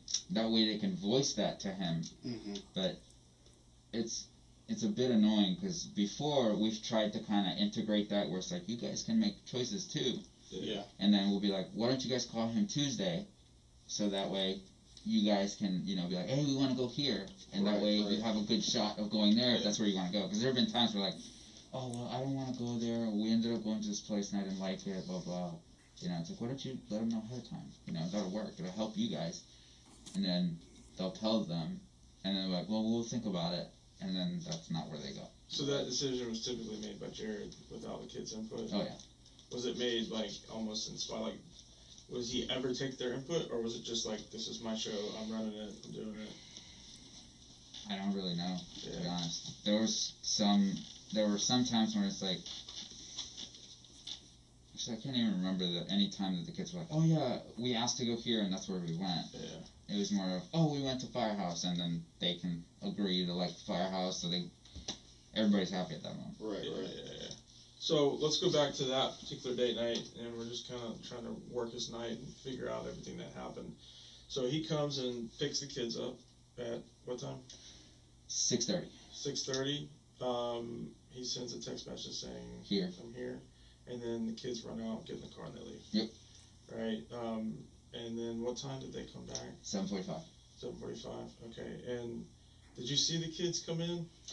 No, I heard them come in because I was racked out on my couch. So they came in, shut the door. Dogs start barking. My dog starts barking, and that's how I know they're there. They come in, hi mom, blah, and they both went upstairs. I got up, went to take a shower. That's pretty much how we know they're there. Yeah, so Shanna greeted them when they came in? Mm-hmm. Okay. When you said they went upstairs, did you talk to them at all that night, or? Shanna did. I was really out of it, and I take gabapentin in high doses, and then at those moments, I'm just like zoned out. So like that night, I was more out of it more than anything. So you wouldn't remember the kids talking about anything that may have happened? I would have, but I didn't, because they usually, by the time they come home, they get in, they either have another snack. I don't remember any of that because I was in the shower. They'll have another snack, then they'll go and shower and everything else and prep to go to sleep because they're in bed by 9. Yeah. So that hour and 15 minutes? Yeah. Technically, it was they drink water, they went upstairs, they had free time. Liam comes back downstairs to shower, and we just asked them, like, how's everything? How's date night? Actually, that was it. It was they told us they went to Bearded Pig, and that particular date night was fine. And that was it. So they didn't remember anything that may have happened at the. The only thing they mentioned was that Jared had a phone call, and they had to wait in the car. They couldn't go inside yet, so they just had to sit there and wait, and that was it. This may just show my lack of knowledge of this, but what's gabapentin? Gabapentin is it's like a nerve blocker. Okay. And it's for pain. So they give it to me for pain and for headaches. Okay. Does it make you like groggy or anything like that? Yeah. Yeah, depending on the amount that you take, like some of the pain numbs out. Like for me, at least, I have a really high dose just because of like stuff that's wrong with me, and they also can't figure it out. It's not like nothing good. Yeah, it sucks. And so then I guess at that point, after that, I came and talked to you. Right. So, but at that point, the kids were already asleep. I think, what did I do? I know I did laundry because there was laundry on the bed, and then I just sat there and I was talking to Shanna about all kinds of things. She was wrapping up an order and she put it outside because she said that her client was coming up to pick up an order that night, which is normal. That has happened before. And then it was more of she was just cleaning and we were just talking. She cleaned the kitchen. She cleaned some of her office, and then you guys rang the doorbell like 1 a.m. We're just getting ready to shut down. And I thought you guys were her client, and you rang the doorbell. And I was like, there's no way that your client just rang the doorbell at 1 a.m. Like, what's going on? Okay. Have the kids said anything recently in the last couple days of, maybe if they remember something? Like a confrontation or something at the restaurant? So, or someone following them? Or... We asked them in regards to, was there anything different? And, they just kind of repeated that. All the only thing that really happened was that they had to wait in the car because he was on a business phone call, which, like, we asked him, like, does that happen? And they're like, yeah, sometimes we'll go eat, and then he has to take a phone call, and then he'll be on the phone for the majority of the time. Yeah. And that's just kind of it. You mentioned something in the very beginning, the type of guy that Jared was. What did you mean by that? Like, tell me, was he like a confrontational person? Or no. No. If I had to ping him, he hated it. He was a keyboard warrior more than anything. Like, because that's what I got. That's all I got for 4 years straight. As long as he had a keyboard or he can text it, yeah, he would. So I'm not going to confront you in person, but I'm going to go home and I'm going to chat it up and say what I want to say. Because there was one particular time when there was some paperwork for Liam, and he specifically said, well, have Liam bring it out. And I'm like, dude, you don't fucking get to tell me what to do. Not in my house. So I walked that paperwork out, and I was like, oh, hey man, this is for Liam, and then check this is for this. Never made eye contact with me, just looked at it, took it, and that was it. Yeah. Now, his wife, you can have a conversation with her. She'll talk to you or anything, but, like, even if we have a doctor's appointment, if we're there, if Shanna's there, and particularly Shanna, he will walk right outside the door and stand there until the doctor comes in. Then he'll stand at the door, but he will not be in that room to interact or anything at all. It, like, eats him alive inside. And he's said it before, and he's told the kids, he's like, it makes me uncomfortable to be around your mom, and blah, blah, blah, and it's fucking annoying. Do the four of y'all go to the doctor a lot together, or? We used to, and then everything, of course, changed, but, if I'm readily available, I'll always go. We had one particular instance where all four of us showed up, because they were fighting to not put Liam on additional medication this is for ADHD. Okay. And he had shown signs, and he was lacking in school, so Shanna was now pushing it, where it's like, let's get him some help. And the thing that pissed me off the most during that particular interaction is, before we went to the doctor, I asked Liam straight up, I was like, hey man, do you feel like you're struggling in school? And he's like, yeah, I just can't do it. I don't know why I can't just do it. Right. So I told him, I was like, hey man, so here's what we're thinking. There's a medicine that might be able to help you focus. So, do you want help so that you can focus in school? And he's like, yeah, like, I'll do it. And for him, he's already on a series of meds, but he's done that pretty much his whole life. Right. So it was more of okay, we can add you another medicine. Are you comfortable with it in a sense? Because we want to test it out so that it helps you. And if it helps you, cool, we'll stay on it. And we got to the doctor, and just listening to them talk, they had the dumbest concerns. And if you read the evaluation, because we had to do a parent evaluation, the teachers had their evaluation, and then the doctors have their evaluation. Right. Ours, the teachers and the doctors, pretty much in line, the same shit. And if you read theirs, oh, he's a normal kid, he doesn't do this, he doesn't do that. I'm like, you don't fucking pay attention to your kid. Right. And then one of the things that he said during that time was, well, how am I supposed to talk to my kid because, he knows he's special because of his heart, and then, he's going to develop a complex if I have to put him on more medicine. And from Shanna's perspective of how she knows him to be, that particular thing was more of I don't want my kid to be on more medicine because of how it looks on me that my kid is on meds. Right. And I just kind of commandeered the moment. I was like, I already talked to Liam. I already talked to him. I asked him if he wants help to focus in school, and there's a medicine that might help him. So he's on board because he wants to do better in school. Mm-hmm. So then they fought us because they were like, well, we want to get him evaluated. Great.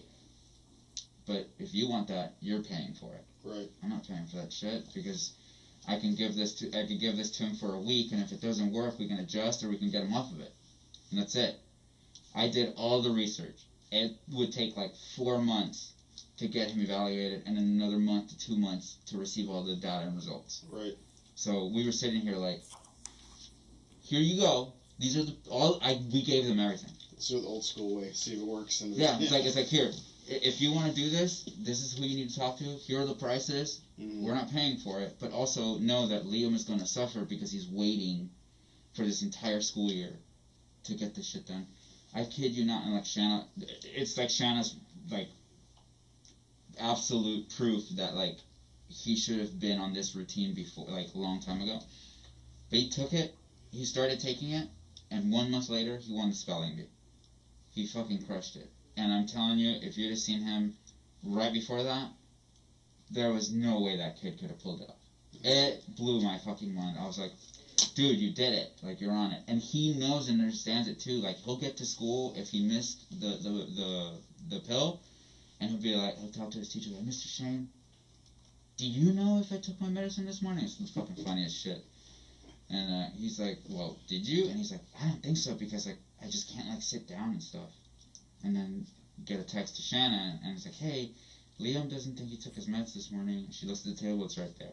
And luckily, the school is right next to us, so we just walk it over. And so it's just one of those things, man. And there's been a lot of other stuff. Liam recognizes a lot of things for himself and for his health, and we've taught him, like, hey, if you're feeling this type of way, you need to bring it to somebody's attention, because he has a heart defect. And then when he gets out of breath, depending on how it goes, and he gets wheezy, he can feel it. And he feels heavy and tired. Mm-hmm. So there have been times, there was one particular time, we had just gone to date night with them, and they were on their week. And Liam told us, and we could hear it. You can hear the crackling in his lungs. Mm-hmm. So we let him know, hey, bud, go in there and just ask them to have a breathing treatment. And then if you're not feeling good in the morning, ask them to do another breathing treatment in the morning. Mm-hmm. All right? Good. And we sent a text, too. It's like, hey, Liam's breathing doesn't sound that great. You know, it's like, yeah, he's not feeling good, so make sure he gets a breathing treatment, whatever. We kind of pushed, reinforced it. And when he asked that following morning, because he wasn't feeling good, he said no. He said, take the other inhaler, and that is different than getting the breathing treatment. Right, it's right. two separate things. And then he sent him to school. He got to school. He still wasn't feeling great. So he told his teacher, and he's like, hey, I asked my dad for a breathing treatment, and he told me no. Can my mom come here so I can get a breathing treatment? And luckily, the teacher that he asked understands that he's on the same style of breathing treatment, or I think his brother was, so he understood it. Mm-hmm. We rush over, get him to sit down, get him a breathing treatment. We bring him some food, and he's feeling better. And Shanna, you know, she was proactive, and it's like, hey, we might want to get this looked at just in case, because we can't afford for Liam to have pneumonia. Mm. We can't. That shit, from all of my understanding in regards to Liam and his heart and lung condition, pneumonia will kill him. Mm-hmm. So why risk him getting any type of, you know, lack of breathing? Right. So Shanna set up for him to go to the doctor and everything else for that same day. They lost their shit, and it was like, why would you do that without notifying us? Blah, blah. And it's like, I'm notifying you right now. And it's like, all you gotta do is pick him up and take him. Or we can take him and then drop him off at your house. Right. Nope. They didn't want to do that. And then he said that Liam told us that when they got in the car, he pretty much gaslit him. He told him that he was feeling fine, and that he didn't hear anything wrong with him. And then he told Liam that Liam was lying. So then when he went in and talked to the doctor, Liam told him, Liam was kind of like forcing his cough. Right. And then the doctor obviously was like listening to him. He's like, yeah, you're kind of pushing it, bud. And then just relax. And then Liam straight up asked the doctor, like, you can tell that I have a cough, right? But obviously, since we gave him breathing treatment, his lungs are wide open, so he's good at that moment. And And it was just a fucking shit show with that. And that's how the interactions go. That's how things with the kids go. Like, and it's a constant back and forth. Abigail I don't even know if she's gonna do it anymore, but she was taking an interest in being proactive in the church. We thought it was fine. We didn't mind. However, we know that they've implemented certain things on the kids and hovered the church over their head, and that's just not how it should be introduced for a child. So we decided, hey, you know what? If Abigail wants to do it, we can take her on our side over here in our weeks. And Shanna was like, yeah, that's what I'm gonna do. You know, that way I can teach her the difference of how it can be. Right. Abigail wanted to get baptized, so we, you know, it's like, we told her, it's like, that's fine, you know, just make sure you learn and understand what you're committing to. So as she was learning on that, she was like, oh God, I want you guys to go, and I want to do it at this place, and I want Grandma and Grandpa to go, from Shanna's mom and dad. So she sat there, they went on a date night, and she told Jared, hey, like, this is where I want to do it, and I want, you know, Grandma and Grandpa Gardner to be there, I want Shanna Murray to be there. And Jared just kind of destroyed that vision where he was like, Abigail, this is very important for me. You know, like, I only get to do this once with you. And also, I don't like your grandparents, you know, I can't even remember the reason what he said. And then he added on, he's like, and I really don't like your mom. And if they're there, they're going to ruin the family trip, is what he told her. And it's just aggravating because all of that was about him and not about her at that moment. Right. And Liam wanted to say something. Liam was there. And he wanted to say something, and he felt bad because he didn't say anything. And when he told me about it, I told him, bud, you did the right thing. Because if you would have said something at that moment, he would have freaked the fuck out on you, and that's just not worth it. I was like, so you did the right thing, and thank you for telling me. Right.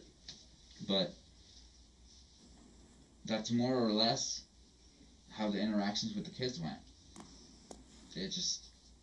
There was a lot of fighting. And if you guys were to reach out to Dr. Mercedes, I mean, she can kind of give you the rest because the kids talk about them. They talk about us, and it's fine because it's that split household thing. Yeah. But there have been lots and lots of moments where he just beats into them and then feeds them just wild information. And then when they come back to our house, we're doing damage control. Damn near every week.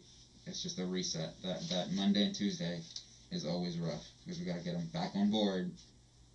And I mean, it shows. It shows in their academics. It shows when they go and talk to people. They'll be like, "Oh my gosh, your kids, like they're great. Oh, but I saw them last week. Like, what was wrong?" Right. And then when you look at their academics, it's the same thing. Throughout the years, they're on their weeks, and you look at whatever they're doing. There's a struggle because there's no assistance. We had to fight. We had to take them to court to get them into the school. And he argued that we were uprooting the kids and that it was too far for him to drive over there. Right. And we flat out told him, it's like, we'll pay for the whole school. It's $15,000 per kid. Right. So we told him, like, we'll pay for the whole school and like, you know, we'll need help with some supplies. That's it. Like, that's all we're asking of you. And then how it ended up, like, settling that was Shanna gave up child support, which was a fucking joke. And that pretty much as soon as he stopped having to pay for child support, he was like, okay, well then the kids can go. And that was it. But they had real no involvement with the school, nothing like that. I mean, their teachers can also tell you about the interactions with them where it's like, it's normal, but it's not friendly. You know, it's like, oh, we want to know. Okay, great. Like they can have a conversation with them 100%. But if we're around, shit turns completely different. So, like parent-teacher conference and stuff, do they not participate in that, or do they do it separately, or? They can sign up for a separate time. I think there's only been one time, and it was in the middle of COVID, where we all did it together. And that goes fine, but they don't sit there to, you know. They do it the roundabout way. So because we're on opposite ends and the teacher's present, if we say something, they will find a roundabout way to ask us a question, but it's through the teacher. Gotcha. They won't directly against Hell you, no. basically. Nope. Well, it sounds like you guys had a pretty rough relationship for as far as the kids were concerned there. It was a pain in the ass, man. And I'll tell you, like, the last thing that was happening on our end in regards with the kids, he was fighting to get the kids off of Dr. Mercedes' care, their therapist. He wanted to end the kids going to therapy. Okay. He wanted it to stop. And he was saying that he had never agreed to it, and that they go and tell the kids, or I don't know if he thought that we were in there with the kids. The kids go in there by themselves. We're not in there. We usually go in first and we talk to Dr. Mercedes and we kind of give her an update of like what's going on. Right. From there we step out, the kids go in there and they chat with her. And they are just open books in regards to what they taught her. That's on them. And it's just to help them along. Outside of that though, he wanted it to stop because at one point or another, he knew that the kids were talking about him. So that's why he wanted to stop. And he wanted it to stop. And then he sent us a thing through his lawyer. We forwarded it to our lawyer, and our lawyer was more or less like, is this real? Is this serious? And our lawyer legitimately told us that he ignored it because he didn't think it was serious. And like, he waited out the time. Right. So then they went in, he went back in and got serious. It was like, I haven't received a response, and blah, blah, blah. And we asked our lawyers, like, hey, can you respond to this? Because this is getting out of hand now, and it's absolutely ridiculous. Right. Our lawyer was prepared to be like, I hope this goes forward so I could just crush him in court. Yeah. We were hoping that he was going to push it so that we could file a social investigation against him. Because up to pretty much this point, the primary goal, because it wasn't amicable and because of how they're being with the kids, we were more or less fighting for the kids to have a chance and for Shanna to have majority decision making. And if she could have more timeshare on her, and if it was like 60-40 or whatever, if we could bend it just enough, it'd be great because the kids would be better off. Right. You know, and if we could push them into the corner of all the interaction with the kids, we all need to be together. Yeah. So they could just suck it. And I don't care if they're suffering because they're uncomfortable. I'd much rather it all be right there in one, so if they say something dumb, I can immediately, I'm confrontational. I don't care about that. So I could be like, no, hell no, dude, we're not doing that. Right. And I can shut him down and the kids can see, hey, like, not this. We can do it this way. Right. And we'll all be here, so there's no, oh, well, they said, no. That shit was just so annoying to me. But that's what we were fighting for. And I was hoping that, like, hey, all right, I'm prepared. We got everything we kind of need. If he pushes for this therapy thing, it'd be absolutely hilarious because it'll get crushed. And then we could push for a social investigation. Yeah. Was there an incident, I'm talking about kids, man, was there an incident with Jared and Liam involving something with Valentine's Day? Chocolate in the bed or something like that? I don't know about that particularly. I'm pretty sure that sounds kind of like Liam, like he would steal chocolate and eat it. He does that. He'll like sneak into our pantry like early in the morning before people wake up, and he'll go in there and like he's been caught at our house. I'm pretty sure he's done that similar over there. Yeah. I don't know anything specific about So you that. didn't hear anything about? Okay. And then my other question, man, and it's about my last question. Now, knowing Jared and knowing, kind of who he is and knowing what happened, what do you think happened to him? Oh, shit, man. I mean, it's a big speculation. Like, Shanna's parents came to spend time with Shanna and the kids, and help them throughout all of this. And, when you guys showed up, I felt like everything you guys asked were, like, pretty basic questions. Like, substance abuse, did he have any enemies, stuff like that. But it's one of those things where it's just like, man, you need to get in line. Because I know people that don't like him. I told you I don't like him in particular. I don't care for that dude. But as far as, like, I haven't heard anything directly out of you guys, Like, I haven't been told anything. It's just what you can read and what you can find online. Mm-hmm. And it's one of those things where it's just like, I don't understand why he got out of the car.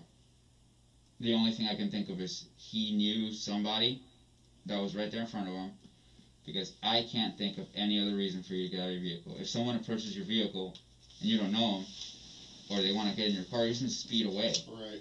Or if they're in front of you, shit, or like, you know, if something's about to go down right in front of you, I'd rather run that person over. I will 100% just hit the gas.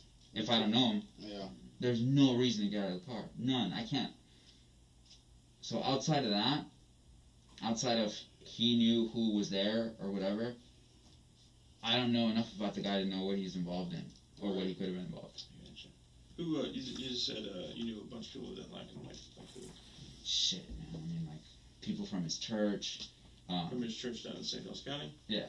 Like, and it's a lot because of the people that know Shanna, and because those same people that know Shanna, for instance, right now, he passed away, so his wife, I'm pretty sure Shanna told you, but his wife texted Shanna that they could come and pick up the kids for their ceremony, for the funeral, and that they would drop them off when they were done. And it was like, we're going because we're going to be with the kids. And that makes perfect sense. They're going to stand right next to us. Yeah. And we even spoke to the therapist about it. It's like, Shanna's the mom. You're not going to take that away from the kids or from Shanna. And we want them to go because they have to have that closure. They have to have something to let go of, and then you say their goodbyes, pay respects. I was all in for that. She straight up was like, you are not welcome here. You've been vile to him and blah, blah, blah. And it's crazy because when we let her come into our house that following morning after you told us, when we were going to break the news to the kids, she asked, she's like, could I be there when the kids, when you tell the kids? And we were like, yeah, that's perfectly fine. Right. So it's like beyond that, like friends of Shanna that still practice and are in that church, they also received notice that they are not allowed to attend the public service for Jared. And it goes like that. It's more of like people that know of Jared through Shanna and have experienced who Jared is, they don't like him. Right. So that's kind of where the list goes. It's more of like through Shanna's contacts, and it's like it's not even her friends or closer circle of friends. It's like acquaintances. Right. Shanna used to be a teacher. A lot of those kids go through that church, so like she knows them from those interactions where it's like, oh, I know this mom. I used to teach her kid. Hey, we can have a friendly chat. All of a sudden, they are alienated because they had a chat with Shanna, so they can't have anything to do with the family, with Jared's family. And even right now, the kid's grandparents, Jared's parents, they came all the way from Germany. Not one of them has contacted us to ask us about the kids. Not one. Yeah. And that also happened to Jared's brother. Jared's brother left the church, so they 100% nixed him. Him and his kid, so the other grandchild, they pretty much don't exist. And that's just kind of how the family tree is in that sense. And then right now, Kirsten, to me, well, she writes his emails, and we can tell the difference. Right. We know it's her. And like right now, she doesn't have any leash anymore because there's no restriction, and she's just being a total bitch. Kirsten is? Hell yeah. Okay. Like, for her to tell Shanna that she can't go and that she can come and pick up the kids and they'll return them at their own leisure or whatever. It seems a little unfair considering if you guys let her come into your house and be there and... Man, it's super annoying because even when she showed up to the house, we told her, like, we're going to have a chat outside before you come in. Yeah. Make sure we're all on the same page. So one of the first things that comes out of her mouth is like, I know that over the years it's been rough, but, I want you guys to know that Jared did love you guys and always wanted to be friends. And I'm sitting there like, I was looking at Shanna, and I was just like, Shanna told me to not say anything, so I didn't. Right. I was like, I'll be nice just because of what's happening, and the kids are more important. But at that point, I just want to be like, shut your mouth, because you're lying, and do not come in my house with that bullshit and say some stupid shit to the kids. Right. So we just kind of deviated. Shanna deviated that moment and was like, we just want to make sure that she said it. She's like, I am going to let the kids know what happened, and we're going to leave the floor open for them to ask questions because the questions are going to pour in. We're going to keep it simple. So we sat around my table. Shanna let them know. The kids had their moment, and they started asking questions, and I opened it up. After that, I did the follow-up because Shanna was crying. And then it was what's going to happen, like, with our little sisters, because I have 2 sisters. Mm-hmm. So we let them know, we reassured them, it's like, as long as Kirsten's available and, we can settle on times and stuff like that, like, we'll take you. And we've taken the kids to their house so they could see their sisters in this, it's been almost, 2 weeks now? Yeah. And this, the very first, like, within the first 3-4 days. How did that go? When you went over there? Well, here's the other part. So, she knew we were coming, and we gave her a heads up, and she texted Shanna, and she said, well, I don't know if she said I want to keep it brief, but she said, it's been very overwhelming right now, so, we also let her know that, my in-laws were with us, so we didn't want to impose, so we'll make it brief. The kids, Abigail made like an entire basket, a gift basket of like, here, have this, and this is for their little sisters and stuff like that, and we pull up to the house. Her parents are there. They have 2 friends there. The kids are playing in the front yard. It didn't seem very overwhelming at all, or like she was alienating anybody else. Mm-hmm.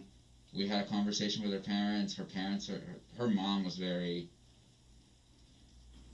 again, it's like, it's a speculation, but it's like, she didn't seem to care about Jared because they're from Seattle. Right. And she was just like, stuff like this happens.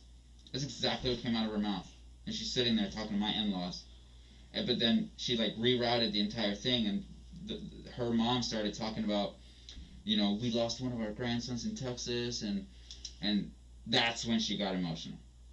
But it was no direction of anything with Jared. Right. And then when we told her that Kirsten had told us, like, she told us she was overwhelmed, so we don't want to impose and be here for too long. And her mom just looked confused as hell. It was weird. Yeah. It was weird. And then now, after the funeral thing, we are doing our own thing with the kids. Shanna yesterday had the kids write letters, and we burned them, and we took the ashes, and Shanna took out the kids to the beach. They could bury them. Mm-hmm. And in like another, not this weekend, but the following weekend, we're gonna do a more or less like a celebration of life, and give some time for Shanna's family to come here to Florida because they're all from Utah, and we're all gonna spend time with the kids and let them know, like, hey, like, you have a support system. We're all here for you guys. Right. We like this, and this is gonna be our normal, more or less. But it's been hella weird. It's super weird what happened to him. I can only like imagine certain weird shit. But for sure, for someone to get out of the car, like, that shit makes no sense. Right. I do not get it. Yeah. It's weird for sure. Everything is like, someone was there waiting for him, and he definitely knew them. 100%.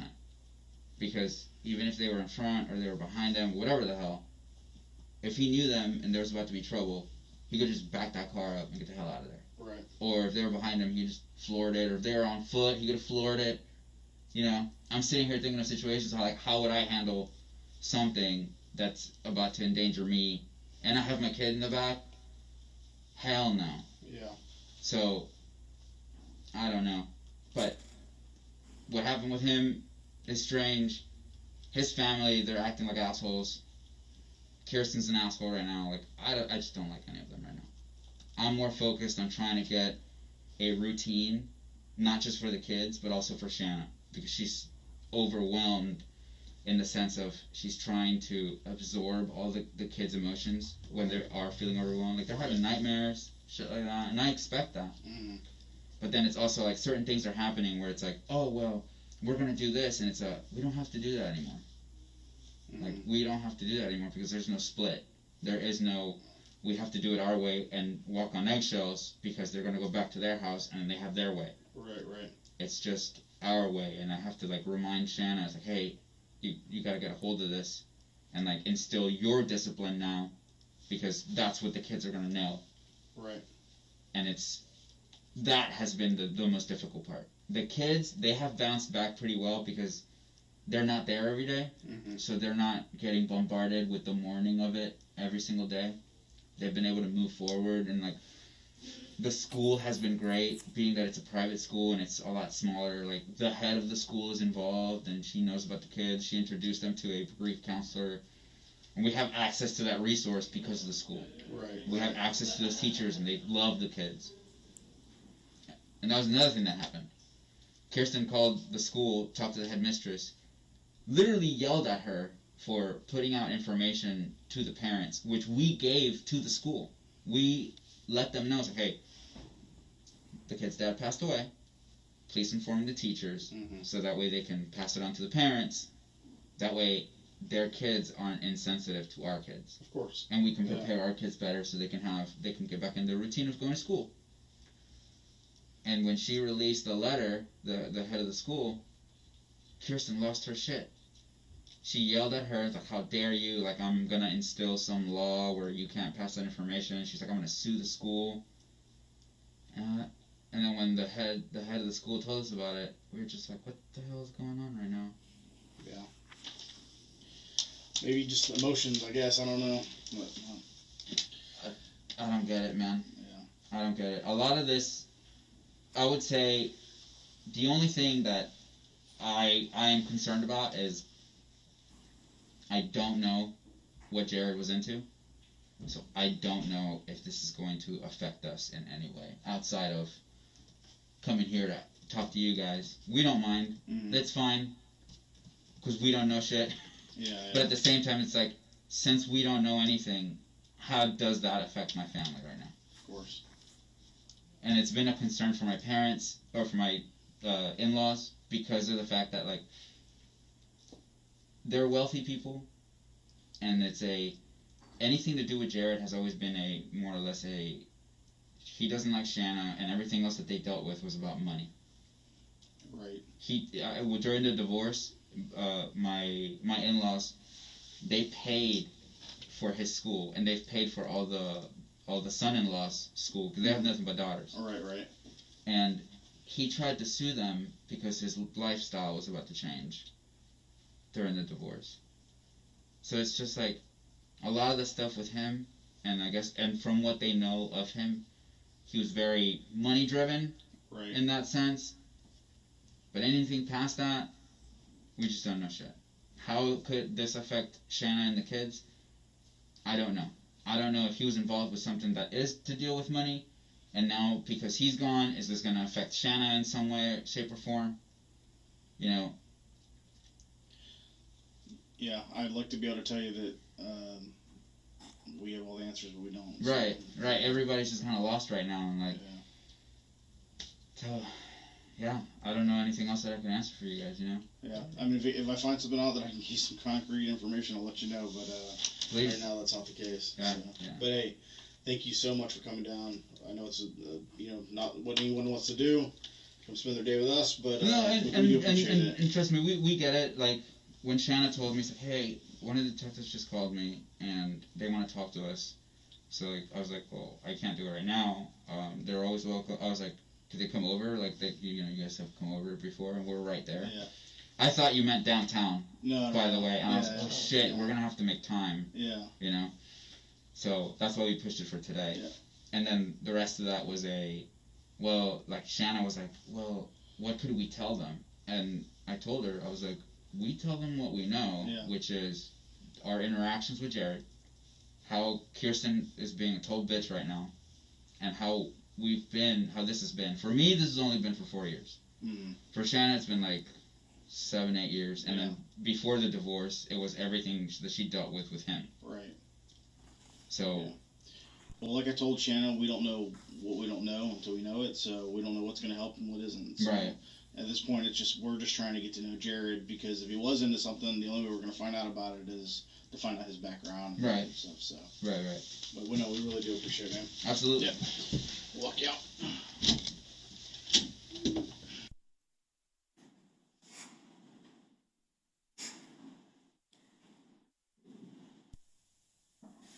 Detective Johns, how many questions do you think you asked during that interview? Maybe 3 or 4. Your Honor, I think now would be a good time to take a break. Do you have much more? I probably have 30 minutes left. Okay. Is the jury okay? Okay, you can keep going. Thank you. Okay.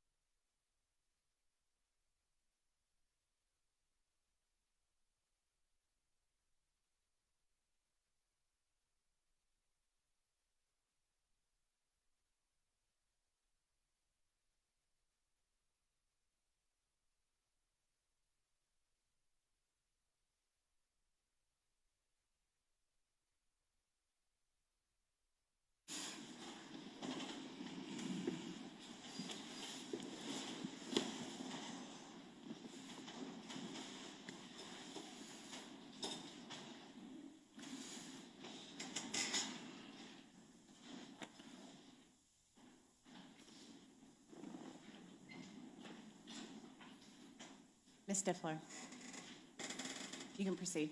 Yes, sorry, I was waiting for Ms. Simpkins. All right, Detective Johns, following that interview, or on that day, did you also schedule for AB and LB to come for a interview with the Child Protection Team, which are the people who interview young children? Yes, we did. And what date was that interview for the children scheduled to take place? I believe it was March 2nd. So following your interview with Mr. Fernandez, Ms. Gardner, and your investigation and identification of the blue truck and the investigation to the 10mm firearm, is it fair to say that the investigation ran a little cold up until July of 2022 when Detective Burrell found that tire at 5239 Potomac Avenue? Yes, that's correct. When he found that tire, briefly give the jury an idea into the investigation that you began into a man named Henry Tenen. Like I said, up until that point, we were kind of running out of leads. We didn't really know where to go. We were continuously trying to find this truck, but weren't having a whole lot of luck with it. So we start looking at just kind of ancillary people that we didn't think were going to be that really important to our overall investigation. And while Detective Lamont and Detective Burrell were interviewing Mr. Ordway at the Potomac address, Detective Burrell, as he's already testified to, found this tire. He thought the tire looked similar to the one that was left on the scene, so he decided to bring it back to the police station. And you already previously testified that you were able to compare the DOT numbers and see that they were manufactured at the same factory the same week. Correct. I want you to give me a brief overview into your investigation into an individual by the name of Henry Tenon. What did you start pulling in regards to Mr. Tenon? Well, we initially didn't know that Mr. Tenon was related to the tire until later we found out that we went back and talked to Mr. Ordway some more and said, hey, where did this tire come from? And we realized that Henry Tenon's father actually owned a blue Ford Lariat. And that's when we started making this connection that, oh, wow, this truck is the one that matches the one we're seeing on surveillance. The tire found on the road belonged to a Ford F-150 of the same make and model. So then we started looking into Mr. Tenon as far as his financials, toll records, our phone records, everything that we'd normally do when we start looking at somebody. Did you you mentioned pulling his financial records. We're going to talk about that a little bit later, but did you also pull his phone records? Yes, we did. Did you identify him as having phone contact with the defendant in this case, Mario Fernandez-Saldana, leading up to the homicide? Yes. And the jury's going to hear from a witness later about those phone records, but was that of significance to you in your investigation? Yes, it was. Did you identify Mr. Tenon as having lived at the house at 5239 Potomac Avenue at some point? Yes, he was a prior tenant. Were you able to figure out where he was living when he came onto your radar as a serious suspect in July of 2022? He was still living at the same residence. He just wasn't the listed tenant.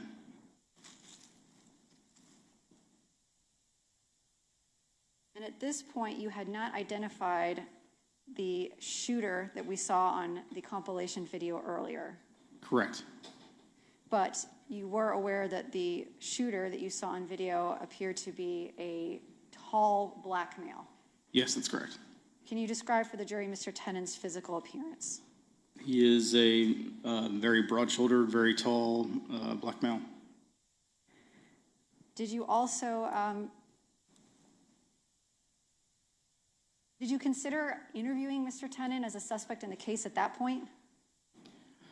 At that time, we felt like he was probably a very good chance that he was somehow at least involved in this.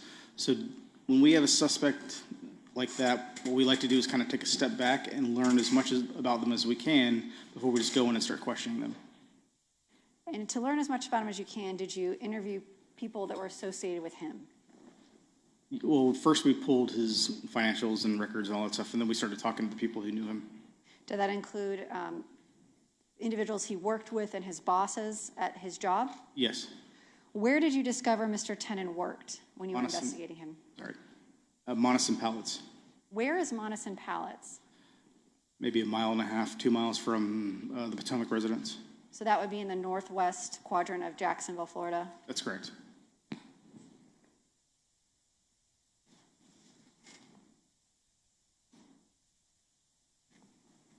At some point, did you decide to further your investigation by placing Henry Tenon under arrest for charges other than the homicide you were investigating?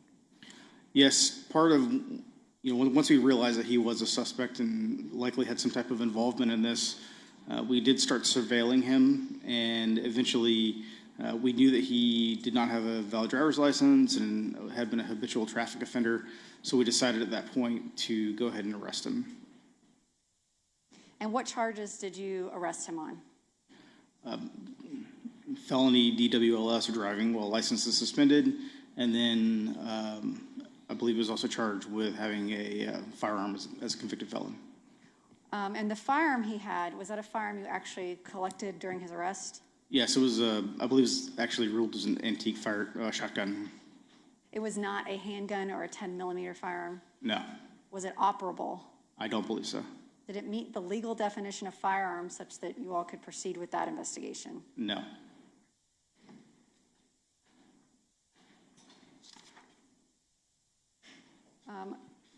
Briefly describe for the jury how it was that you came to get Mr. Tennant into custody. We coordinated with the Jacksonville Sheriff's Office, since he lives in their jurisdiction, we kind of met with the Sheriff's Office, described how he was a suspect in our investigation. They agreed to essentially conduct the traffic stop and then bring him back to the Crime Gun Intelligence Center here at the State Attorney's Office so that we could interview him. And the Crime Gun Intelligence Center is a substation of the Jacksonville Sheriff's Office? Correct. Basically. Yes. When you brought Mr. Tennant back, were you able to obtain a DNA swab from him? Yes, we did. And were you able to obtain a cell phone from his person? Yes. Your Honor, may I approach the witness? Yes.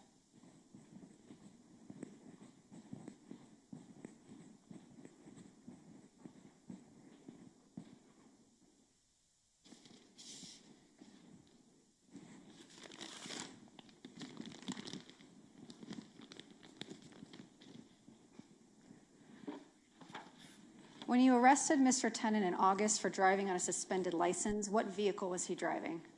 He was driving a white Ford Crown Victoria. Did he have a set of keys in his pocket? Yes, he did. And did those keys belong to a Crown Vic? No. What vehicle did they belong to? The Ford F-150. I'm showing you what's been marked as and entered into evidence as State's Exhibit 192. Can you tell me what this is? Those are the truck keys. And are these truck keys you recovered from the person of Mr. Tennant during his arrest? Yes. And I'm showing you what's been entered into evidence as State's Exhibit 95. Is this a swab of Mr. Tennant's cheek? Yes. And is this how you obtain an individual's DNA? Yes. And did you or one of your detectives, did you take the swab yourself? I collected the swab. And then here we have what's been entered into evidence as State's Exhibit 127. Is this a cell phone that you took off Mr. Tennant's person during his arrest in August of 2022? Yes. Do you remember the date he was arrested for the DWSR? I'd have to check the exact date. I know it was in August, but you want me to check? Sure.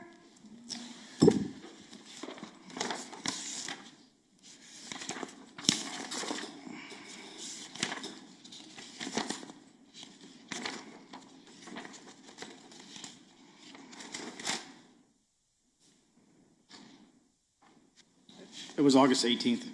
August 18th, 2022. And then I'm also showing you State's Exhibit 193. Is this a swab that was taken from those silver Ford keys that were recovered from Mr. Tennant's person during his arrest on August 18th? Yes. Once you collected those keys, these swabs, and Mr. Tennant's cell phone, were you able to do search warrants for cellular site location information for the number associated with the phone that you recovered? Yes, we did. Were you able to do a forensic download of that cell phone? Yes. We'll hear more about that later from a different witness, the expert witness on that.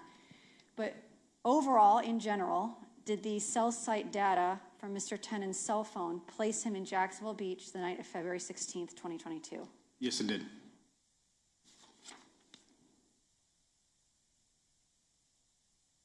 And did you send Mr. Tennant's DNA swab to the lab at ATF for comparison against the swab from the tire recovered from the crime scene and the swab of his vehicle keys? Yes, we did.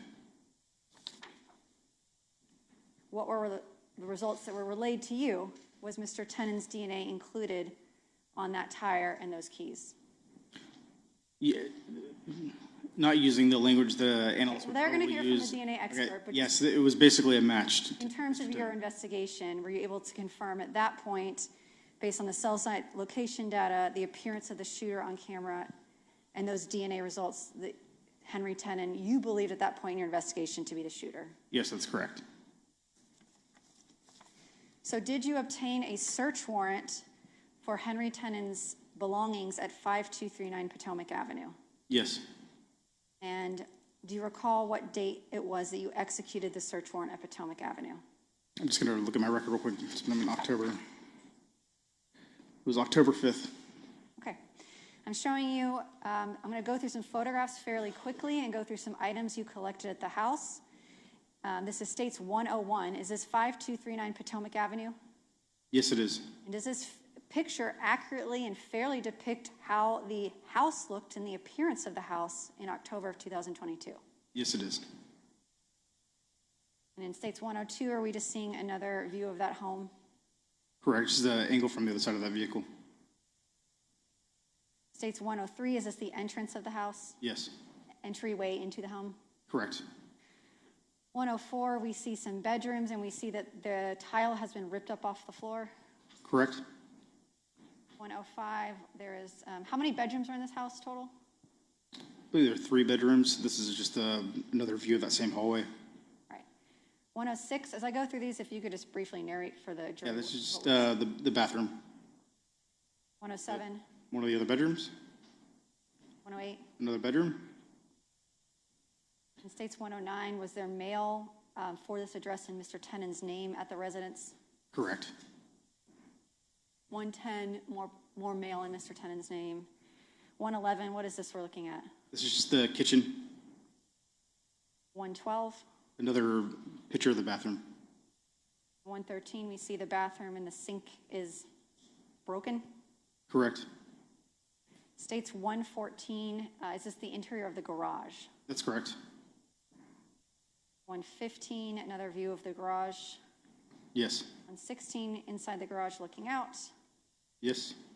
117, if you're standing inside the garage, the left-hand side of the garage. Correct. States 118. Were you directed to this particular area by the current tenants of the home who had moved in after Mr. Tenen's arrest? He stated that that's where a lot of Mr. Tenen's belongings have been placed. Okay, so you specifically were looking in the garage in this area based on what these tenants told you where to look. That's correct. In 119, we see one boot. Was that boot later collected by evidence technicians that were present with you during the execution of the search warrant? Yes. And 119, I'm sorry, that was 119, 120? Correct. The boot. 121, what are we seeing? Just another angle of the boot. 122. Correct. And 123 is the back of those boots. That's correct. May I approach the witness, Your Honor? Yes. What was significant about these boots that made you all collect them? They appeared to match the same boots that were in the video collected from Grande of the gentleman walking away from the crime scene. And by gentleman, you mean the individual, the shooter? Yes. Yeah. Somebody's going to have to help me with this.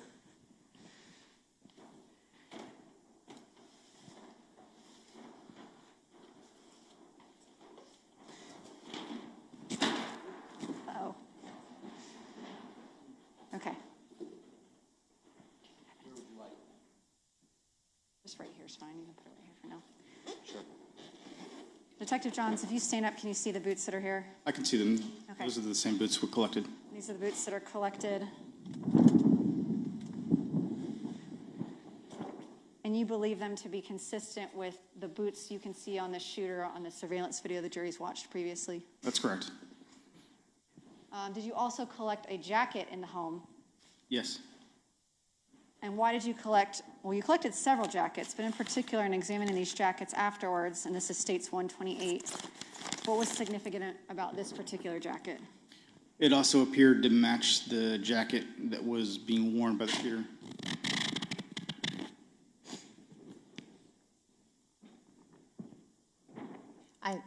I'm not sure. Could you do that? I think when he was answering, there's some. Yes, that appeared to be the same jacket that was being worn by the shooter in the video.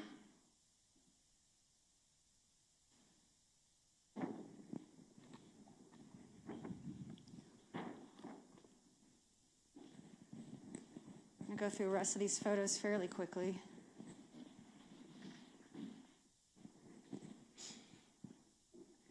States 124, is that the cell phone that you previously identified? That's another cell phone, I believe.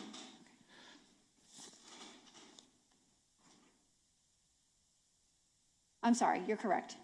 Did you also collect a cell phone in the belongings of Henry Tennant? You took one off his person in August, and in October, did you find one with his belongings in the garage? Yes, that's correct. And this is a CoolPad cell phone. Did you also send this to the computer forensics unit with the Jacksonville Sheriff's Office for forensic examination? Yes, we did. We'll hear more about that later.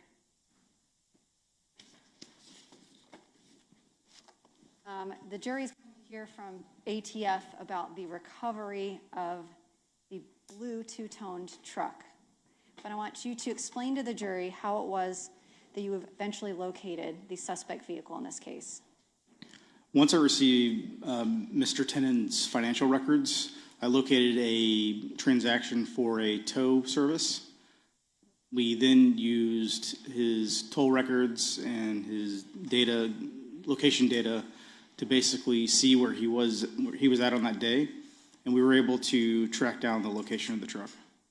And where was the truck located? It was it was at his friend's house, Mr. Jones' residence off University. I don't remember the exact address. I can look for you. Did you actually go to the search warrant for that truck? Yes, I did. To recover the truck? Yes. Okay. Was that at 1705 University Street? Yes. And was that truck sealed, towed, and processed at the Jacksonville Beach Police Department's secured lot?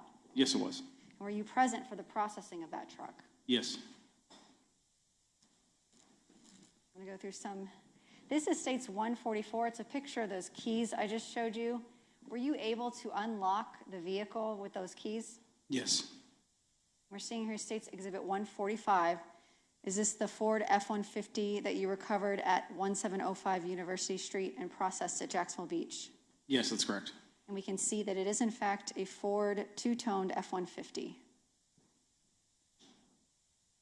And does this truck have a tag number that matches the registration to Henry Tennant's father, Henry Clement Tennant? Yes, it does. States 147, we see that the vehicle has been sealed. Is that what these stickers indicate? That's correct.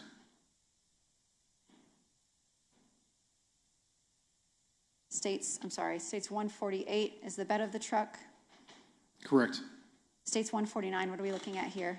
It was a spare tire that was underneath the truck. And States 150. It's the interior from the driver's door. States 151. The rear seat from the driver's side. And States 152. The box that is believed to have contained the boots. And Mr. Mizrahi's going to Vanna White for me and show you what's been marked as Exhibit 168. Is that the box collected from the vehicle?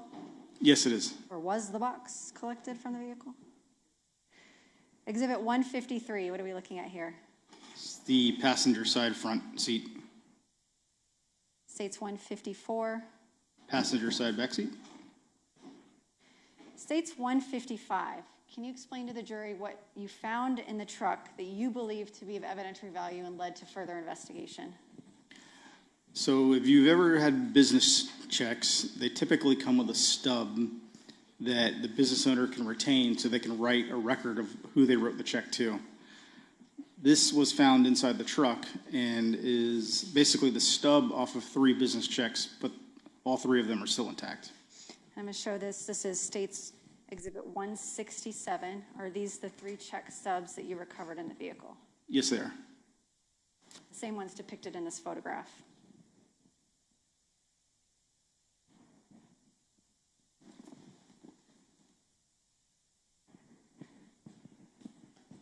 Were you able to find the corresponding deposits for those check numbers in Mr. Tennant's financial records? Yes. And you're going to testify a little bit later about that, but to spoil the ending, were those checks written to Mr. Tennant by the defendant in this case, Mario Fernandez? Yes, they were. Okay, and we're seeing in States 156 a photograph of a steering wheel. Was the interior of Mr. Tennant's vehicle swabbed for the presence of DNA? Yes, it was. How many swabs were there approximately taken that day? Dozens. I'm going to ask you about one in particular, State's Exhibit 169. This is a swab from the steering wheel taken by an evidence technician, Ashley Hawkins. Were you present when she took the swabs of the interior of the vehicle, including this one of the steering wheel? Yes, I was. And yes, that is it. And did you also submit these swabs, and in particular this one, to ATF for forensic testing? Yes, we did. And as I stated, we'll hear from the analyst, but were you also advised at some point during your investigation that Henry Tennant's DNA was included on this swab from the steering wheel as depicted in States 156? Yes. States 157, what are we looking at here? There's contents inside the vehicle, or from the vehicle. States 158? Same thing, statement for child support, I believe. States 158, and that is under the name of Henry Tennant with the address of 5239 Potomac Ave. Correct. States 159, we see that there was some mailers in Mr. Tennant's vehicle in the name of Mario Fernandez with the address of 5239 Potomac Ave. That's correct. And those could Junk be mail. junk mail. States 160, are these more items from the interior of the vehicle? Correct. States 161, we see a JEA bill for Henry Tennant at 5239 Potomac. Yes, that's correct. And again, we see in States 152 another JEA bill for Henry Tennant at 5239 Potomac. Yeah, it's the same bill, just a different photo. And here, the vehicle registration for the Ford F-150 under Henry Clement Tennant was actually located inside this truck. That's correct. Here we see, is that a picture of that here in States 163? Yes. And did you do investigation into Mr. Tennant's father, Henry Clement Tennant? We knew he was deceased, but no, we didn't really do any kind of investigation. That was my question. Was he alive during the murder of Jared Bridegan? No. He had passed away prior to Jared's death. That's correct. We see in States 164, IRS paperwork for Henry Tennant at 5239 Potomac Ave. And That's then correct. What are we seeing here in States 165? It's a paycheck stub from Augustine Pallets for Mr. Tennant.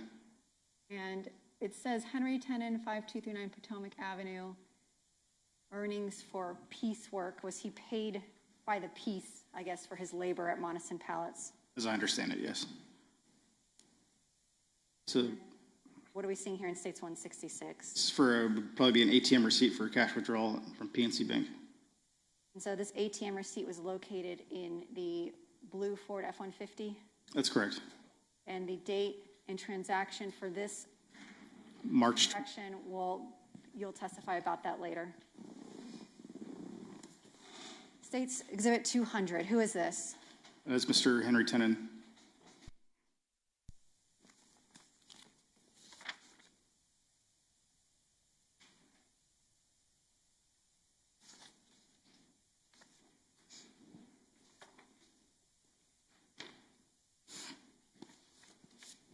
So as you were collecting this information and receiving cell site data results, placing Mr. Tennant in Jacksonville Beach the night of Jared Bridegan's murder, DNA results for the tire left at the crime scene, the truck and the keys, and other information, did you make the decision to arrest Henry Tennant for the murder of Jared Bridegan? Yes, we did. Did you immediately arrest him after receiving this information? No. Can you explain to the jury what investigative technique or step you decided to utilize concurrent with the arrest of Henry Tennant?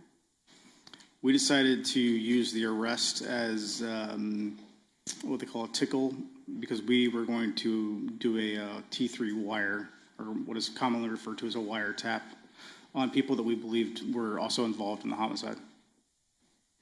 So this is the last area of your testimony we're going to get to today. And I want to ask you a little bit about what a wiretap is.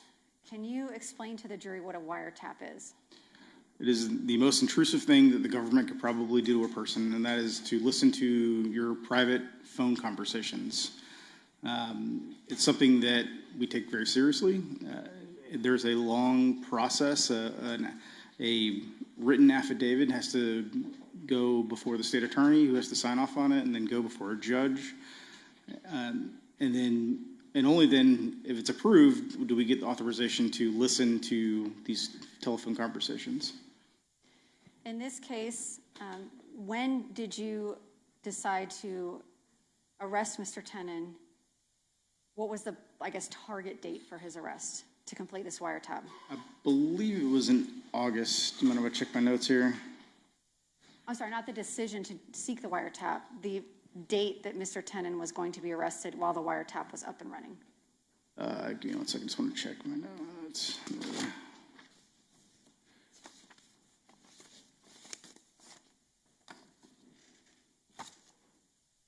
It was in January 25th that he was arrested, and that was what we used to kind of get the wire going. So you mentioned that a wiretap is probably the most intrusive act the government can do to its own citizens. How do you get authority to conduct a wiretap? Do you just set it up and... Basically, you have to prove that you've tried everything else possible to solve a crime and that nothing else has really kind of worked. But you have to also kind of show that people have a tendency to talk about a crime. That's not really generally true of homicides. However, we had seen in past times that the other suspects that we were targeting had talked about the homicide. So we basically drafted an affidavit that said, hey, we've tried everything we can to bring this case to justice. We've been unsuccessful at doing so. We do believe that by this specific action will generate conversations that will be relevant to our investigation, not just any conversation. And then we basically write an affidavit stating all of this, how we plan to do it, and then rules are drafted as to what we can listen to, what we can't listen to, and usually for a very specific period of time. Who runs the wiretap? I mean, it is really the judge's wiretap. You have to seek judicial approval to go up on a wire. That's correct. And in this case, did you seek judicial approval to go up on a wire for several persons of interest and or suspects? Yes, we did. And what were the names of the individuals that you were seeking approval for to wiretap their phones? Shanna Gardner, Mr. Fernandez, a couple of Ms. Gardner's siblings or associates, Kim Jensen, Jeremy Ordway, John Biggerseff. And those were individuals that were relevant to your investigation that you believed would communicate with each other? That's correct.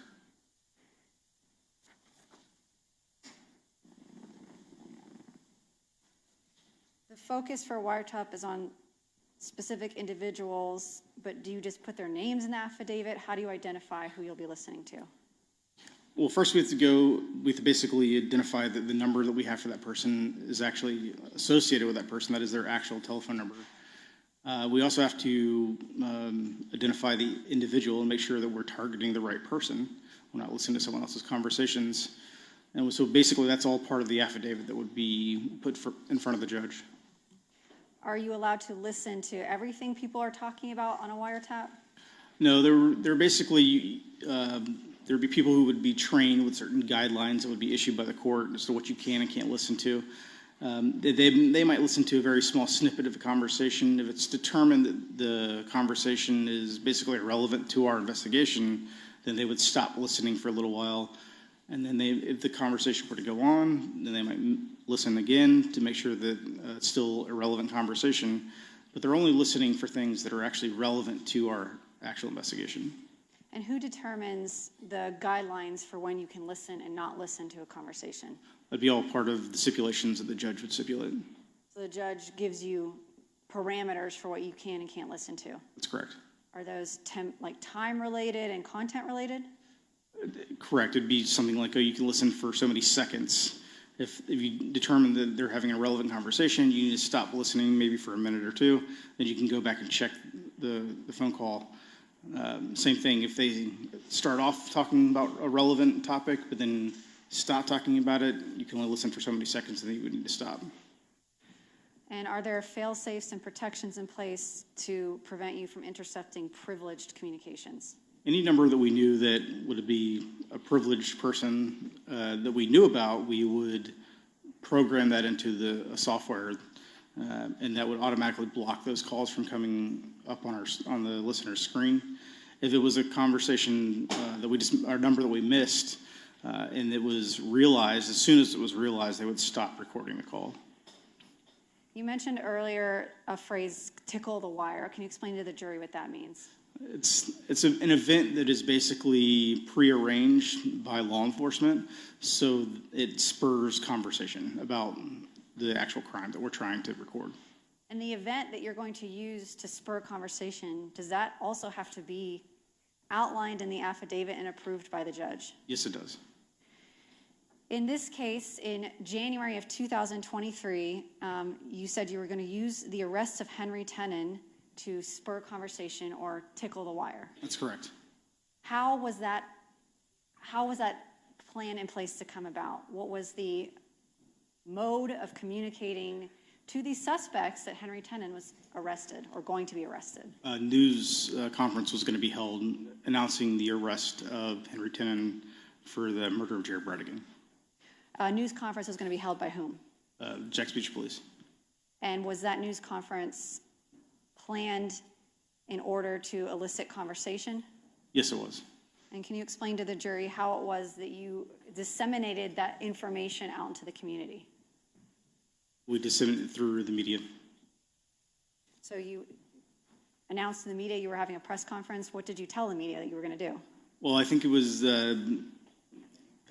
basically told in advance, hey, there's a big break coming in the case. So they would have basically getting them interested in wanting to report on it. And then after that, we would do the announcement. So the event or the tickling of the wire was telling the media that you were going to have a press conference and announce a big break in regards to the Jared Bridegan case? Correct.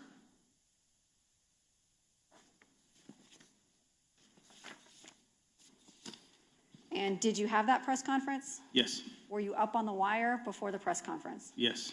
And did you intercept any calls, and I'm going to speak specifically in relation to this defendant, Mario Fernandez, during that wiretap? Yes, we did. During that wiretap, after the media announced to the community at large that there was a big break in the Jared Bridegan case, did you intercept, observe, or otherwise find any communications between Mr. Fernandez and Ms. Gardner? No. At that point, based on your investigation, were you also surveilling these people real time? Yes, we were. And why are you surveilling individuals that you're seeking a wiretap for? To make sure that you're not intercepting the conversation of somebody else, or if you're basically, that's the biggest reason. At the time you conducted the wiretap and had surveillance and eyes on Mr. Fernandez and Ms. Gardner, where were they physically located in the country? Ms. Gardner was in Washington State, and I believe Mario was in Orlando at that point. I don't remember if he was in Jacksonville or in Orlando at that point. They were not living together? No.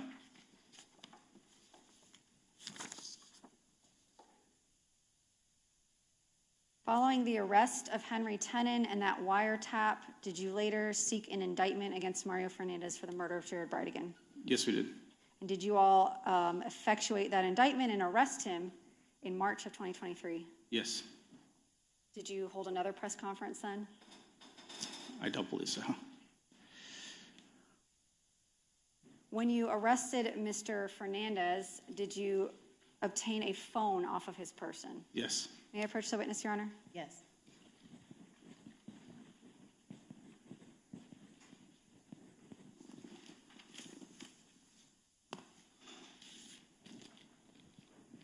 I'm showing you what's been marked and entered into evidence as State's Exhibit 184. It's a Samsung Galaxy A13. It has a case on it. Is this the phone that was taken from the person of Mr. Fernandez during his arrest? I'm not sure if that was the phone that was taken. Let's see.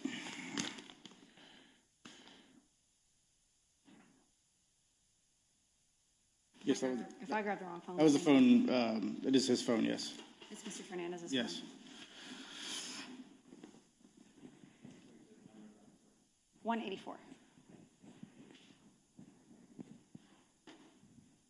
When you obtained Mr. Fernandez's phone, did you also submit it to the Jacksonville Sheriff's Office Computer Forensics Unit for a forensic download? Yes, we did.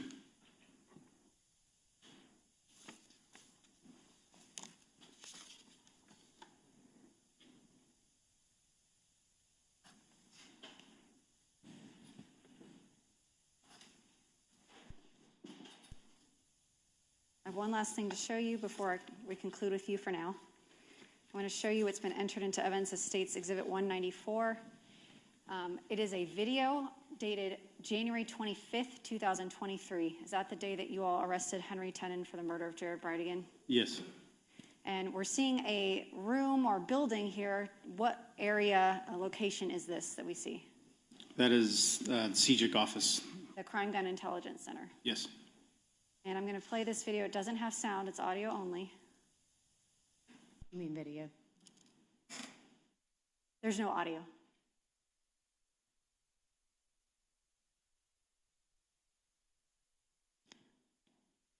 And we can see some people in this video. Is this yourself that we see and your partner, Detective Lamont? Yes, that's correct.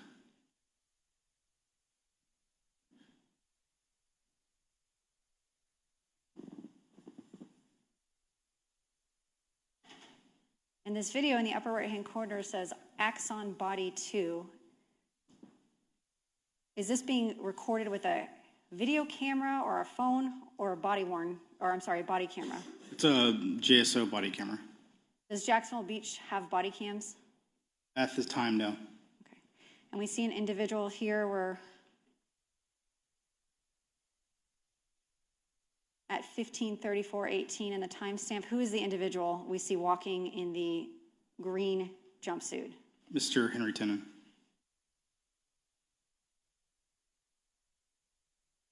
And Detective Johns, what was the purpose behind having JSO record Mr. Tenen on body cam walking after his arrest?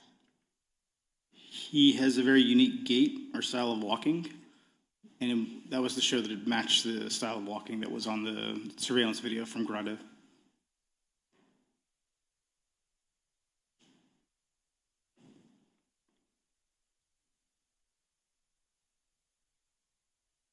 I'm showing you one last slide. This is State's,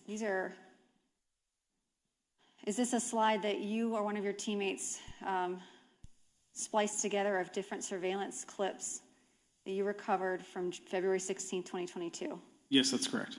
And this is State's, this is a composition of several clips that were included in a video the jury's already seen, State's Exhibit 91. And we just saw Mr. Tenen walking, and this is a video showing video footage of the shooter walking.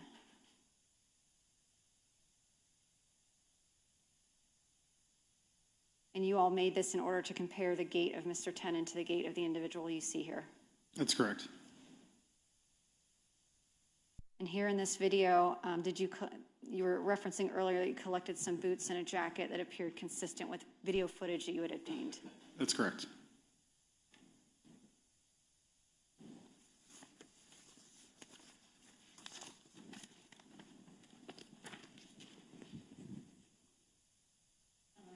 Yes.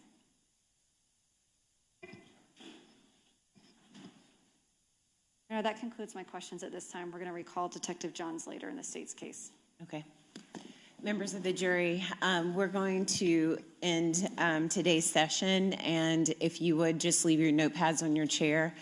And I want to thank you all for your time and your attention today. We will start again tomorrow at 9 o'clock. See you tomorrow morning.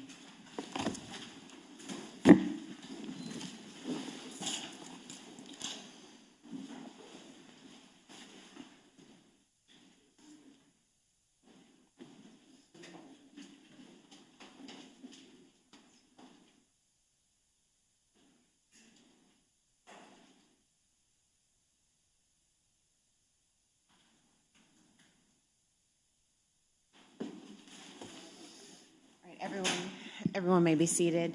Detective Johns, before you are excused as a witness, I want to remind you again, just like that shorter break, you are still considered to be on the witness stand. Your cross-examination will resume tomorrow at 9 o'clock in the morning. So if you could be here maybe just a few minutes early so that we can go ahead and get you situated on the witness stand, that would be helpful. Additionally, you cannot, generally speaking, you could talk to the lawyers, but because you are technically still on the witness stand, you cannot. So if you would, just follow those rules over the night's recess, and I'll see you tomorrow morning, Yes, ma'am. okay? With your water bottle. Yes, ma'am. Okay. All right. All right, you can, I'll go ahead and excuse you. Detective Johns, when you leave, a couple of things I want to let everyone, that is mainly the gallery, know that's come to this court's attention, that it is incumbent upon me that I address. There are certain rules of decorum in a courtroom, especially, Detective, you can go, it's okay.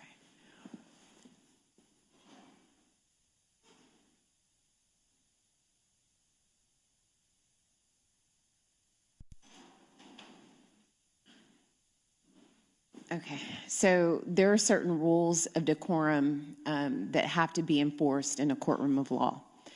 Let me say before I start that first, number one, I know on both sides of the aisle that the emotions are running high.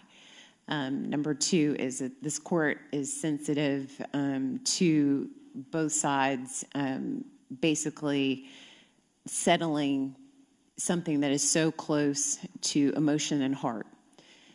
So this doesn't come lightly, and I know that it's hard, and it's outside of normal human interactions, but for a courtroom of law.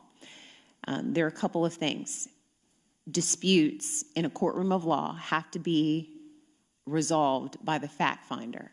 They can't be resolved by the court, and they definitely cannot be resolved by the court of public opinion. That's why at every juncture, I have to tell the jurors not to look out what may be reported and what may not.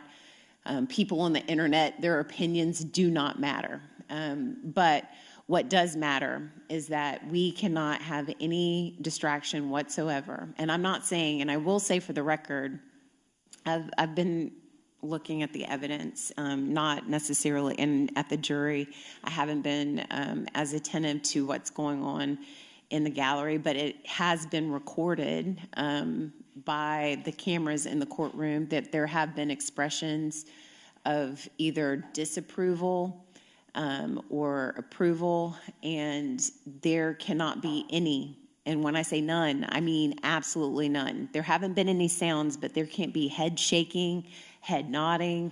And I don't think the jury, because I've been watching them, they've been either looking down at the evidence or looking at the witness. So I don't believe, for the record, I do not see the jury having this be a distraction. But if even the slightest glance would go over to the audience, it cannot be that, hey, the audience agrees or they disagree. Matters like this have to be settled by evidence and law, and that's it. So I just want to mention that, and I know that you all have representatives that talk to you about it, but I want to make sure that you know that the cameras are picking it up, and I don't want to see it. And this is a general addressing, and so anyone else that is seen doing that will no longer be in this courtroom, all right? So I hate to end like that, but I will see you all tomorrow at 9 a.m.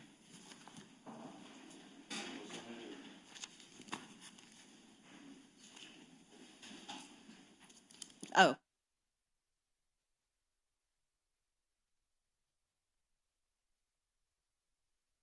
To check 152 and 162. During the testimony, you indicated that the close-up photo of Tennant's JEA bill is 152, and if you could just resolve that conflict for the record. Can you check those two numbers and see which one you were referring to?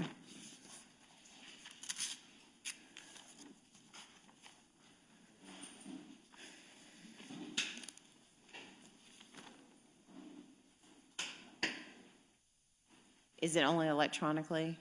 Yes. Okay. Well, I mean, there's photos over there, but it's quicker electronically.